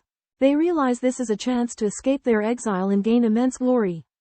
On the other hand, some serious lords are concerned about the sovereign's decision, believing that letting a descendant of the natives control an ancestral hall could have hidden dangers. However, the sovereign believes the descendants have sworn oaths of allegiance that cannot be shaken. As the plan unfolds, Ji Ning's fate hangs in the balance. He is trapped in the rift, facing the dual threat of the Saint Realm and Purgatory Realm, while his true spirit continues to dissipate. In the Infernal Realm, exiled powerhouses learn of a target known as the White-Robed Taoist and acquire powerful weapons from the Domain Monarch. They yearn to slay the Taoist to change their fates and potentially control an ancestral palace. However, as they investigate the White-Robed Taoist, they realize his terrifying prowess. Even the Domain Monarch fears his strength. The exiles come to believe that the Taoist might be mightier than the monarch. Meanwhile, the white-robed Taoist, Ji Ning, enters the infernal realm to cultivate the Tao of Wind and integrate it into his sword Tao amidst the chaos. He is not bothered by the realm's dangers but thrives in them. After hundreds of thousands of years in seclusion, Ji Ning opens his eyes and unleashes his Tempest Sword Tao. Gusts of wind sweep the world. Its speed unmatched. Not even monarchs can escape. The 5 monarchs nearest to Ji Ning are instantly crushed into dust, leaving behind only artifacts and Sikong weapons. Witnessing this display, the exiled powerhouses are stunned. They realize that the white-robed Taoist strength far exceeds their expectations and is likely even greater than the Domain Monarchs. Their previous aspirations and hopes are shattered, and they are left to accept reality. Within the hidden space, Ji Ning demonstrates his formidable Wind Sword Tao to the exiles, leaving them in awe. Sensing impending danger, the exiles attempt to unite against Ji Ning, but their efforts prove futile. Utilizing the sensory abilities of the Wind Sword Tao, Ji Ning discerns the scattered locations of the exiles. He systematically eliminates them, traversing the void and activating the essence of the Sword Tao at close range to annihilate them. Despite illusions and spear attacks, Ji Ning's unwavering willpower and exceptional sword artistry enable him to neutralize the threats effortlessly. The venerables in the sacred realm detect Ji Ning's actions and attempt to suppress time and space through the ancestral hall, hindering his teleportation. However, Ji Ning employs his spatial sword Tao, forcibly tearing through the void and performing short-range teleports within the suppression zone. Continuing his pursuit of the exiles, the venerables are astounded by Ji Ning's spatial proficiency, which exceeds their expectations. Despite wielding only the essence of sword Tao, Ji Ning's ability to traverse time and space under suppression demonstrates his extraordinary abilities. The exiles, increasingly panicked, flee in disarray, desperately attempting to unite against Ji Ning's relentless pursuit. Beneath a darkening sky, the banished Sith Lords of the Netherworld gather to confront an enigmatic white-robed Taoist. Emerging from the void, the Taoist seeks to exterminate the Lords, who wield the ancient Sith relic of the Apocalypse to resist. With each void traversal, the Taoist annihilates a Lord, yet the Sith remain resilient. They scatter and converge in 2 formations, their formidable Sith weaponry interlocking in layers of defense, awaiting the Taoist's arrival. Unhurried, the Taoist collects the artifacts of the fallen Lords. He discerns the perils ahead. 2 Sith formations. The first, a colossal fortress, bristles with 36 pillars, their ethereal assault intent palpable. Undeterred, the Taoist scrutinizes the fortress, deducing its attack patterns and recognizing the limitations it imposes on his speed. Thus, he dual wields the Beihong swords, channeling the sword Tao of wind and thunder to maximize his agility. As the Taoist approaches, the fortress apex emits 9 beams of light, intertwining with the pillars in a deadly web. Armaments adorning the 36 pillars surge with energy, poised to unleash a lethal barrage upon the Taoist.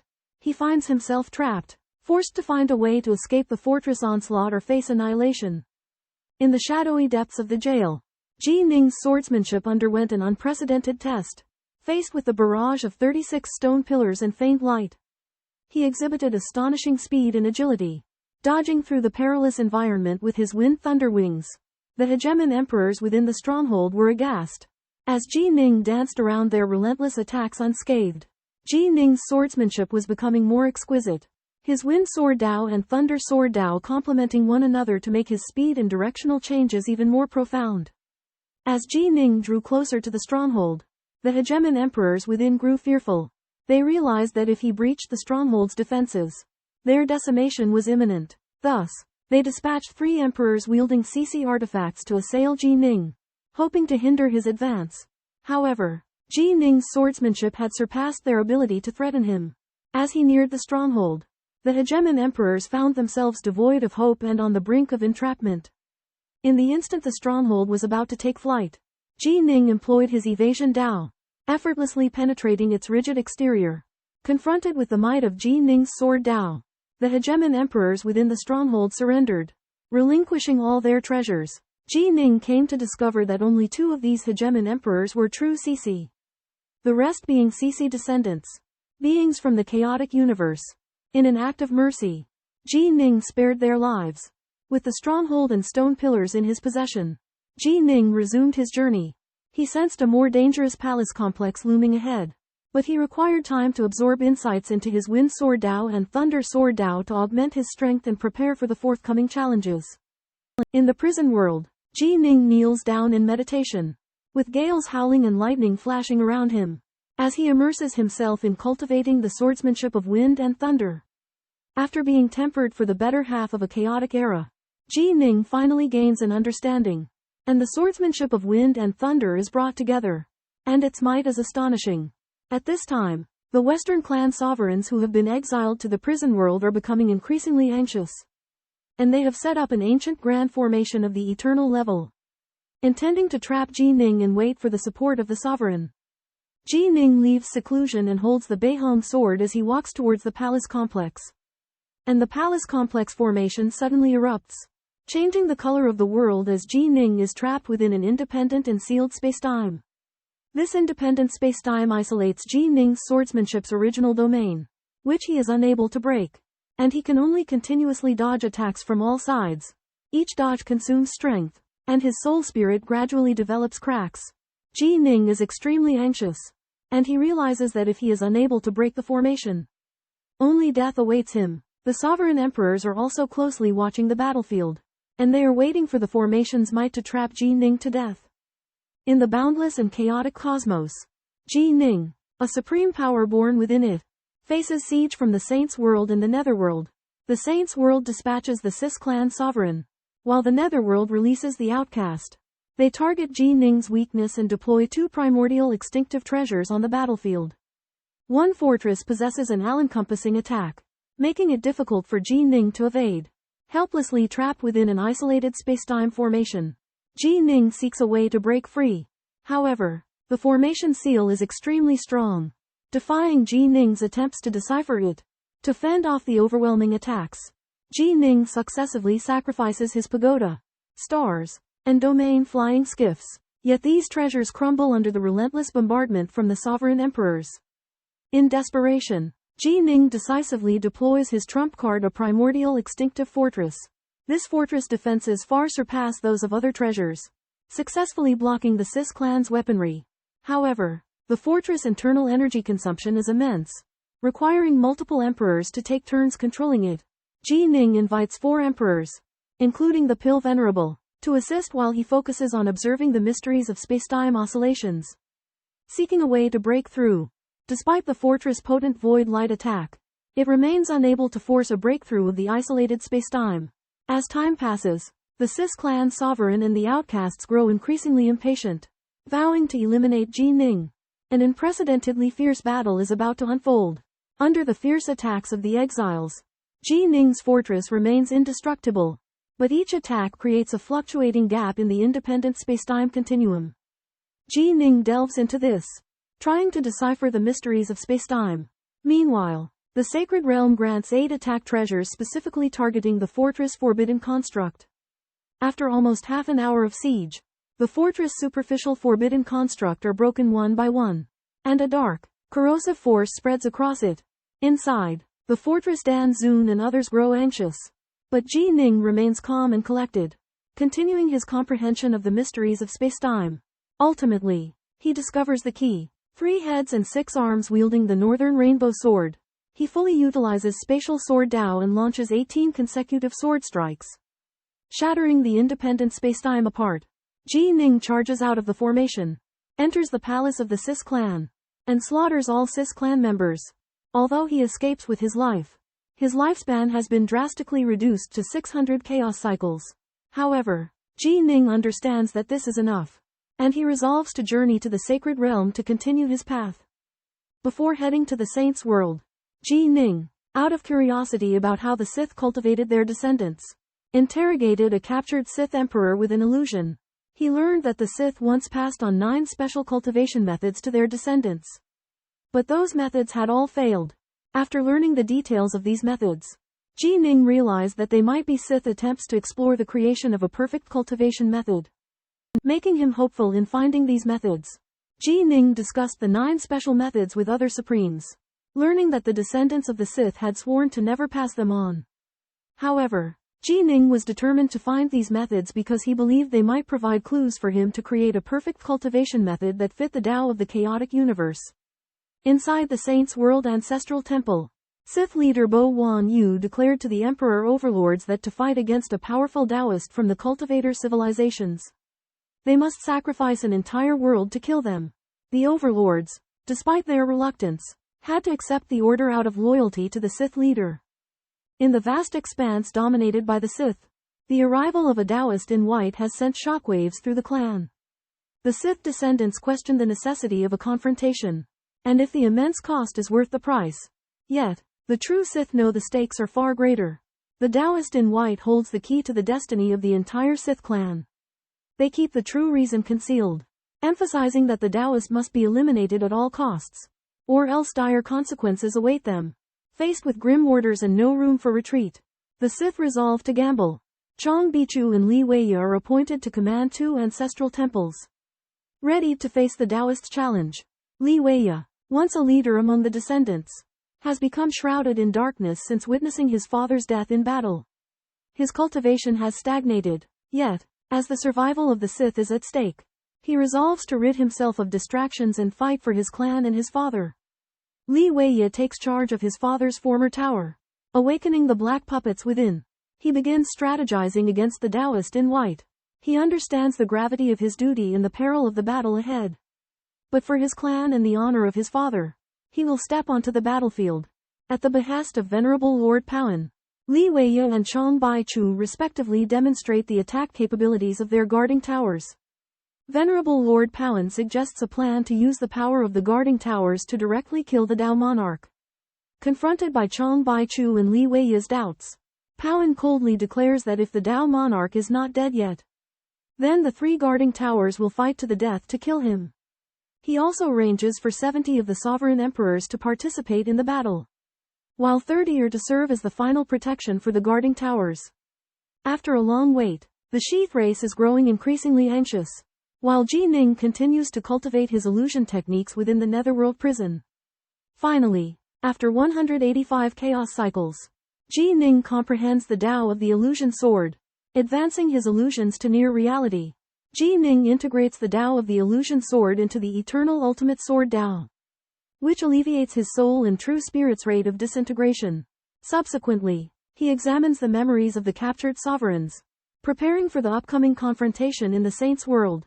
Ji Ning, who's mastered the eternal Omega Tao, has become as powerful as the sovereigns.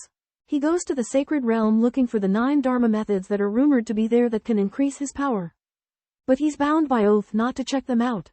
The sacred realm is empty. Only the elder gods led by Universe God Bolo have been waiting for Ji Ning for a long time. They ask Ji Ning that the key to the sacred realm is in the Dharma guarding the dojo. That said, Ji Ning senses there are 3 Dharma guarding the dojo, but he's unable to directly pass through the void to approach it. After wandering about the sacred realm for 15 days, Ji Ning has been unable to find the 9 Dharma methods.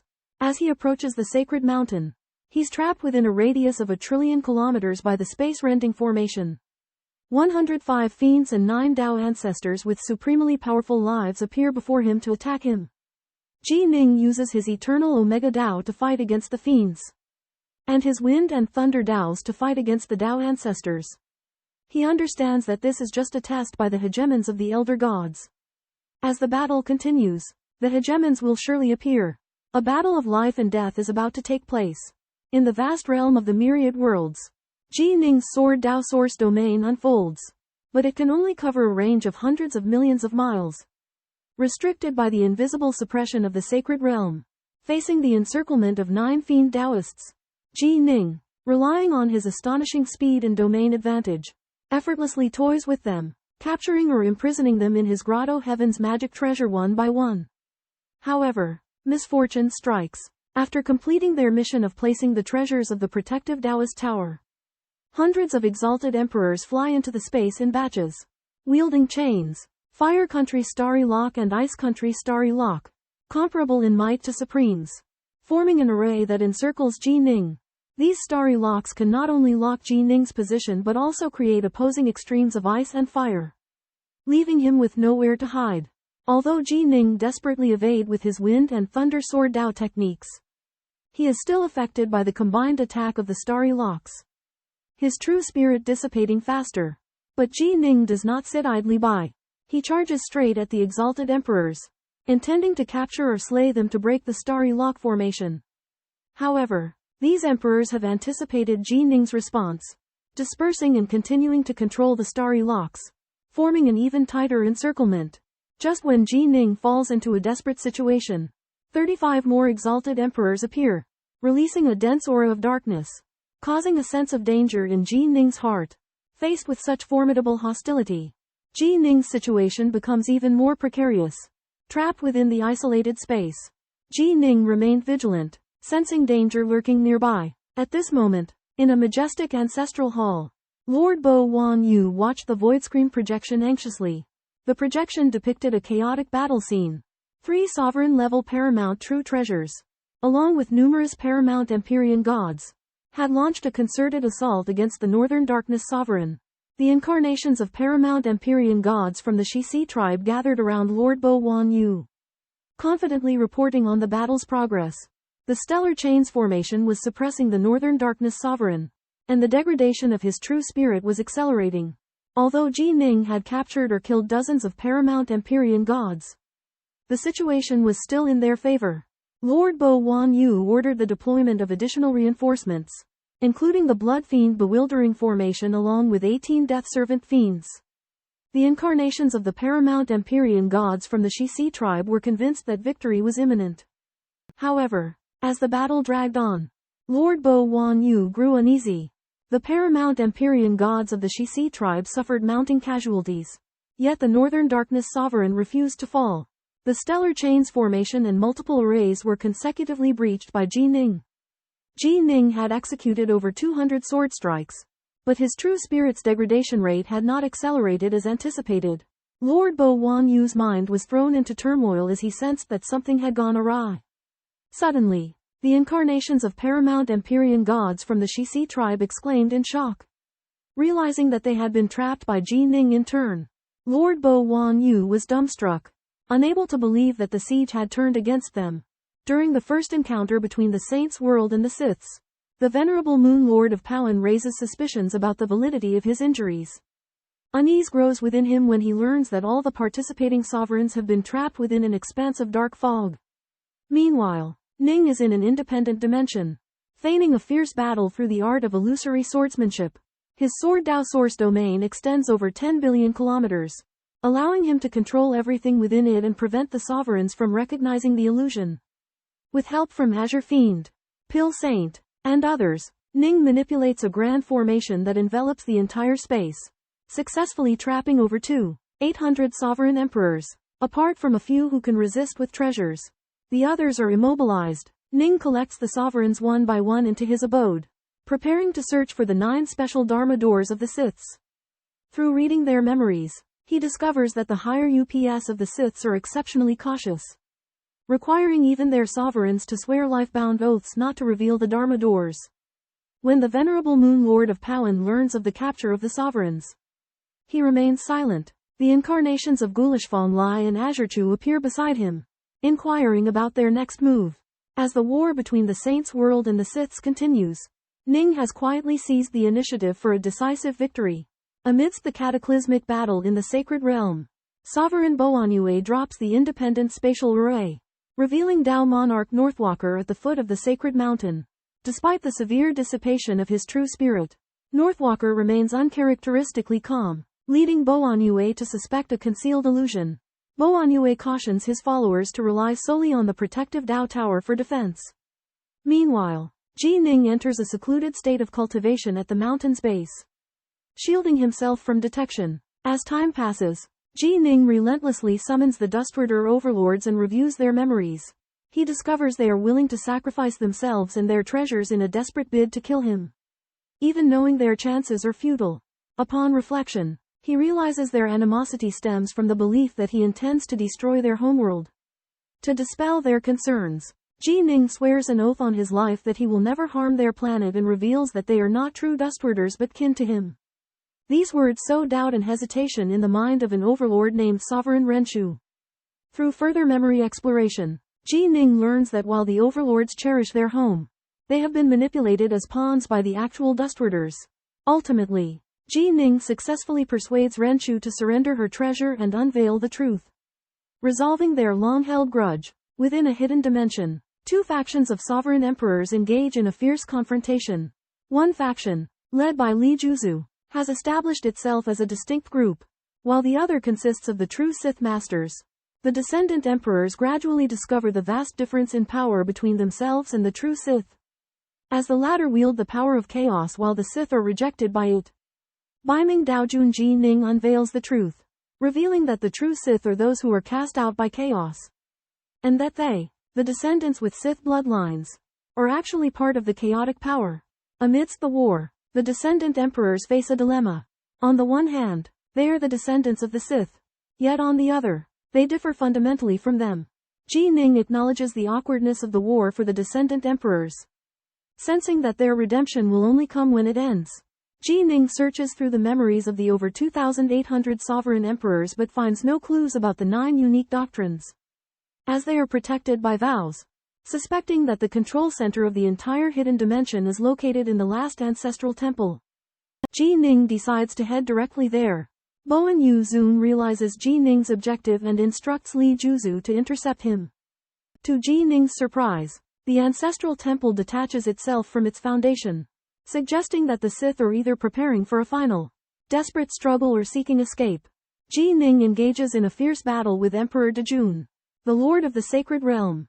Among his opponents, Guardian Pavilion, controlled by Bo Wan Yu Sovereign, proves particularly formidable. Realizing that head-on confrontation would deplete his strength, Ji Ning chooses to avoid direct conflict and focuses his efforts on Guardian Pavilion. Bo Wan Yu Sovereign wields the Guardian Pavilion, the ancestral palace of the Fire Country, controlled by Emperor Dejun and led by Li Wei Ya, a descendant of the Sith tribe. Despite harboring no animosity towards Ji Ning, Li Wei Ya attacks out of loyalty to Bo Wan Yu Sovereign. Guardian Pavilion unleashes a series of large-scale attacks, but Ji Ning deftly employs the Dao of Illusion Sword, creating illusions within his Dao of Sword origin domain to deceive his enemies and withstand the attacks with minimal effort. Li Wei Ya continues to drain the energy of Guardian Pavilion, launching wave after wave of wide-scale attacks, aiming to deplete Ji Ning's strength. Meanwhile, Chong Bai-chu closely observes the battle, ready to intervene against Ji Ning should Li Wei Ya fail. In the vast realm of the Sword Dao Source, Ning's illusion engages in an intense battle against the ancestral palace of the Sis clan. The palace unleashes waves of attacks, including blazing flames, cutting blades, and spatial ripples. However, Ning's true body resides within a defensive fortress, leisurely sipping fine wine and directing his Azure Dharma illusion to maintain the illusion.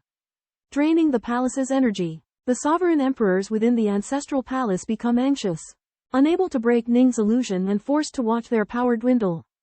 Ning changes tactics, opting to retreat while holding off the palace's assault. His aim is to stall for time, forcing the palace to self-destruct and capturing the sovereign emperors within. Led by Li Qiya, the emperors inside the palace launch a fierce counterattack, but their strength gradually wanes. Li Qiya recognizes their inevitable defeat and resolves to have his comrades fight a desperate battle, securing a hope for their homeland and descendants. Consequentially, the emperors exit the palace one by one, preparing to engage Ning in a final confrontation, while Li Qiya remains within, acting as their spiritual beacon. Outside the Fire Country Ancestral Temple, countless streams of light surged forth with despair and madness. flying towards the distant domain of the Sword Dao source. Li Wuyi witnessed all this, and his heart was filled with anguish. He felt as if a myriad of knives were piercing his heart. He decided to release the two strange creatures that were imprisoned, leading them into a frenzy to attack all enemies in sight. As the two strange creatures awakened, the Fire Country Ancestral Temple trembled violently. They wantonly destroyed the Ancestral Temple, while Li Wuyi remained indifferent, knowing that once the Ancestral Temple was destroyed, there was no turning back. Subsequently, Li Wuyi also transformed into a stream of light and charged towards Ji Ning. Becoming the last monarch to enter the fray, Ji Ning manipulated the Sword Dao source domain to welcome the attacking monarchs. One by one, they fell into illusions and were easily captured by Ji Ning. However, the two strange creatures suddenly appeared, posing a threat to Ji Ning. Ji Ning discovered that it was difficult to locate the life cores of these strange creatures, making it arduous to kill them. After a moment of contemplation, he decided to disguise himself and hide. Unable to find Ji Ning, the two strange creatures turned around to attack the two remaining ancestral temples. The ancestral temples retaliated, killing the cricket-like strange creature. As the fish-like strange creature faced its demise, it regained consciousness and escaped into the earth. Patriarch Bo Wan did not worry, as the stability of the sacred realm gave the strange creature nowhere to hide. At this moment, Ji Ning lured Li Wuyi into an illusion to examine his memories. Although he did not find the 9 special techniques, Ji Ning discovered the 5 scrolls of the wooden ruler, which greatly elated him. While searching through Li Jia's memory, Ji Ning accidentally discovered a manuscript named The 5 Chapters of the Wooden Ruler, which was created by Li Jia himself. As a descendant of the Sis, Li Jia was gifted with extraordinary abilities and had cultivated all the way to the sovereign realm. During the ancient war, he witnessed the supreme cultivator of the cultivator civilization violently attacking the Sis people and realized from the words of a Poland sovereign that the Sis were invaders, and that he himself was a cultivator of the chaotic universe. This realization caused Li Jia's Dao heart to collapse, leaving him unable to continue cultivating. Thus, he turned to avenging the Sis people and decided to revise the 9 special Dharma of the Sis. Taking inspiration from the techniques of these Dharma, combined with his understanding of the universe's Dao, he created the more complete The 5 Chapters of the Wooden Ruler. The 5 Chapters of the Wooden Ruler consists of 5 parts: the Mortal Chapter, the God and Devil Chapter, the World Chapter, the Dao Lord Chapter, and the Imperishable Chapter. Its characteristic is the elimination of conflicts between the Sis Dharma and the universe's Dao, allowing cultivators to progress more smoothly through each realm. Li Jia named the 5 Chapters of the Wooden Ruler in memory of his father. Li Wazi, a half-human, half-Jizu preeminent cultivator, spent years creating the 5 volumes of Wooden Ruler technique to avenge the Shiza's persecution of his father and kin. The 5 volumes of Wooden Ruler consist of Mortal Volume, God and Demon Volume, World Volume, Dao Lord Volume, and Imperishable Volume, with the first 3 perfected, covering the Celestial Immortal, True God, Ancestral God, and World Realms. However, Dao Lord Volume and Imperishable Volume remained flawed. Dao Lord Volume allowed entry into the Dao Lord realm but failed to prevent spiritual disintegration. Imperishable Volume couldn't revive Dao Lords whose souls had shattered after failing to merge with the Dao. Ji Ning, a supreme eternal emperor, stumbled upon Li memories and discovered the existence of the 5 volumes of Wooden Ruler. He realized that Imperishable Volume, despite its flaws, shared mysteries with his eternal ultimate sword Dao and Qizhen's chaos forbidden decree. Ji Ning believed he could perfect Imperishable Volume, creating a way to restore Dao Lord's shattered souls. This offered hope to cultivators and a chance for Ji Ning to defy fate. Ji Ning and Li made a pact. Ji Ning would work tirelessly to perfect Imperishable Volume, while Li hoped Ji Ning would protect and relocate his descendants away from the harsh war upon his success. Ji Ning acquired the Wooden Foot 5 methods, but also explored the captured imperial monarch's memories, hoping to find the secret of the Cece clan. A year later, Ji Ning headed to the Holy Mountain again, and was blocked by the imperial monarch of the Cece clan. These Cece clan fighters, including Chong Bai Chu, couldn't find Ji Ning's true location, as they were trapped in his illusory swordplay. The final ancestral temple, Bo Wan Yu, personally fought, intending on devouring Ji Ning's true spirit to establish great merit. Even though Ji Ning understands the cruelty of the Cece clan, He couldn't help feeling awe when facing such a crazy group of imperial monarchs. Zhang Baichu is an imperial monarch with a perfect Dao heart, with mastered Dharma doors and memories that greatly benefited Ji Ning. Zhang Baichu's memories revealed that the Cixi clan's homeland is powerful, with many extraordinary supremes. Ji Ning realized that his time is limited. It will be difficult to develop his swordplay to the ultimate Dao before his true spirit dissipates. So he focused on creating a Dharma door for his true spirit to never perish. Beside the ancestral temple of the Ice Nation, Ji Ning demolished the entire temple, unveiling the secrets of the paramount-level Guardian Tower. He found the inner space of the Guardian Tower to be intricate, manipulating time and space in an ingenious way. Upon learning that the only exit was located within the temple, Ji Ning hesitated. He realized that forcefully breaking in could be extremely dangerous. As Bo Wan Yu and hundreds of his subordinates, the sovereign emperors, were waiting inside, Bo Wan Yu, unwilling to risk it, threatened Ji Ning to either come inside for a decisive battle or watch him slowly exhaust his true spirit to death. After careful consideration, Ji Ning decided to utilize the stealthy nature of the space swordsmanship to infiltrate the temple in search of an exit. However, the spatio-temporal maze within the temple was filled with perilous traps, and Ji Ning realized that with his current cultivation level, relying on the space swordsmanship to break in was still highly risky. He lamented inwardly that the absence of the time swordsmanship prevented him from unleashing his full potential. Despite the risks, Ji Ning was determined to give it a try. He cast an illusion around the temple, masking his presence, and transformed into a stream of light, quietly entering the temple. He knew that it was a journey filled with unknowns and uncertain outcomes. But he was determined not to sit idly by and await his demise. Ji Ning has cultivated in the way of the sword across time and space for 26 chaotic eras but has made slow progress. He realizes that secluded cultivation alone won't suffice for him to succeed. So he decides to seek a breakthrough through real combat. He enters the Protectorate Hall of Moonlord Bo Wan. Upon entering the Protectorate Hall, Ji Ning is challenged by the labyrinth of time and space. The labyrinth consists of spherical time spaces, each posing its unique dangers. He is also ambushed by the Sovereign Emperor. Ji Ning defends against the flames using the realm of his Sword Dao essence. And he relies on his Space Sword Dao to navigate the time-space. However, the power of the Protectorate Hall is immense. Moonlord Bo Wan expects Ji Ning to exhaust himself. However, Ji Ning, using his acute senses, follows the optimal path and seeks the core of each time-space's operation. Moonlord Bo Wan acknowledges Ji Ning's talent but asserts that the labyrinth is vast, making it difficult for Ji Ning to reach the core. Ji Ning was trapped in the labyrinth of time and space, brushing past the brink of death.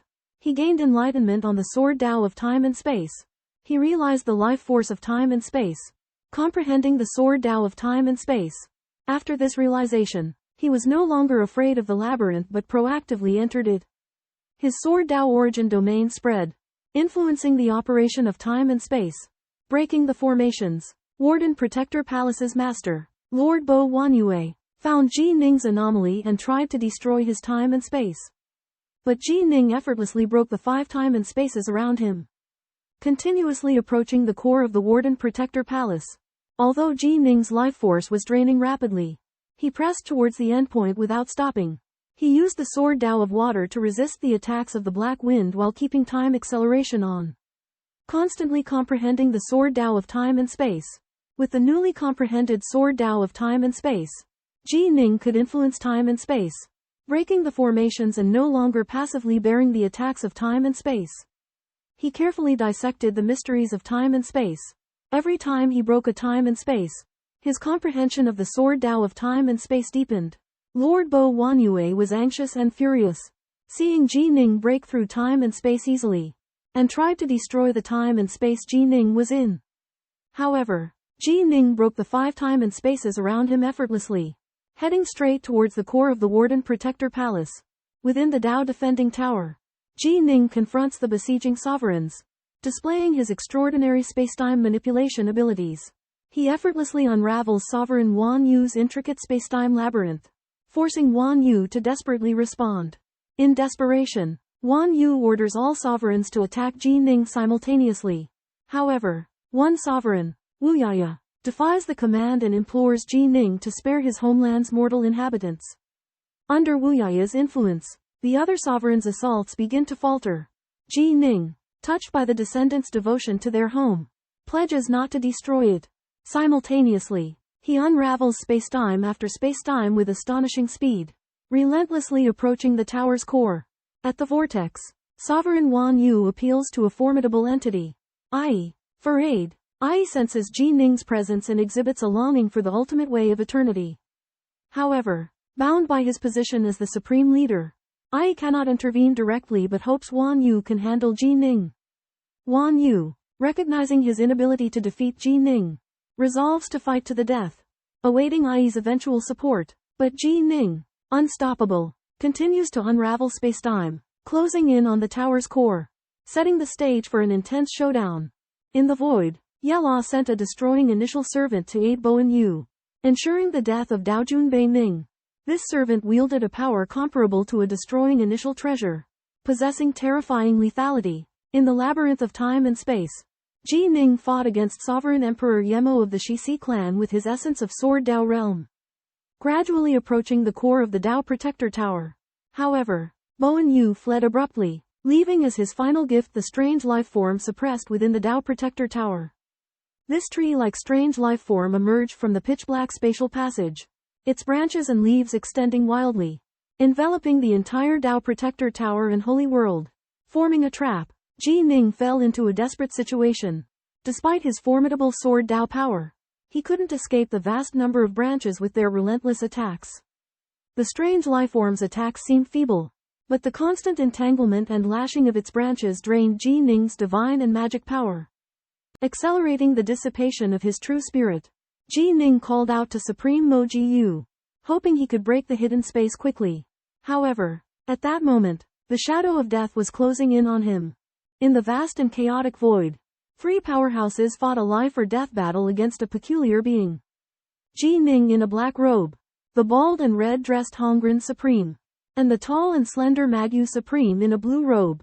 Although Bowen Yu had escaped, Magyu Supreme, with his mastery of the Tao of space, keenly detected a hidden spatial passage, its subtle fluctuations concealed within multiple dimensional spaces. Ji Ning informed his companions that he was under attack by the peculiar being and could not hold on much longer. Magyu Supreme quickly pinpointed the location of the hidden space and, with his superb spatial blade technique, cut open a rift that led directly to the Dao Protector Palace where Ji Ning was trapped. Hongren Supreme and Magyu Supreme joined forces and charged into the hidden space. Facing the overwhelming attack of tree branches and leaves, they used the power of space and cause and effect to slaughter their way forward. Advancing swiftly, although the Tree of Life possessed remarkable vitality, it could not withstand the fatal injuries inflicted by Hongren Supreme's attacks of cause and effect. At this point, Ji Ning's true spirit within the Dao Protector Palace was nearing its breaking point. He had relied on the defenses of a microcosm of spacetime to hold on tenaciously, awaiting the rescue of his companions. With a resounding crash, Hongren Supreme and Magyu Supreme burst inside, their blades and black palms shattering countless branches and leaves, freeing Ji Ning. However, Ji Ning's true spirit was on the verge of collapse, and he instructed his companions to spare the terrified masters and emperors before departing in peace. Trapped in the Cece sanctuary by Lord Po Wan Yu, Ji Ning's true body was besieged. Realizing he could not escape alive, Ji Ning entrusted the Paramount Eminence Hong Ran and the Paramount Eminence Mo Ji Yu to conceal his death and imprison the Cece. Meanwhile, he released a vast number of soul fragments, feigning a rapid collapse. After the disintegration of Ji Ning's true body, his second soul emerged, inheriting everything from his true body. To avoid inducing guilt in Lord Danzun and others, Ji Ning continued to camouflage the speed of his soul's disintegration. With the assistance of the Paramount Eminence Hong Ran and the Paramount Eminence Mo Ji Yu, he subdued the remaining Cece Overlord Emperors in the Void Fissures. Finally, Ji Ning wielded the illusory Sword Dao, making his soul disintegration appear slower, deceiving Lord Danzun and others. In conversation, he tactfully declined their requests to escort him and entrusted the Paramount Eminence Mo Ji Yu with their safe departure. As Lord Danzun and the others left, the secret of Ji Ning's true body's demise was forever buried. He would continue his legend as his second soul, deep within the Sith territory, Ayr sat alone with a gentle smile on his face as he smelled the flowers. However, he was reprimanding Pangu for her failure to report in time during her mission, resulting in insufficient preparation. Fearful, Pangu explained that her desire for merit led her to rush the mission. Ayr's worry was that the supreme beings of the cultivator civilization might discover that the Sith base was not fully hidden, a secret of great importance. Pangu insisted that they had covered their tracks perfectly, but Ayr pointed out that spatial fluctuations had revealed their presence. Ayr believed that while the cultivator civilization might not notice the flaw, a cultivator who had mastered the eternal ultimate Tao had been born in the chaotic universe, and they had to move up their plans for war or the Sith would face defeat. He ordered Pangu to make up for her mistake, promising her glory once the war began.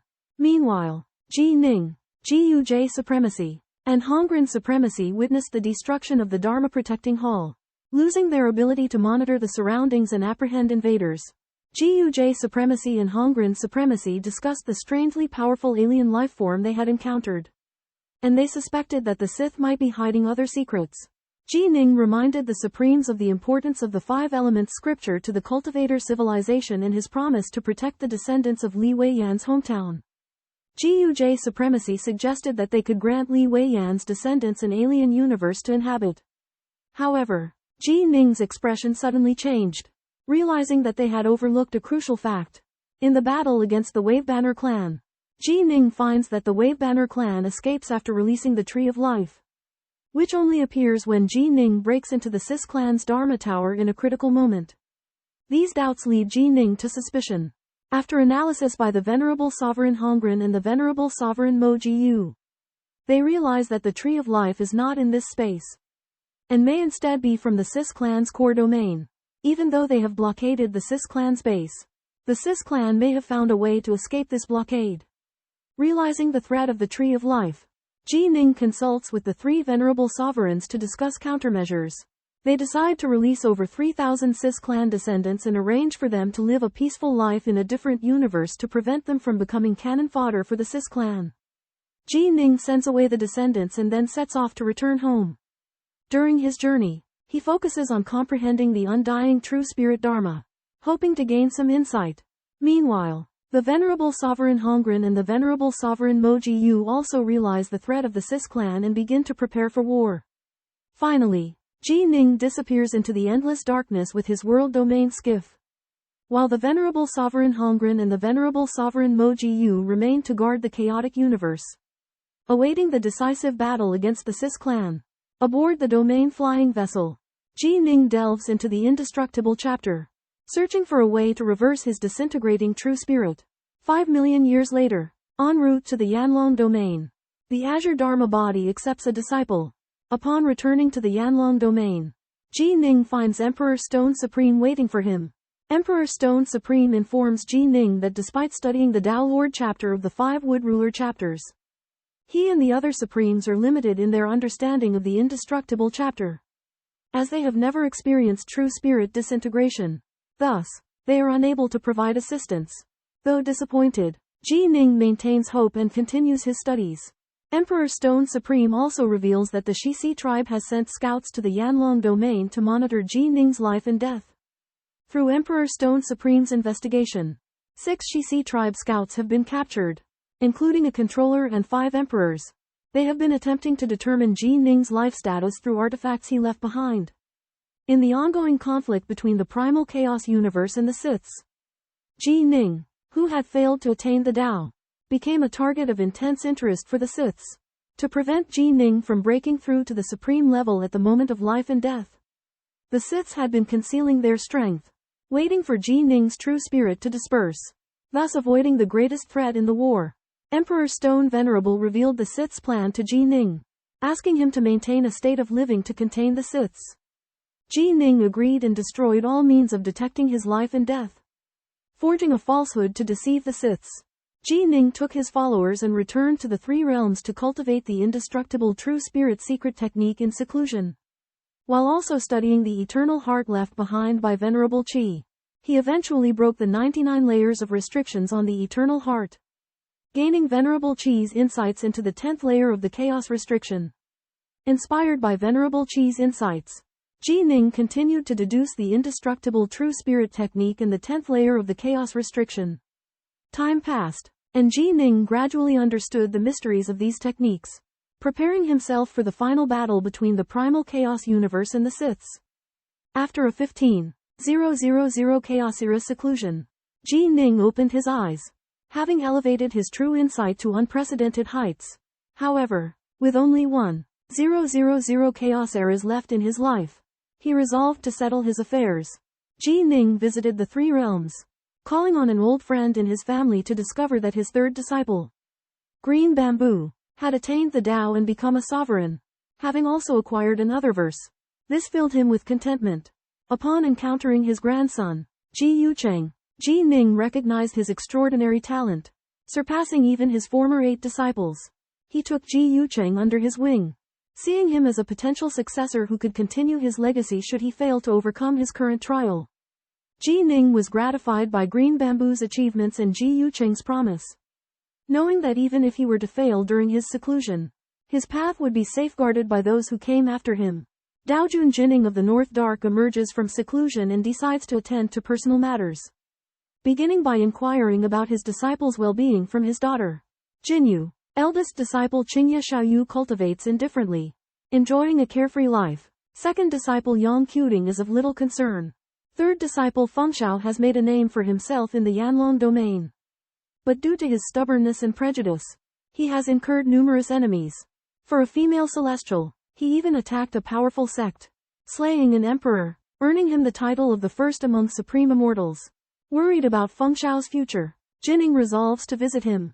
During this time, he also meets with his close friend, the sect master of Juchen, who reveals his intention to merge with the Tao. With Jining's guidance, Juchen has attained great proficiency in the water element, becoming a potential candidate for the title of the first supreme immortal of the Yanlong domain. However, Juchen offers to cede his position to Jining's third disciple, Fengxiao. Jining then pays a visit to Fengxiao, discovering him disillusioned and resigned to spending his remaining days in the mortal world. Jining respects Fengxiao's decision, sharing a drink with him and advising him to follow his instincts without fear or guilt. After tending to his disciples and friends, Jining departs from the Yanlong domain. Resuming his travels, he remains conscious of the severity of his crumbling true essence, recognizing that this journey may be his last meeting with Juchen and Fengxiao. Nonetheless, he clings to a glimmer of hope, determined to risk everything in a desperate attempt to reverse the disintegration of his true essence and achieve the merging of the Tao. Amidst the ebb and flow of time, Jining encounters the prodigious Ji Yucheng, taking him as a disciple, only to discover his flawed Tao heart. To remedy Yucheng's deficiency, Jining devises the illusory swordplay of Tao heart, urging him to seek enlightenment within himself. During one of his quests, Jining witnesses the demise of Tao monarch Qingwan, lamenting his sacrifice in a mutual annihilation. Afterwards, Jining visits the carefree Tenguo Mengya, engaging in philosophical discourse. Simultaneously, Qinin, a mundane otaku, inexplicably enters the myriad tribulation space created by Tao monarch Feng. In this realm where chaos and stars collide, Qinin emerges victorious through countless trials, displaying exceptional wisdom and tenacity.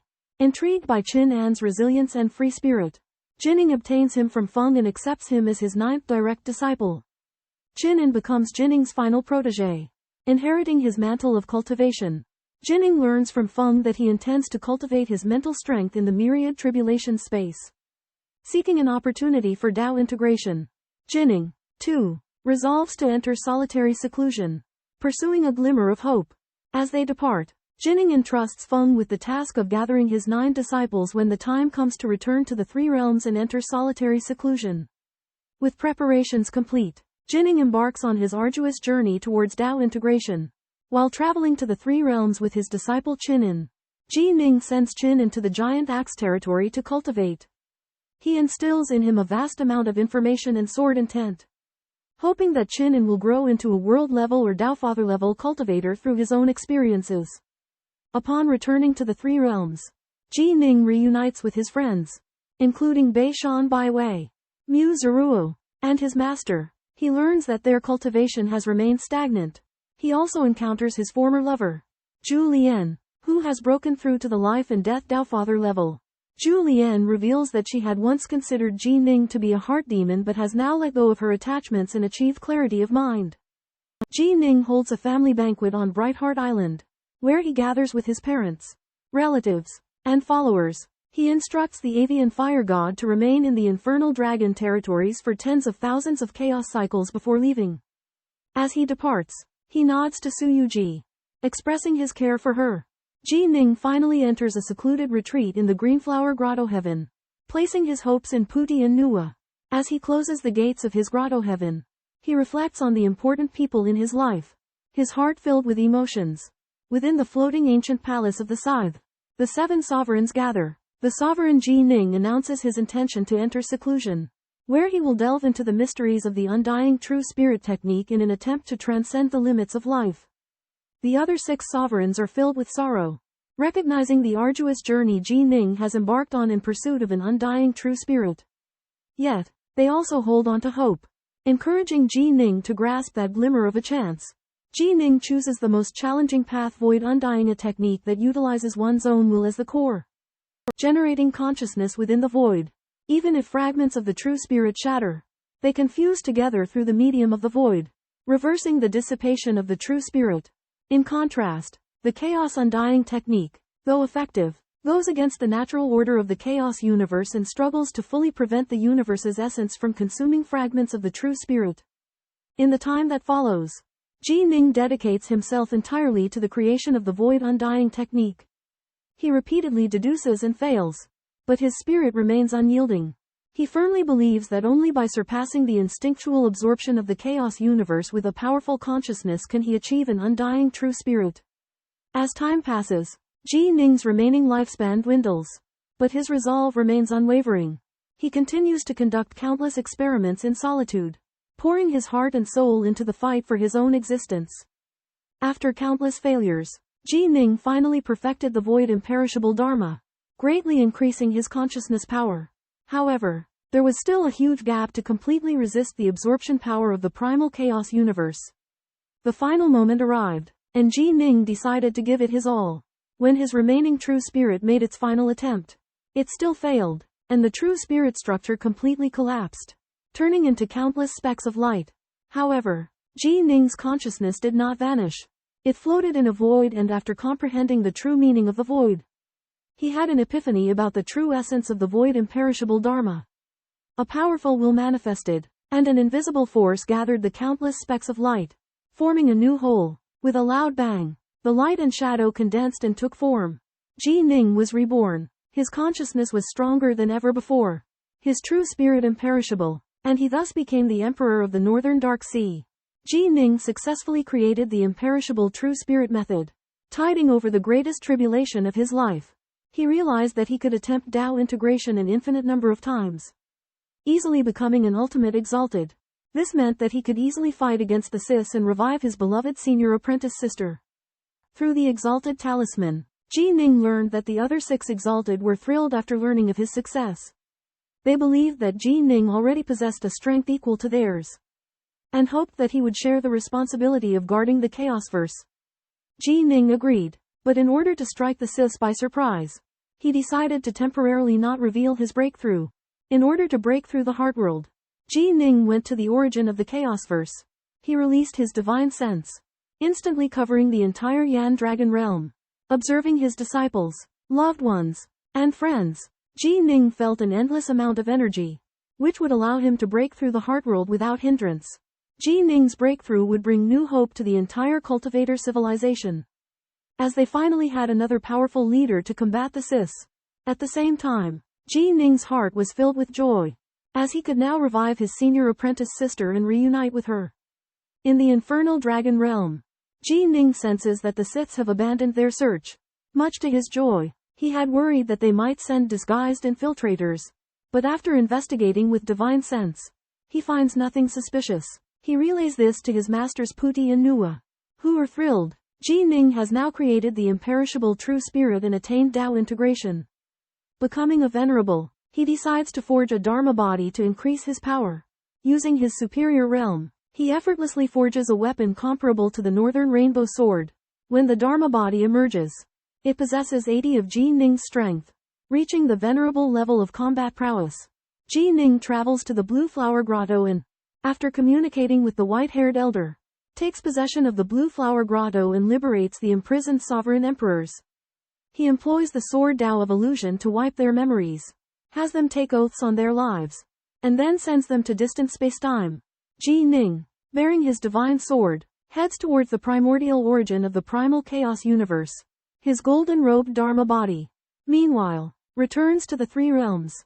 At the primordial origin, the seven sovereigns gather to congratulate Ji Ning on his ascension to the venerable realm. Ji Ning declares that he will continue to cultivate and enhance his strength to prepare for the possible threat from the Siths. Venerable Heaven Devourer agrees to provide Ji Ning with a 1,000-fold acceleration of time to aid his cultivation. In the vast universe of chaos, the youth in white, Ji Ning, stands above the boundless lake of the essence of water, absorbing the infinite primordial energy. 6 venerables watch, astounded by Ji Ning's mind world constructed with his eternal ultimate sword Dao. On par with venerable level mind worlds, Ji Ning sets his sights on expanding his mind world to the degree of an eternal existence. Becoming an emperor, cultivating a mind world, however, is unlike any other Dao, requiring continuous stabilization and expansion. With his ultimate Dao, Ji Ning has the potential for a flawless mind world. To expand his mind world, Ji Ning ventures into the endless darkness, absorbing energy for 300 billion years. Meanwhile, Ji Ning forges in the three realms a set of 6 golden divine swords known as the North Moon Swords as a counter to the Sith race. He then retreats to the endless darkness once more. After 120 grand chaos cycles, he successfully trains the improved 10th level of chaos prohibition, discards the previous Azure Flower technique, and recultivates a perfected version of the Azure Flower technique. This perfected Azure Flower technique generates a new power within Ji Ning known as Vitality. Vitality is thousands of times stronger than the divine and magical power of emperors, enhancing Ji Ning's eternal ultimate sword Dao by 20 to 30%, allowing him to gradually create the Dao of Light Sword, Dao of Darkness Sword, Dao of Samsara Sword, Dao of Sword Formation, and Dao of Cause and Effect Sword, after 3,900,000 grand chaos cycles of cultivation. Ji Ning finally incorporates the Dao of Cause and Effect into his sword Dao, completing his arduous cultivation journey. After 6 million chaotic eras of secluded cultivation, Ji Ning emerged from seclusion, bringing with him his newly created Azure Flower Dharma Door. This Dharma Door can transform various energies, such as divine power and mana, into a new force, greatly enhancing the body, soul, and true spirit. 6 Supremes gathered to test the Azure Flower Dharma Door and discovered that it significantly enhanced the conversion efficiency of supreme divine power, increasing their strength by 2030. They realized that this would greatly elevate the overall strength of the cultivator civilization, promoting the birth of hegemons and supremes. Hanrin Supreme lamented that Qi had been working on creating this Dharma Door all along, and now Ji Ning had finally completed it. Mo Jiu Supreme pointed out that time was their greatest enemy if they had more time. They could cultivate more experts. Ji Ning suggested imparting the True Spirit Immortal Dharma Door in advance to force the Shishi clan into action, thereby uncovering their plans. Hanrin Supreme agreed, believing that even if the Shishi clan had means of escape, they would be apprehensive, allowing them to seize the opportunity to increase their strength. Ji Ning returned to the three realms, living a carefree life and maintaining a tranquil state of mind to cultivate his temperament. After more than 200 chaotic eras, Zhu Chen succeeded in combining the Daos, bringing great comfort to Ji Ning. The entire cultivator civilization began to discreetly impart the True Spirit Immortal Dharma Door, bolstering their strength. However, as time passed, Ji Ning realized that the Shishi clan would not remain idle, and a great war was imminent. In the cavern of Hongren Supreme, the Supreme is pondering over the relics of the Cthulhu race, planning to forge a peculiar weapon to enhance the strength of the cultivator's civilization and prepare for the war. However, he abruptly senses a horrifying crisis facing the origin of the chaotic universe. It appears as if the entire origin is to be eradicated. At the same time, out in the wilderness, Borlin Supreme is also conducting an experiment to create the perfect life form. Nevertheless, he too senses the crisis and understands that the origin of the chaotic universe is facing destruction. On the Island of Clarity in the Three Realms, Ji Ning is playing a game of chess with Chu Yi, while Ji Mingyue watches on from the side. In sensing the crisis, Ji Ning finds out that the epicenter is the distant silver-white spiral. He and Supreme Akam arrive first on the scene and discover within the spiral a gigantic spherical object emitting an endless crisis, rapidly devouring the surrounding energy. Ji Ning and the autarchs discover a massive, silver-white vortex core celestial body that is devouring the power of the Chaosverse, threatening the entire universe. The autarchs speculate that it is the Shiate's trump card, a terrifying weapon designed to weaken the Chaosverse. Sensing the immense danger within the hive celestial body, Ji Ning realizes that even venturing inside with the 7 autarchs may not guarantee their safety. After deliberation, the autarchs decide to send Ji Ning and Taoist Whitespace, who excels at sensing space, into the hive to investigate. Ji Ning and Taoist Whitespace team up to enter the silver-white vortex. After traversing the passage, they find that the hive celestial body is a colossal entity comparable in size to a dominion. Its surface is riddled with countless dark cavities that devour all energies. Landing on the celestial body, Ji Ning and Taoist Whitespace are protected by an invisible layer of defense that shields them from the ferocious crushing forces. They take in the full view of the hive celestial body and begin their in-depth exploration, seeking to unravel and destroy this formidable threat. Ji Ning and Mo Jiyu travel high-speed over the surface of the nesting celestial body, investigating but finding nothing, so they decide to venture inside. They choose a billion-mile-wide abyss and travel deep into it, finding countless floating spacetimes that pull at each other with great force. Ji Ning and Mo Jiyu attack the spacetimes with full force but discover that they regenerate, rendering them indestructible. They realize that these spacetimes are merely tools wielded by the nesting celestial body, and they must find its true source. Ji Ning, with his keen proficiency in formations, observes the movements of the spacetimes and finally locates the key area of the nesting celestial body. However, as they approach, a fiery red tail sweeps by, knocking Ji Ning back. 2 beings of immense power then emerge through the spacetimes, a tall, skinny humanoid with 1 eye and a massive turtle dragon-like creature. They introduce themselves as paramount sovereign lifeforms and say they have been expecting Ji Ning and Mo Jiyu. Against these 3 formidable opponents, Ji Ning and Mo Jiyu feel pressured. They must locate the nesting celestial body's true source to destroy it completely. They sense that this battle will be an immense challenge. In a gigantic lair, 3 supreme-level strange beings appear: the red-scaled mountain monster, the slender one-eyed creature, and the dragon turtle-like creature. They fix their gaze upon Ji Ning and Mo Jiyu, declaring that they must kill the 3 cultivator leaders to attain their freedom. Ji Ning tries to negotiate out of the conflict, suggesting that destroying the lair might provide a way out. But the strange beings reveal that they were ordered to guard the lair for a chaos cycle and that breaking the pact would result in them losing their freedom. They express skepticism about Ji Ning's ability to crack the lair's formation and prepare for battle. The slender one-eyed creature launches the first attack, overwhelming Mo Jiyu with its extraordinary speed. Meanwhile, the red-scaled mountain monster clashes head-on with Ji Ning. Having cultivated for 6 million chaos cycles, Ji Ning is brimming with confidence, transforming into a 3-headed, 6-armed form and wielding 6 northbow swords. Ji Ning readies himself for an all-out battle. He anticipates the upcoming fight with excitement, as this will be his first true and unrestrained battle. Ji Ning clashed with a colossal fiery red-scaled creature in his mammoth form. Despite Ji Ning's smaller size, his illusory sword Dao deceived his adversary, leading it to perceive him as an illusion. Seizing this chance, Ji Ning shattered the creature's impenetrable scales with his Wind Thunder Annihilation and 6 North Moon Swords Samsara Sword Dao, damaging its core. However, the creature unleashed an inferno, repulsing Ji Ning's domain and avatar. Ji Ning then shifted his approach, leveraging his speed and illusory sword Dao mastery to navigate a million-mile-wide illusory world. Seeking an opening, after relentless assaults, Ji Ning finally cleaved through the creature's scales with Samsara Sword Dao, inflicting a deep wound and severing its tail.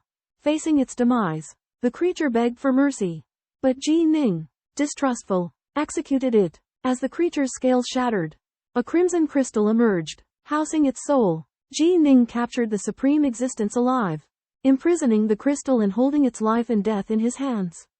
With the crystal in his possession, Ji Ning challenged the 2 remaining supreme beings, demanding their allegiance to either the cultivator civilization or the Fuxi tribe. In the chaotic cosmos, three paramount existences: a dragon tortoise, a tall, one-eyed being, and Tagu Zhurjun engaged in a life-and-death battle. Tagu Zhurjun urged the other two to join their ranks, offering them release after deciphering the celestial weapon in the nest. However, the dragon tortoise and the tall, one-eyed being declined, confident in their superior speed. During the intense battle, Jining displayed his formidable swordsmanship, forcing the dragon tortoise into a corner. Despite its invulnerable body, the dragon tortoise could not harm Jining. Tagu Zhurjun revealed that unless they used karmic means to drain the dragon tortoise's essence, it could not be killed. Jining recognized that the tall, one-eyed being was the weakest of the three and swiftly charged towards it. The tall, one-eyed being evaded Jining's sneak attack with its speed, mocking the strength of his blows. However, Jining employed the sword array Dao, trapping the being in an illusion of billions of sword lights. Although its body was resilient, it was unable to break the array within the illusion. Jining approached stealthily and delivered a fatal blow. The tall, one-eyed being called out to the dragon tortoise in desperation. But it was too late. Jining calmly informed it that his array would render the being completely helpless, leading to its inevitable demise. Facing the tall, one-eyed creature, Jining deployed a powerful illusion array, trapping its agility and speed. Despite the one-eyed creature's brute force, Jining's dark sword lights attacked from all directions, eventually collapsing its body and capturing its life core. Jining and the demon sovereign of Split Cloud Valley then encountered another sovereign-level creature, a mountain-scale creature whose scales were almost impenetrable.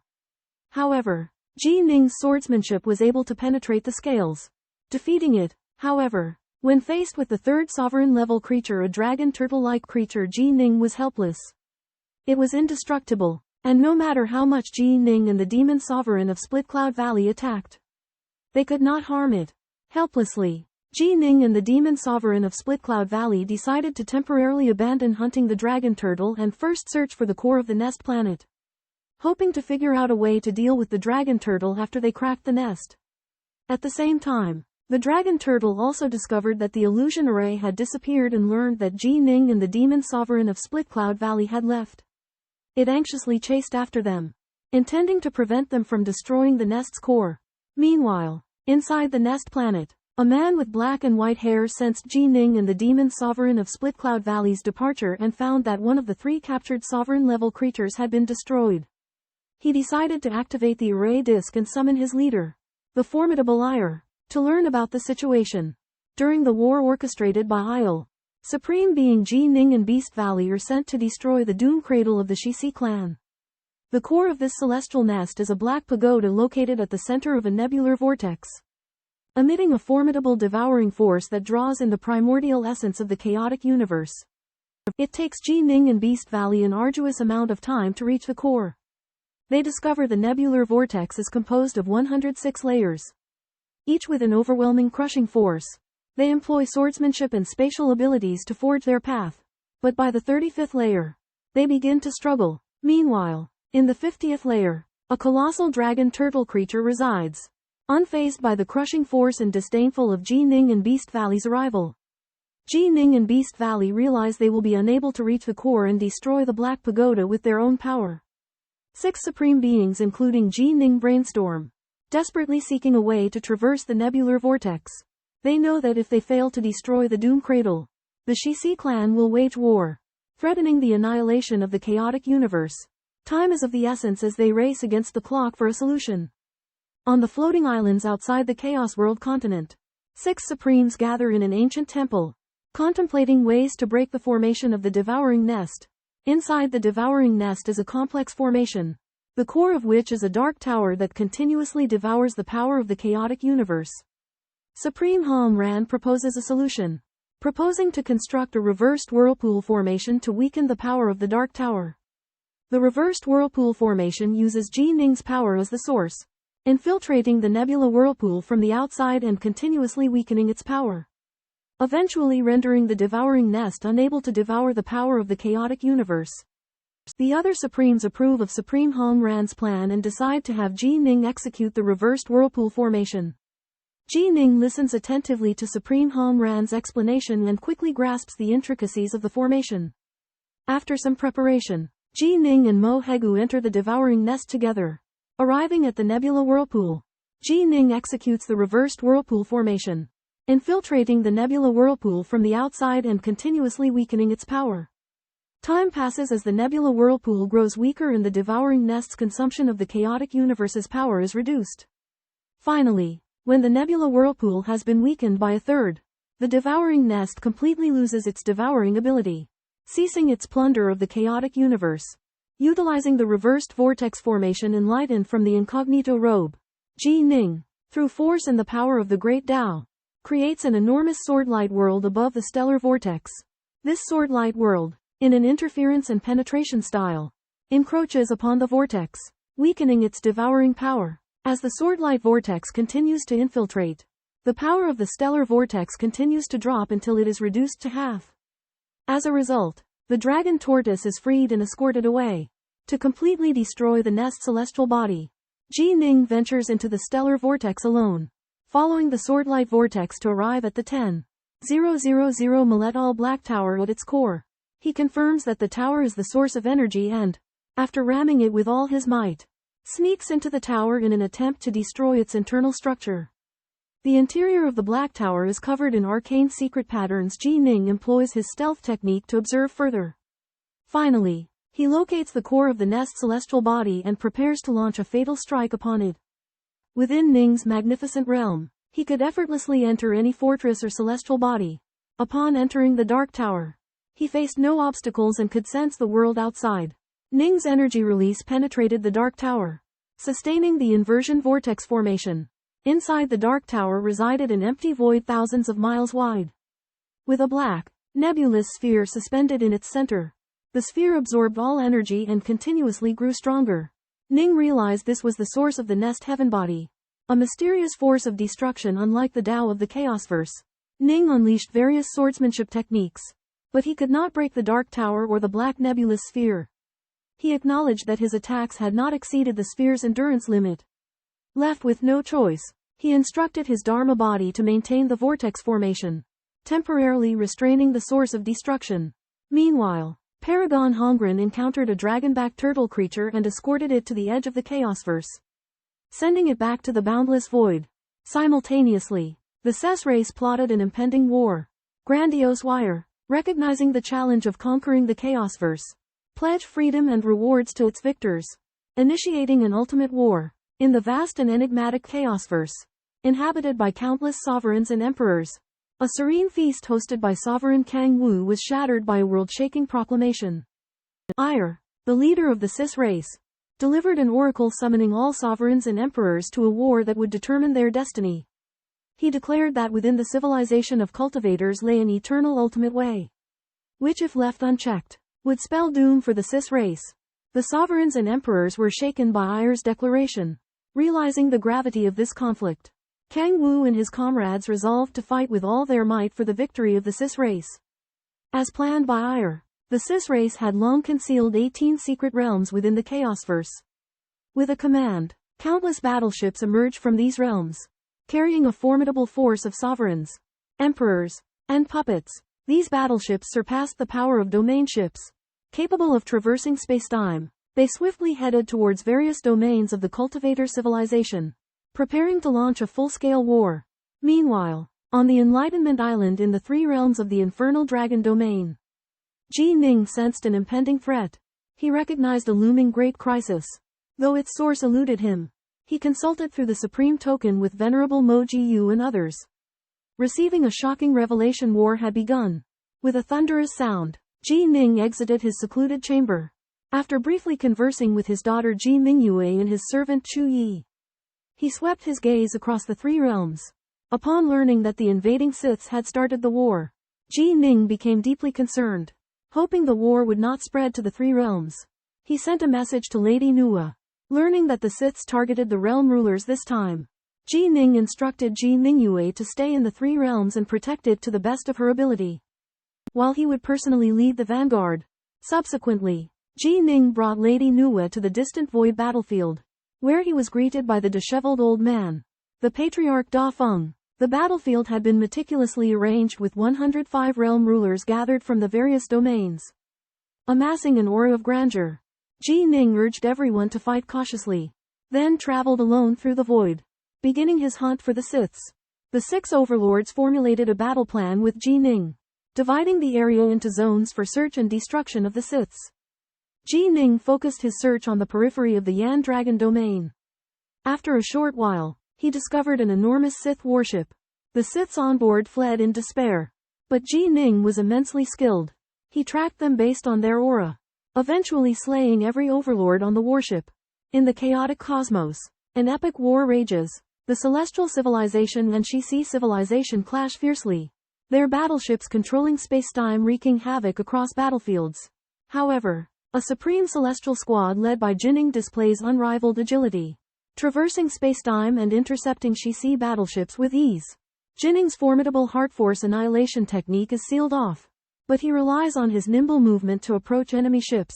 Shi'Si lords fleeing the battleships are ruthlessly slaughtered, while hidden personnel outside are annihilated by Jining's heart force. Penetrating the battleships, Jining captures numerous Shi'Si descendants while mercilessly eliminating all resistors. Simultaneously, intense battles erupt in other void battlefields.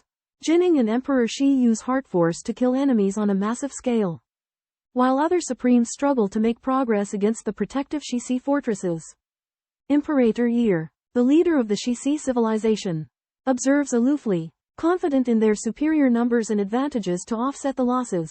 But Jining races against time as more battlefields fall into crisis with the escalating conflict. Jining and the Supremes rush to reinforce, but time and distance become relentless barriers. Ultimately, only one of the 26 battlefields, the Hulong battlefield, is salvaged, while the others collapse, resulting in devastating losses for the Celestial Civilization. In the vast and chaotic cosmos, a protracted war has been raging for half a year between the Cultivator Civilization and the Sith clan. The 7 most powerful leaders of the Cultivator Civilization, including Ji Ning, have been tirelessly searching for the warships of the Sith clan. However, the Sith clan warships are exceptionally elusive, and their movements are becoming increasingly erratic as they launch attacks on multiple battlefields.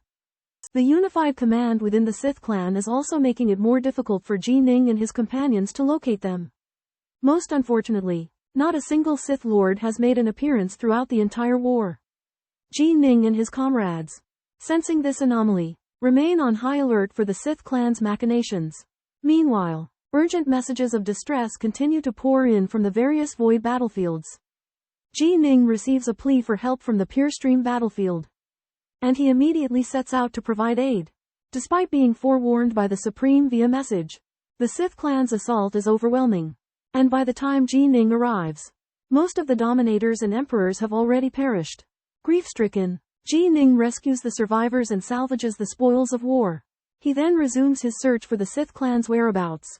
Soon, another desperate message arrives, this time from the Silent Cloud battlefield. Ji Ning's heart sinks as he learns that the battlefield where his disciple Qingzu Yongqing is stationed is under siege. However, he knows that it will take 19 days to reach the Silent Cloud battlefield, and the Cosmic Eater Supreme will not be able to arrive in time. Tormented, Ji Ning reluctantly resigns himself to abandoning the Silent Cloud battlefield, recognizing that its sacrifice is necessary for the greater war effort. The war rages on, and Ji Ning continues his relentless search through the darkness for the Sith clan. Wary of their unknown machinations, amidst boundless darkness, Ji Ning was tormented with anxiety and anguish as he was unable to rescue his beloved disciple Qingzu, who was trapped in the submerged cloud battlefield.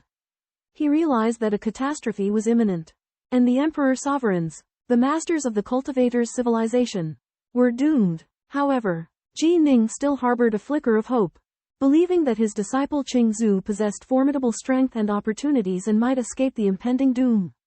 He pinned his faith on Qingzu's unwavering Dao heart, the power of the Otherverse Lord, and the treasures he had bestowed upon him. Ji Ning's Dharma body was trapped in the nest of destruction and unable to reach the submerged cloud battlefield. At that moment, only 13 supreme warriors were scattered across the entire Chaosverse. Amidst this catastrophe, Qingzu's fate hinged on his own strength and cunning.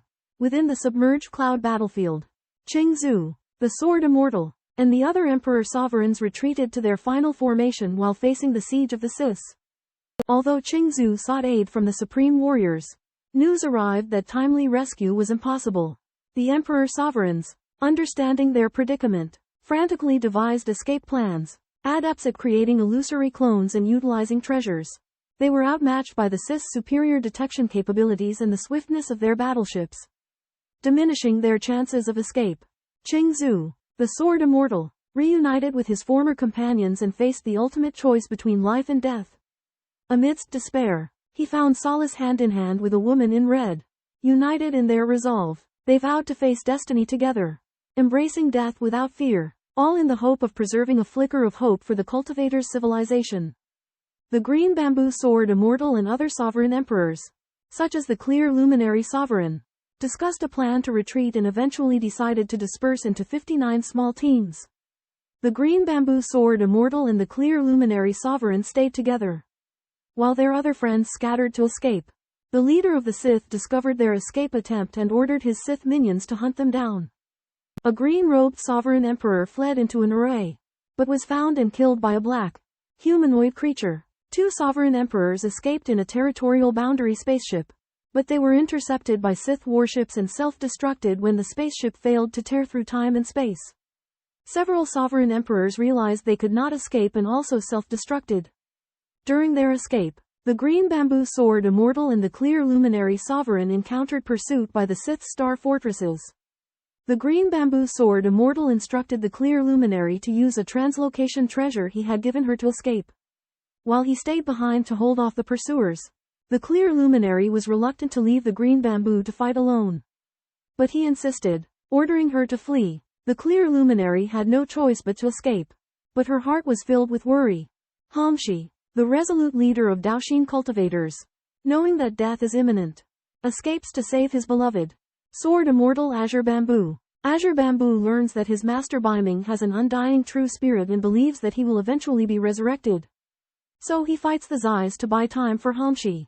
After Hamshi escapes, Azure Bamboo fights the Zais to the death, wielding the power of the 9 leaf-shaped treasures comparable to the Lord of Radiance. However, the arrival of a Zais battleship breaks the stalemate, forcing Azure Bamboo to self-destruct. Sensing Azure Bamboo's death, Hamshi is devastated but trusts that his love will be resurrected. Meanwhile, almost all cultivators on the Hidden Cloud battlefield have fallen, leaving Hamshi as the sole survivor. Ji Ning, informed of Azure Bamboo's demise, mourns but acknowledges the inevitability of war. He turns his grief into strength, determined to eliminate more Zais in vengeance. After 4 years of intense fighting, the Zais weaken. However, their venerables finally emerge, their 7 small temples hovering on the Grand Temple Plaza, releasing AWE-inspiring pressure from the 7-seated venerables. Venerable Akong faces peril, and Ji Ning and the other venerables realize the Zais venerables have appeared and that the war has reached its final battle. They resolve to give it their all, no matter the cost, to win this decisive battle for the fate of their civilizations. Trapped deep within the Sith Temple, Supreme Exalter Kong faces the combined might of 7 Sith overlords, confined within an inescapable corridor. Kong withstands an onslaught of attacks from the Sith Masters, including crushing signets and writhing tentacle strikes. Supreme Exalt Hongren manifests his Dharma form to come to Kong's aid but finds his efforts hindered by the powerful formation cast by the 7 Sith overlords, which imprisons Kong. As the Sith overlords prepare to summon additional forces to eliminate Kong, Ji Ning continues his rampage, annihilating Sith dominators and emperors. During the pursuit of a Sith warship, Ji Ning stumbles into an ambush. He finds himself within a colossal grey temple, surrounded by 8 pillars, each occupied by a Sith overlord. A lanky Sith overlord confronts Ji Ning, revealing their awareness of the 7 exalts aligned with the cultivators and questioning the identity of the 7th. In the vast halls of the grey-white temple, the 8 Sith lords seek the 7th and mysterious leader of the cultivation world. They speculate it to be either the recently ascended Supreme Being, or the North Sea Emperor, the latter being more threatening to the Sith clan. A radiant figure appears, identifying as Ji Ning, then departing as a streak of light. The Sith lords immediately cast an illusion formation, which Ji Ning effortlessly breaks through, demonstrating his formidable strength of mind and mastery of formations. In response, the Sith lords activate the ultimate killing formation, the time and space restriction formation, trapping Ji Ning. Despite his proficiency in time, space, and formations, Ji Ning has considerable difficulty in breaking this formation. The Sith Lords send news of Ji Ning's entrapment to Earl. Upon learning that it might be the North Sea Emperor, Earl is shocked and enraged, deciding to personally confront him. Meanwhile, Ji Ning also sends a message to the other 6 supreme beings, informing them of his predicament and urging them to be wary of other Sith clan squads. In the fierce war of the chaotic universe, the civilization of cultivators faces the fierce onslaught of the Sith race. The supreme beings are ordered to forbid their avatars from taking action to avoid being trapped and eroding the fighting power of civilization. Ji Ning is trapped in the 8 Revolutions Spacetime Temple, while Hong Ran Supreme and others assist him in deciphering the magic array remotely. However, the powerful Supreme Lord Isle of the Sith race has come to support. He ignores the exclusion of the chaotic universe with amazing speed, and is expected to arrive in 82 days. As time goes on, Ji Ning's situation becomes increasingly difficult. The incarnations of Hong Ran Supreme and Yikong Supreme fall into crisis one after another. The incarnation of Hong Ran Supreme sacrifices himself, and Yikong Supreme escapes with serious injuries. The incarnation of Po Lin Supreme is also trapped, weakening the fighting power of the cultivator civilization. Supreme Mo Ji Yu is ready to go to assist Ji Ning. But Ji Ning refuses, because he understands that the arrival of Supreme Mo Ji Yu will not help. Ji Ning comprehends the magic array alone, and time keeps passing by, but the key to cracking the array has not yet been found. Ayel's approach is like a sharp blade hanging over Ji Ning's head, making the situation more dangerous. The outcome of this war depends on whether Ji Ning can crack the magic array and escape before Ayel arrives, and whether the cultivator civilization can withstand the sustained offensive of the Sith race. As time goes on, the situation becomes more and more tense, and every minute and every second is crucial. In the vast 8 Revolutions temporal spatial godly palace, Emperor Ji Ning of the Northern Crag is trapped within a spacetime formation. The 8 venerables of the Sith race at the edge of the godly palace monitor his every move closely. They control the formation and have discovered that Ji Ning is highly proficient in formations, illusions, and the Tao of spacetime, an ultimate emperor with profound cultivation. Even so, Ji Ning unravels the intricate spacetime formation in a mere 30 days, shocking the Sith venerables. However, their joy is short-lived as Ji Ning soon falls into the even more formidable 8 Revolutions formation. The 8 Revolutions formation is an enclosed, fiery space composed of 8 separate worlds, including ice, water, life, and earth. Ji Ning continually breaks through the spatial membranes, passing from one world to another. But he can find no way out, as if he is caught in an endless loop. As the days pass, the Sith venerables grow complacent, for the 8 Revolutions formation is far more difficult than the spacetime formation. However, with his thoughts accelerated 100-fold in the help of 6 supreme beings, Ji Ning gradually comes to realize that the space within the 8 Revolutions formation is not truly infinite but possesses certain patterns and secrets. Over time, Ji Ning finally uncovers the secrets of the 8 Revolutions formation and cracks its operating principles.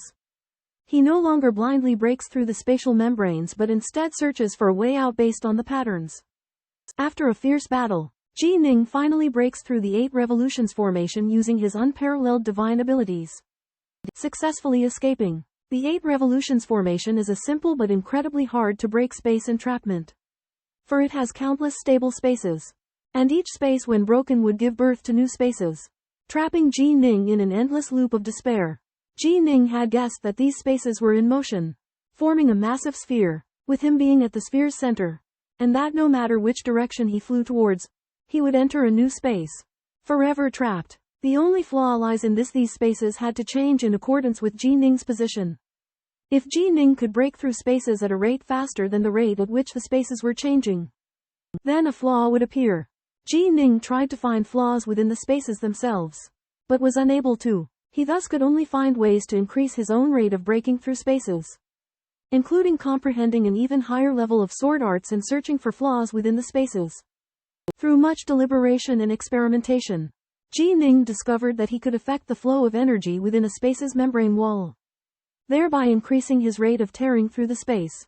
And thus, Ji Ning transformed into a 6-armed, 3-headed giant, unleashing powerful sword arts while simultaneously affecting the flow of energy, preventing the space's membrane wall from being replenished with energy. Under Ji Ning's relentless assault, The space he was in began to tremble, giving birth to 3 enormous gaps. Through the gaps, Ji Ning could see 3 other different spaces.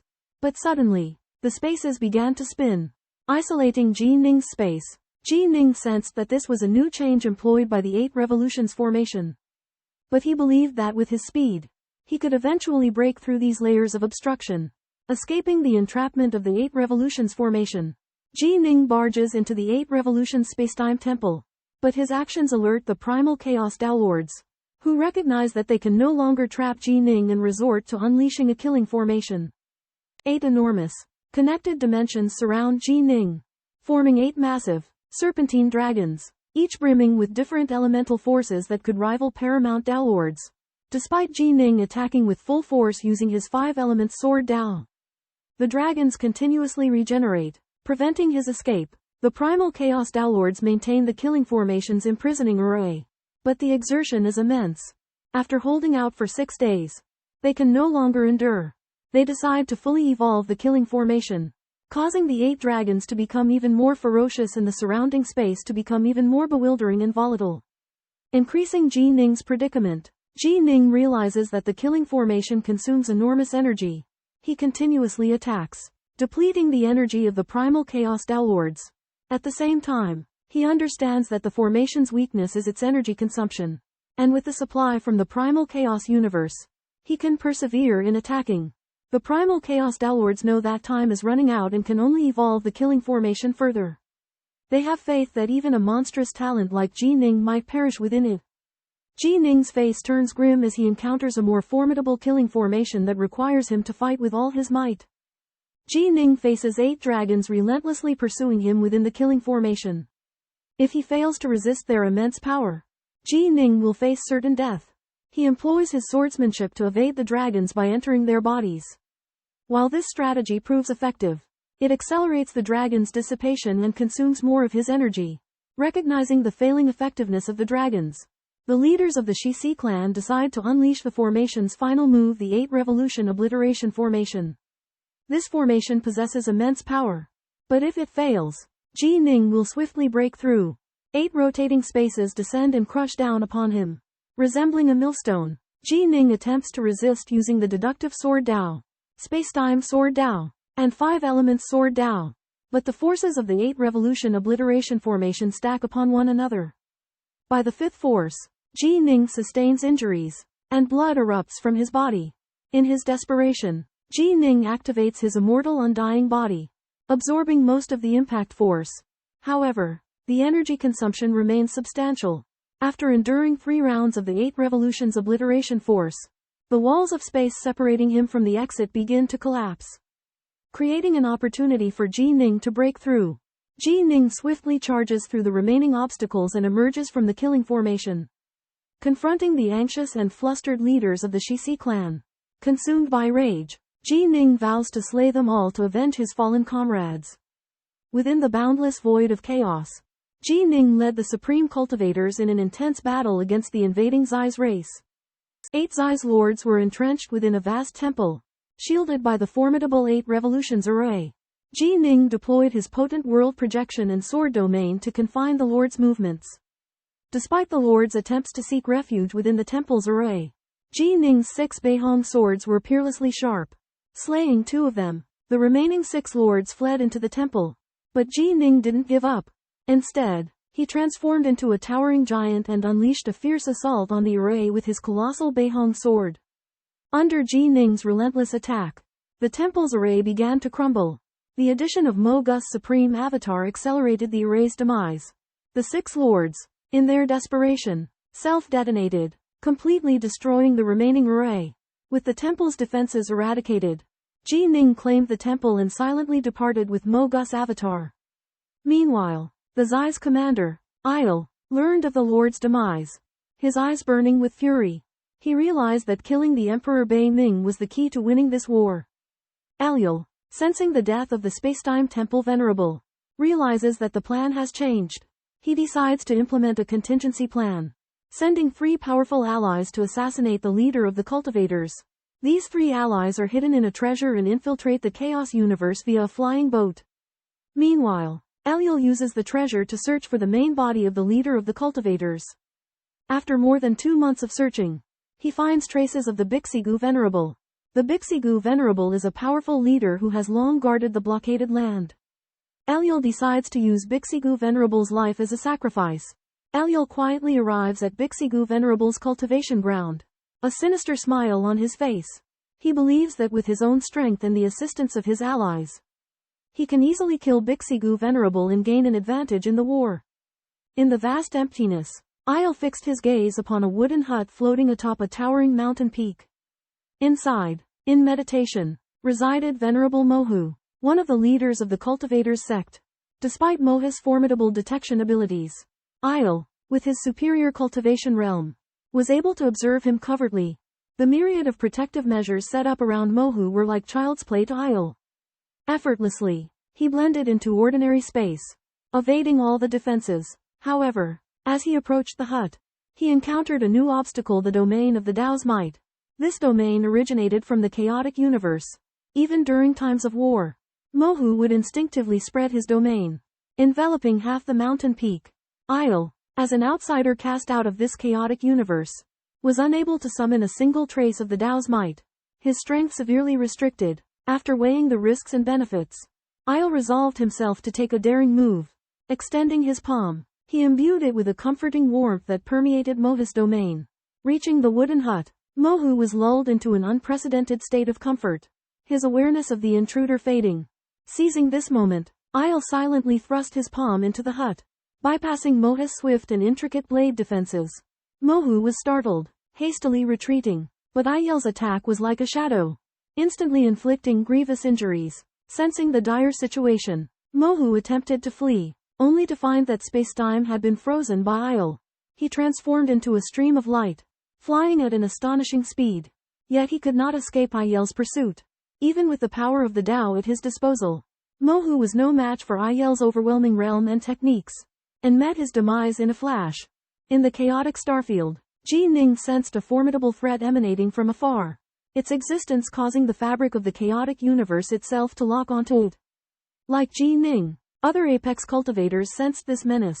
Learning of its name, Eliel, a formidable being of the Sheath race, the exits were shunned by the chaotic universe and unable to wield the power of the Tao. Yet Eliel displayed strength surpassing that of a Supreme, gravely injuring the Space A Department 9 Live Supreme with a single move. His profound realm allowed him to manipulate time and space with ease, and his illusions were formidable. Eliel revealed himself to be an ultimate Supreme, shocking and alarming Ji Ning and the others. He used illusions and a domain of light to try to subdue the 9 Live Supreme. But within the chaotic universe, he couldn't draw on the Tao's might, weakening him somewhat. The 9 Live Supreme countered with his free and natural Golden Bridge, a construct that could leverage the power of the chaotic universe's origin, making him nearly invincible within it.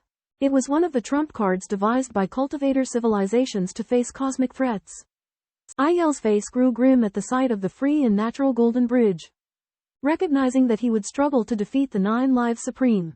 But he refused to yield, for he understood that this battle was a crucible for the fate of the Sheath race.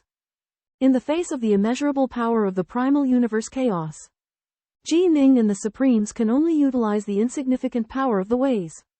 However, the Shelter Pagoda allows them to control more of the primal universe energy, increasing their defensive capabilities. The cultivator's side possesses the Supreme Nirvana Bridge, an imitation of the Shelter Pagoda. Supreme Mo Ji Yu fights against Supreme Ancient Eliel, an ancient supreme of the Shisi clan under the protection of the Supreme Nirvana Bridge.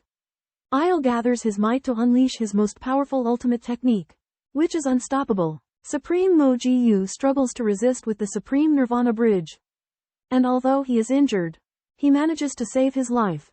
Eliel has also expended a significant amount of energy. After confirming the power of the Supreme Nirvana Bridge, he chooses to retreat. After learning of this battle, Ji Ning and the other Supremes analyze Eliel's techniques and strength. They realize that the Shisi clan has ancient Supremes among its invaders, and that Eliel possesses even more powerful means that he has yet to use. Supreme Mo Gus' revelation of the Supreme Nirvana Bridge enhances their defenses but also alerts the Shisi clan to this trump card. Eliel subsequently contacts 3 of his subordinates, instructing them to first trap the leaders of the cultivators before attacking, thus avoiding the defense of the Supreme Nirvana Bridge. In the desolation of the star, there stands a stone house where the white-haired and dispirited Supreme Pulin drinks alone. The supreme leader of the chaotic universe gazes at the stars and spills his fine wine, bringing new life to the earth. But he is obsessed with the origin of life and death. Suddenly, a tremor came from billions of miles away in the void, and a behemoth appeared. It was a one-eyed gray bear-like supreme strange creature. The gray bear waved a palm, shattering the stars. Supreme Pulin summoned the free gold bridge and used its powerful claws to resist. But he was still forced to retreat. Just then, the void changed, and an endless grassland enveloped Supreme Pulin. There were 9 layers of clouds above the grassland, and each layer was indestructible. 3 supreme strange creatures flew out from the clouds: a one-eyed gray bear, a humanoid creature with crimson eyes and white fur, and an evil creature like a dark cloud. Supreme Pulin realized that the threat of the grassland far surpassed that of the previous temple. But he was confident that the free gold bridge could save his life. However, the clouds of the grassland were thick and tough, and he could not break through them. He could only be trapped in the first layer of the cloud realm. The 3 supreme strange creatures attacked together, and Supreme Pulin was in danger. At this moment, Supreme Pulin did not know that the grassland world was the most terrifying weapon of the Sith invasion. The crisis was far more serious than he had imagined.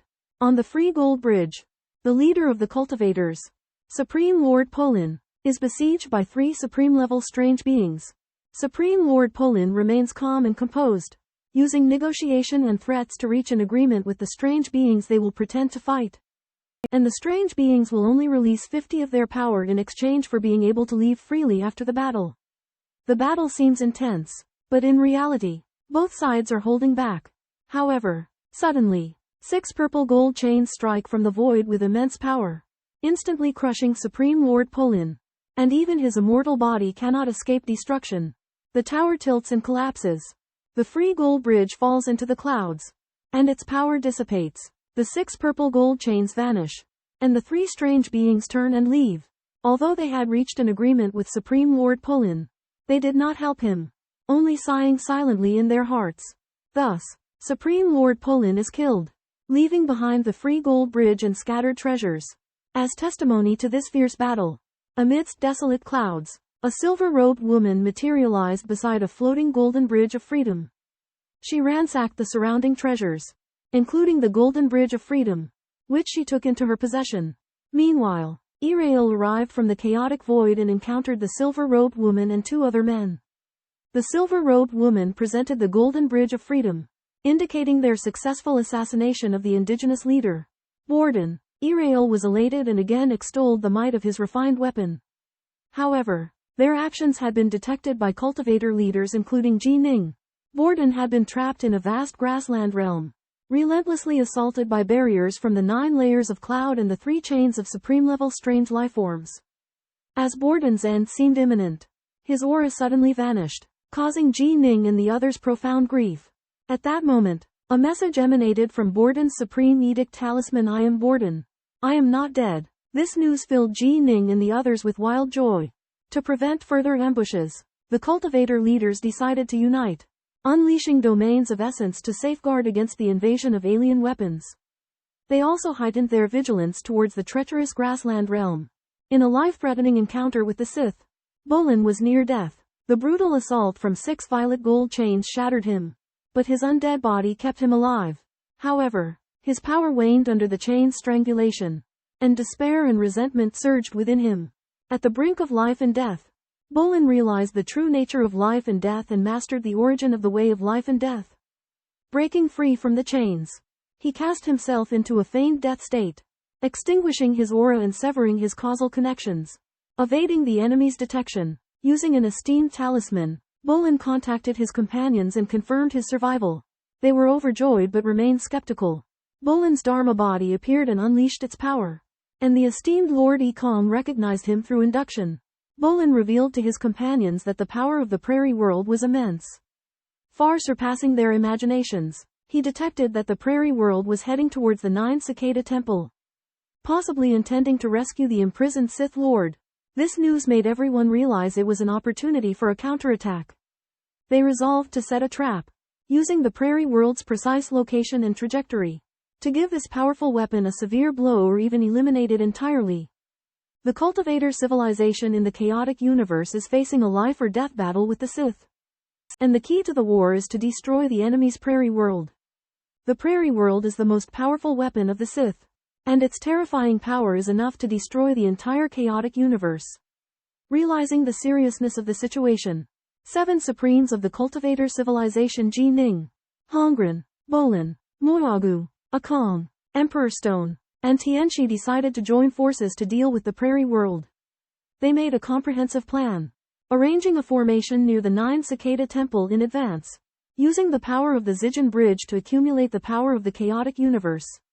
The array is divided into 2 layers, inner and outer, with the 7 Supremes personally presiding over the outer layer, and their Dharmakayas responsible for the inner layer.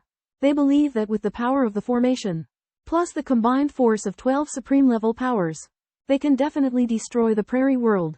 However, in the face of this deadly threat, they also prepared for a retreat. If the situation is bad, the Supremes in the outer layer can evacuate the formation at any time. The arrival of the prairie world is imminent, and the Sith Lords in the 9 Cicada Temple are also anxiously waiting for rescue. Suddenly, a spacecraft appeared, and a silver-white spaceship flew out. The Supremes of the cultivator side knew that the prairie world was hidden in the spaceship. They did not hesitate to activate the formation, and a destructive power instantly surged out, turning the spaceship and the Sith Lord inside into ashes, revealing the true face of the prairie world. 12 supreme powers gathered together, and the power of the formation was fully activated. A life or death battle that will determine the fate of the chaotic universe is about to begin. In the vast chaos, an elliptical spacecraft, Prairie World, carrying a group of Sith warriors, was ordered to rescue their venerable lords imprisoned by the cultivator civilization. However, upon reaching their destination, they found themselves trapped in an enemy's scheme. 3 trapped Sith elders, the man in black robe, the man in red robe, and the lady in silver robe, looked out the spacecraft's window. They witnessed a chaotic, shattered space of formidable power that sent shivers down their spines. The lady in silver robe suspected the cultivator civilization had set a trap to thwart their rescue mission. The elders decided to send 3 supreme-ranked peculiar beings to investigate the formation's power while they remained in the spacecraft. The one-eyed giant bear, the red-eyed white-haired humanoid, and the dark cloud being were terrified but had no choice but to risk their lives under the pressure of the Sith. Meanwhile, the supreme warriors of the cultivator civilization had entrapped Prairie World. Dao Patriarch ordered an all-out attack to break through this powerful spacecraft. Ji Ning, Bo Lin's Dharma body, and 4 other supreme beings employed ranged attacks to bombard it. Under Ji Ning's coordination, the powers of the 6 supremes combined seamlessly, amplifying their might. They guided the 5 Dharma bodies within the formation into a colossal black serpent, which charged towards Prairie World. The 3 supreme peculiar beings seized the chaos to flee, providing the cultivator civilization with an opening to enter Prairie World. Thus, the grand battle commenced, an epic clash that would determine the fate of the universe. On the outskirts of the distant grassland world, 3 supremes of Bazaars gaze cautiously at the chaos. Suddenly, a 5-headed black serpent appears out of thin air, its aura shaking the heavens. Charging at them, the humanoid creature with crimson eyes steps forward valiantly, but is instantly crushed. The ink creature fights hard, but is also seriously injured by the serpent. In the end, only the one-eyed bear creature remains, desperately holding on, but is also wounded by the black serpent's strangulation. Meanwhile, with a wave of his hand, Ji Ning controls the 7 leaders to condense a magnificent divine sword, which flies through the air. The divine sword is incomparably powerful, and the one-eyed bear creature is shattered after attempting to resist, only its core escaping. The divine sword continues to strike downwards, but encounters resistance from the surrounding clouds. Unable to break through completely, Hong Ran steers the black serpent to support the rift in the clouds, allowing the divine sword to attack further. However, the native leaders of the grassland world launch violet gold chains, trying to restrain the black serpent's actions. Ji Ning sends out 36 sharp sword chi with the divine sword to suppress the violet gold chains. The divine sword is unstoppable, piercing through 8 layers of clouds in succession. At this point, Ji Ning summons Bolin to return. since the divine sword has reached the first layer of clouds, where Bolin is hiding. The towering divine sword pierces through the 8 layers of clouds, shrouding Boreas' true form. Boreas deftly escapes the obstacles, evades death, and returns to the divine sword. The supreme being of the Grand Mist and Jin analyze the structure of the grassland world, proposing a strategy to first destroy the 9 layers of clouds, then break the core of the formation. Under Jin and Grand Mist manipulation, the divine sword tears through the clouds, searching for the energy source guiding the formation. The supreme being of Boreas returns to the grassland world in his Dharma body to investigate the truth. Having deciphered the formation connecting the 9 layers of clouds, the divine sword and the black serpent work together to break through the 8 layers of clouds, revealing intricate void runes, the core of the energy guiding formation. Jin strikes the runes with the full force of the divine sword, disrupting spacetime and destabilizing the formation. Meanwhile, deep within the grassland world, 2 men and a woman anxiously discuss countermeasures. They realize the depletion of the source energy and worry that if this continues, the entire grassland world will be breached. Ayer's apparition appears, his expression contorting with anger and concern as he learns of the grassland world's peril. Amidst intense combat, the invading cultivators clashed incessantly with the prairie world, the weapon of the Sith leader Ayer. However, the cultivators' prior arrangements and a betrayal from within the prairie world led to Ayer's forces being forced into retreat.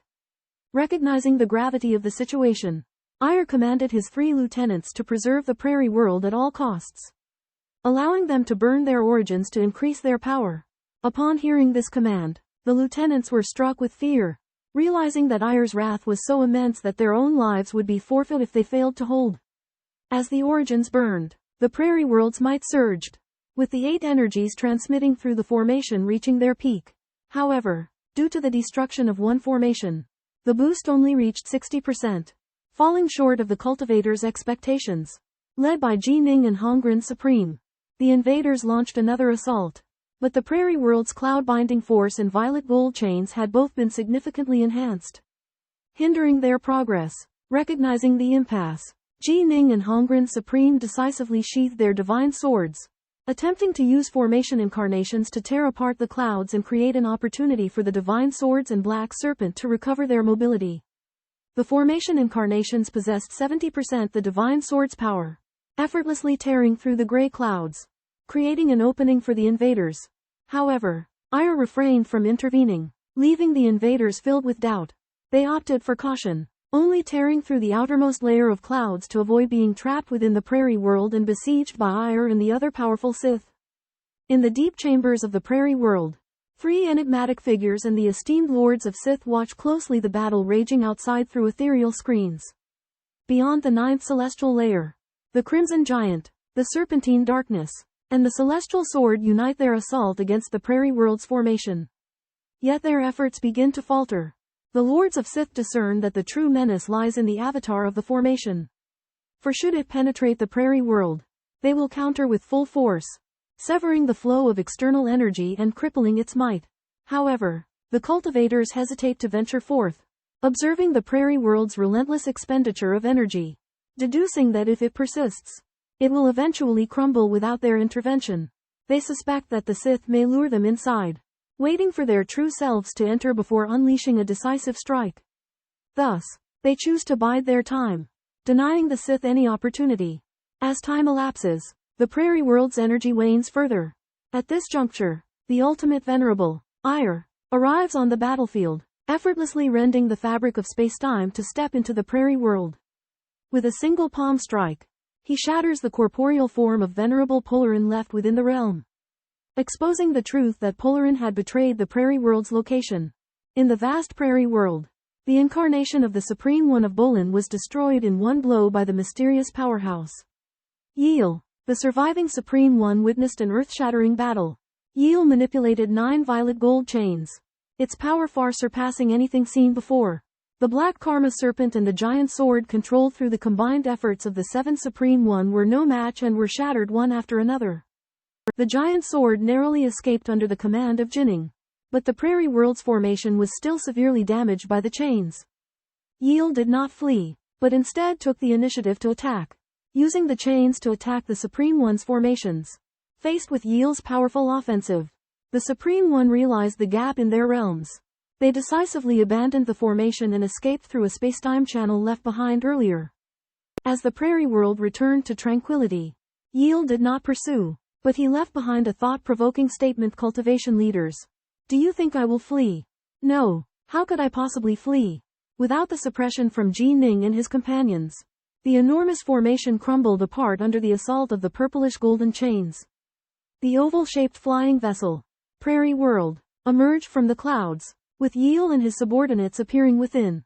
Discovering that Ji Ning and his group had escaped, they realized that it would be difficult to pursue them. Yi reckoned that the optimal opportunity had been lost, but the war was still under his control. He had released the nest of destruction at the start of the war, and it would now become the fatal bane of the cultivator civilization. As soon as they attacked the nest of destruction, the cultivator leaders would inevitably advance to stop them, entering Yi's predetermined battlefield. At that juncture, Yi and his subordinates would lie in wait near the nest of destruction, decimating them one by one. To augment his forces, Yi proceeded to rescue the 9 Sith venerables who had been trapped. Their return gave Yi a surge of confidence, assuring him that ultimate victory would be his. Although Ji Ning and his group had escaped, they were unwilling to let Prairie World continue to run amok. Detecting through spiritual sense, they determined Prairie World's trajectory and planned to preemptively destroy its target temple. With their superior shuttle capabilities and combined techniques, they were confident that they could preempt Prairie World and disrupt its plans, thereby fighting for a glimmer of hope for the chaotic universe. In the dark void, a temple was floating, covered by enchantment restrictions, confining it. Ji Ning and his 6 companions walked out from the crack, preparing to attack the temple. They activated their portable enchantment disc, summoning a divine sword giant, a mostly bare and imposing giant with only 2 arms, condensed from the energy of the 7 people's chaotic universe. Ji Ning and the others used the joint skill, Open Heaven, striking down on the temple with an irresistible force. After almost 100 strikes, the temple finally collapsed and shattered, and the 7 Sith lords inside were destroyed. The Sith leader, Ire, sensed the destruction of the temple and was furious but helpless because of the restriction of shuttling through time and space. He manipulated the grassland world to turn and prepared to head to the 6 other temples for rescue. However, the 6 other temples were conquered half a month later, and Ire realized that the cultivators' civilization had been tracking them. Ire called on his subordinates to head to the nest of destruction, preparing to fight to the death with the leader of the cultivators. He knew the cultivators would inevitably block their progress, and this battle concerned everyone's fate. Soon, the Heavenly Food Incarnation and the Mo Jiu Incarnation discovered the new target of the grassland world, the nest of destruction, indicating the Sith's intention to win the war through direct confrontation. Ji Ning and 6 companions learned that the Sith race is heading to the nest of destruction, intending to destroy Bei Ming's Dharma body and continue to plunder the power of the chaotic universe. To thwart their plot, they decide to reach the nest of destruction first and destroy the origin of destruction. After nearly a month of traveling, Ji Ning's group arrives at the nest of destruction. They first attempt to destroy the celestial body of the nest directly, but are unsuccessful. They then team up to unleash the Open Heaven formation, bombarding the celestial body with thousands of strikes, but still failing to cause any damage. Venturing inside the nest of destruction, they discover the origin of destruction, a black void sphere containing the mysteries of great destruction. Ji Ning has previously comprehended the origin of destruction but failed to grasp its essence. Supreme Elder Imperius says that despite the strength of the origin of destruction, they can combine their efforts and use the power of the chaotic universe to destroy it. In the core region of the ruinous nest, the 7 Supremes led by Ji Ning confront the source of destruction that threatens all cultivator civilizations. Their attempts to attack the celestial nest and the Black Tower have failed, leaving them with only the source as their target. In desperation, they unleash the Sword Giant, a combination of their 7 ultimate Dao origin powers, and launch an assault on the source. However, the source proves incredibly resilient, repairing the damage from their attacks almost instantly. Ji Ning realizes that the Sword Giant can also incorporate the Dao origin power of life and death, enhancing its power. After some refinement, the combined sword technique using the 7 ultimate Dao origins increases in power by almost 30%. They attack again, unleashing an unprecedentedly powerful Open Heaven move against the source. This attack inflicts significant damage, but it still fails to completely destroy the source. Desperation drives the Seven Supremes to a life-or-death battle. They abandon all caution and fight the Cthulhu with all their might. In the upcoming battle, the fate of the cultivator civilization will rest entirely on their fighting spirit and abilities. In the maelstrom of the Hive of Destruction, Ji Ning and his 6 exalted friends prepare for their final battle. They resolve to fight with all their might, holding nothing back in their desperate stand against the alien Shi race. Ji Ning's true self and avatar will lead the Divine Sword Giant and the Avatar Giant, respectively, maximizing their combat power. The other exalts agree to this plan, deciding to fight together as one. As Ayer's spacecraft appears, the 7 of them stand calmly in the void, facing their final showdown. They have cast aside all their worries, determined to fight for the survival of their entire civilization. Ayer stands confidently on his spacecraft, dismissing the defiance of Ji Ning and his companions. He is convinced of his own dominance, determined to rule over this chaotic universe. In the face of Ayer's formidable strength and the threat of the source of destruction, Ji Ning and his allies resolve to confront him with the even more powerful Divine Sword Giant and Avatar Giant. They understand the stakes of this battle for the survival of their entire civilization. Leaving no room for hesitation or retreat, Ji Ning and his 6 companions begin their assault on the prairie world led by Ayer. They must breach the prairie world to prevent its devouring nest from consuming them. At the prairie world's core, Ayer summons 3 supreme-level strange creatures and demands that they sacrifice their lives, offering their life nuclei and bodies. Ayer uses these offerings to create 3 black war beast weapons, which are then controlled by his 3 subordinates, including the silver-robed woman, to maximize their power. Meanwhile, Ji Ning and his companions draw upon the power of the chaotic universe, forming 2 gigantic figures that wield divine swords and charge into the prairie world. The head-on collision between the 2 sides is imminent. Ayer takes the initiative to attack, while the prairie world unleashes its furious might, burning its essence. A fierce battle erupts instantly, with both sides determined to give their all to claim ultimate victory. In the Sky Realm, Ji Ning commanded the Divine Sword Titan and the Avatar Titan in a fierce battle against the Sith. 3 black beasts with tough shells, 9 purplish golden chains, and Air joined forces to launch a fierce assault on the Avatar Titan. Air ignited his core, bursting forth with endless brilliance, making it impossible for Ji Ning and his companions to find his traces. He kept appearing and disappearing, launching surprise attacks. Just when the battle became critical, Ji Ning and his companions used the domain move of their combined swordsmanship Great Unfettered World. 6 golden bridges of unfetteredness formed a hexagon, guiding the power of the chaotic universe. The 8 powers of the domain combined perfectly, transforming into billions of sword lights, shrouding the surrounding space. The might of the Great Unfettered World suppressed the strength of Air and the beasts. Ji Ning and his companions seized the opportunity to concentrate their power and attack Air. In the end, Air was killed, and the 3 beasts collapsed along with him. Thus, the last line of defense of the Sith in the Steppe Realm was completely destroyed. And Ji Ning and his companions continued to advance toward the core of the Sith's territory. Under the suppression of the Great Void World, Yeel was forced to merge with the 3-headed beast, forming a powerful formation, its power sword, comparable to 70 of the strength of the Divine Sword Giant. The Divine Sword Giant and the Dharma Body Giant fought back with all their might. But the situation was critical. Seeing this, Ji Ning and the others decided to give it their all, disintegrating most of their physical bodies to transform into power. Their auras instantly skyrocketed, manipulating the vast power and preparing to launch their strongest attack. However, Yeel sensed the crisis and disappeared with the 3-headed beast into the void. The Divine Sword Giant and the Dharma Body Giant entered the depths of the grassy plains. Preparing for the final battle, Yeel taunted the cultivators smugly, believing himself to be victorious. However, Ji Ning and the others were not to be outdone, retorting to Yeel that the grassland world was not his home ground. The final showdown between the 2 sides was about to unfold, and the outcome was uncertain. Venturing deep into the prairie, countless paths intertwine like a spider's web. Boundless sword light pierces through each sword path, sweeping away all formations. Ji Ning and his companions, relying on the power of the great all-knowing world, sense that the origin is concealed within a sealed fortress. They transform into streaks of light and soar, intent on destroying the origin and weakening Ayer and his followers. Sensing the threat, Ire leads 3 black war beasts to intercept them. Ire manipulates violet gold chains to obstruct the divine sword giants of Ji Ning and his companions. While the war beasts impede the law body giants, an intense battle erupts. The divine sword giants wield twin swords to strike the war beasts, but fail to restrain them. While the war beast's sharp claws cannot penetrate the sword forms of the divine sword giants, neither side is able to gain an advantage.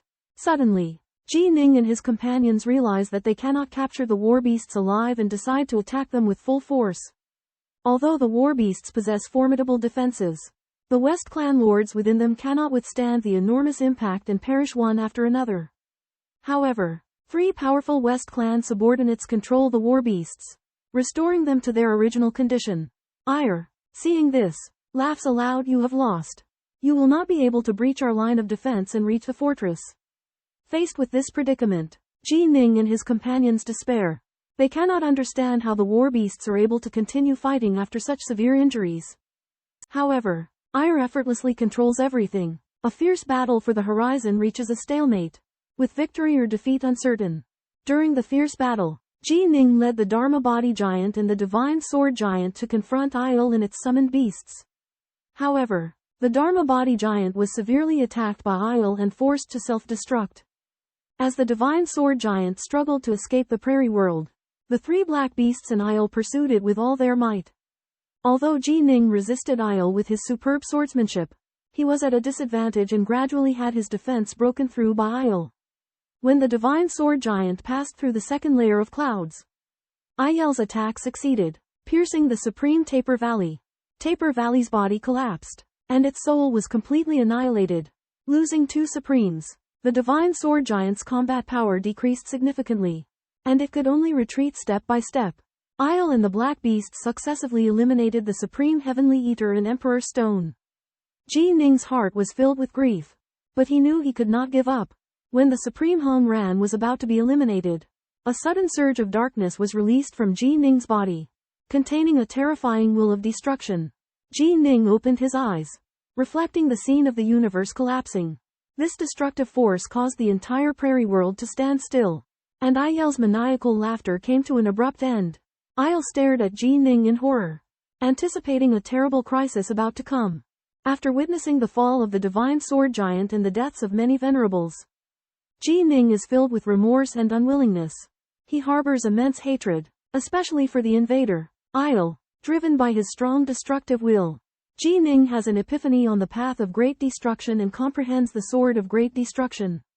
This destructive force permeates all his Tao, causing them to merge effortlessly. Ji Ning opens his eyes, exuding a spine-chilling wave of destruction. In the dark aura, the 5 elements, yin-yang, and time-space all collapse in destruction, forming a grand storm of destruction under the guidance of his destructive will. The 3 black beasts and Isle are overwhelmed by this destructive force. Ji Ning controls the 3 Beihong swords to attack the black beasts, holding them back. Meanwhile, he faces Isle head-on, with 6 arms wielding 6 Beihong swords charging forward. Each sword strike carries his destructive will, penetrating the black beast's defense, causing the Sith venerables within them immeasurable pain. After 3 consecutive strikes from Ji Ning, 5 Sith venerables are devoured by the destruction, their true spirit fragments perishing. Only Isle and 3 subordinates remain in the Sith clan. Realizing the terror of Ji Ning's mastery of the path of great destruction, they fear that he will become the ultimate venerable threatening the entire chaotic universe, and launch a final siege. Ji Ning, wielding 6 Beihong swords, confronts Isle and the Black Beasts in a direct clash under the suppression of the Sword of Great Destruction. Each collision unleashes earth-shattering power, and Ji Ning gradually gains the upper hand with his superior swordsmanship realm and profound destructive power. Faced with Biming, who controlled the power of great destruction, Yil promised that if he won, he would ask his master to resurrect his comrade. After the 4 Sith Lords were killed, Yil used a formation to entangle Jinning, while 3 black war beasts attacked frantically, making it impossible for Jinning to fully utilize his abilities. However, Jinning discovered that when he killed the black war beasts, their power was absorbed by the origin of the chaotic universe, increasing the power of the universe. Realizing this, Jinning changed his strategy from attacking many to defending against a few. Yil repeatedly tried to find an opening, but Jining remained vigilant. Finally, the Black War Beast's power was exhausted, and one of the Sith Lords was completely destroyed by Jining, along with its soul fragments. The breaking of the formation greatly diminished the strength of the Sith. Yil seized the opportunity to escape, but Jining pursued him relentlessly. After a fierce battle, the remaining 2 Black War Beasts and 2 Sith Lords were also eliminated by Jining, their power once again strengthening the origin of the chaotic universe. With no strength left to fight, Yil had no choice but to flee to the endless void in search of help from his master. Unwilling to give up, he planned to continue plotting his revenge. In the vast world of the grasslands, Jining looked upon the distant Golden Bridge of Freedom, his heart heavy. After a brutal war, the Shisi tribe had been vanquished, but their leader, Ye, had escaped. Jining clutched 3 enigmatic obsidian puppets, unable to refine them, yet seeing the exquisite craftsmanship with which they had been forged. Realizing the grasslands world could not be refined, Jining resolved to destroy its core. Allying with the supreme beings, Akong and Bo Lin, he unleashed a sword beam that tore through the earth fortress of the grasslands world, shattering the azure sphere that was its heart, and liberating the power of the primal chaos. Afterwards, they journeyed to the nest of destruction, where Jining similarly shattered the source of destruction with a single sword stroke. Witnessing the mysteries of destruction and rebirth, Jining's understanding of the Sword Tao evolved. He recognized that the ultimate Sword Tao of supreme beings encompassed not only destruction, but also the power of creation. Returning to the grasslands world, Jining sat in meditation, embarking on a secluded cultivation. He delved into his practice, fusing the destructive intent of the Sword Tao with the generative force of life, seeking the other side of the ultimate Sword Tao.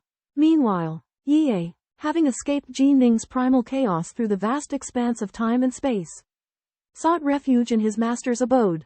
Bereft of the grasslands world and his 3 obsidian war beasts, his strength was diminished, but a flame of vengeance burned within him, awaiting the opportune moment to strike. Returning to the chaotic boulder, Ire sought aid from his mentor after reporting his defeat against Jining's home chaotic universe. Mentioning the latter's mastery of the great destruction Sword Tao, the mentor expressed awe, prophesying Jining to be a second overlord of a chaotic universe. Ire proposed reinforcements, only to be denied. The mentor reprimanded Ire's request for others' sacrifice despite controlling a third of his chaotic universe.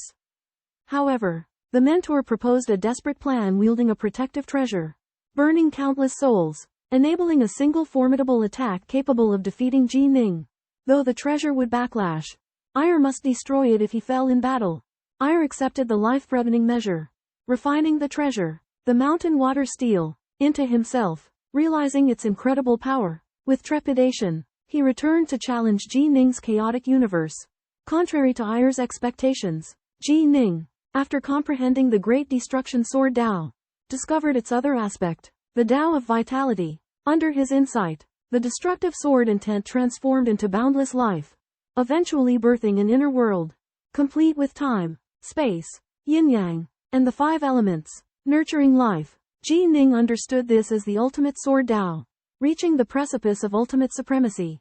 Beneath Jining's formidable sword intent, the chaotic universe's essence was stirred, his consciousness merging with the essence, harnessing the universe's might. Ire despaired, his slim chances dwindling. At that moment, the chaotic universe erupted in jubilation, catching Ire by surprise. Jining had refined the universe's essence, becoming its overlord. Ire's mountain water steel backfired, ultimately destroyed by Jining. As he neared his end, Ire lamented, this Jining, how could he have comprehended the ultimate Sword Tao and controlled a chaotic universe in such a short time? I am unwilling to accept it. Jining witnessed the true nature of the primal chaos universe, realizing that it was composed of countless eternal ultimate Taos, including the eternal ultimate Sword Tao, cause and effect Tao, and space-time Tao, and Jining had mastered the supreme ultimate Sword Tao, surmounting the primal chaos in the realm. The primal chaos became aware of Jining's presence and gladly accepted his refining. As Jining refined it, all the eternal ultimate Taos revolved around the supreme ultimate Sword Tao, infusing the primal chaos universe with a new spirit. Jining in the prairies entered the primal chaos and refined it with ease. He became the master of the primal universe. His essence, energy, and true spirit transformed, gaining control over space-time and the power of resurrection. However, Ji Ning discovered that he couldn't see through the spirit and true soul of Ire, which was formed from the supreme ultimate light Tao. So, he found Ire and crushed him. The green-robed minotaur on the boulder in the distance, who was also a master of the primal chaos universe, tried to intercede for Ire. But Ji Ning pointed out Ire's collusion with the invading Shizi tribe and emphasized that as the master, he possessed the ability to resurrect all the dead. Therefore, he ignored the green-robed minotaur's request and annihilated Ire. After countless hardships and struggles, Taoist Ji Ning of the Northern Darkness eventually controls the savage wasteland Chaosverse, becoming an omnipotent being. The azure-cloaked, horned Taichu, representing the Cis Chaosverse, invites Ji Ning to a truce. Ji Ning refuses and launches an attack on the Cis universe. While exploring the boundless space, Ji Ning discovers a colossal continent left from the previous era. It had bred countless powerhouses, including the 129 ultimate sovereigns. The continent was ultimately destroyed by the black-robed monarch, resulting in the creation of 9 Chaosverses. Ji Ning's exploration raised Taichu's concerns.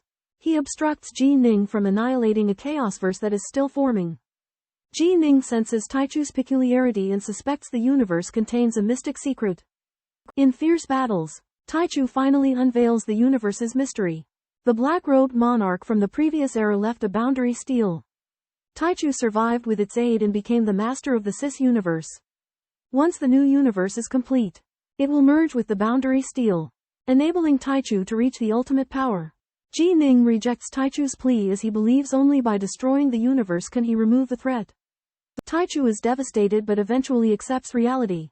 Ji Ning returns to the savage wasteland universe, resurrecting 6 sovereigns, including honored sovereign, and countless monarch great emperors. He locates the 3 realms, revives Yu Wei, and shares the fruits of victory with her.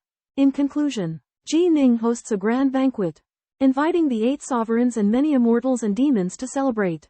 At the banquet, Ji Ning realizes that true significance lies not in competition or expansion, but in safeguarding his loved ones. He kisses Yu Wei, sealing their eternal love. The novel ends here.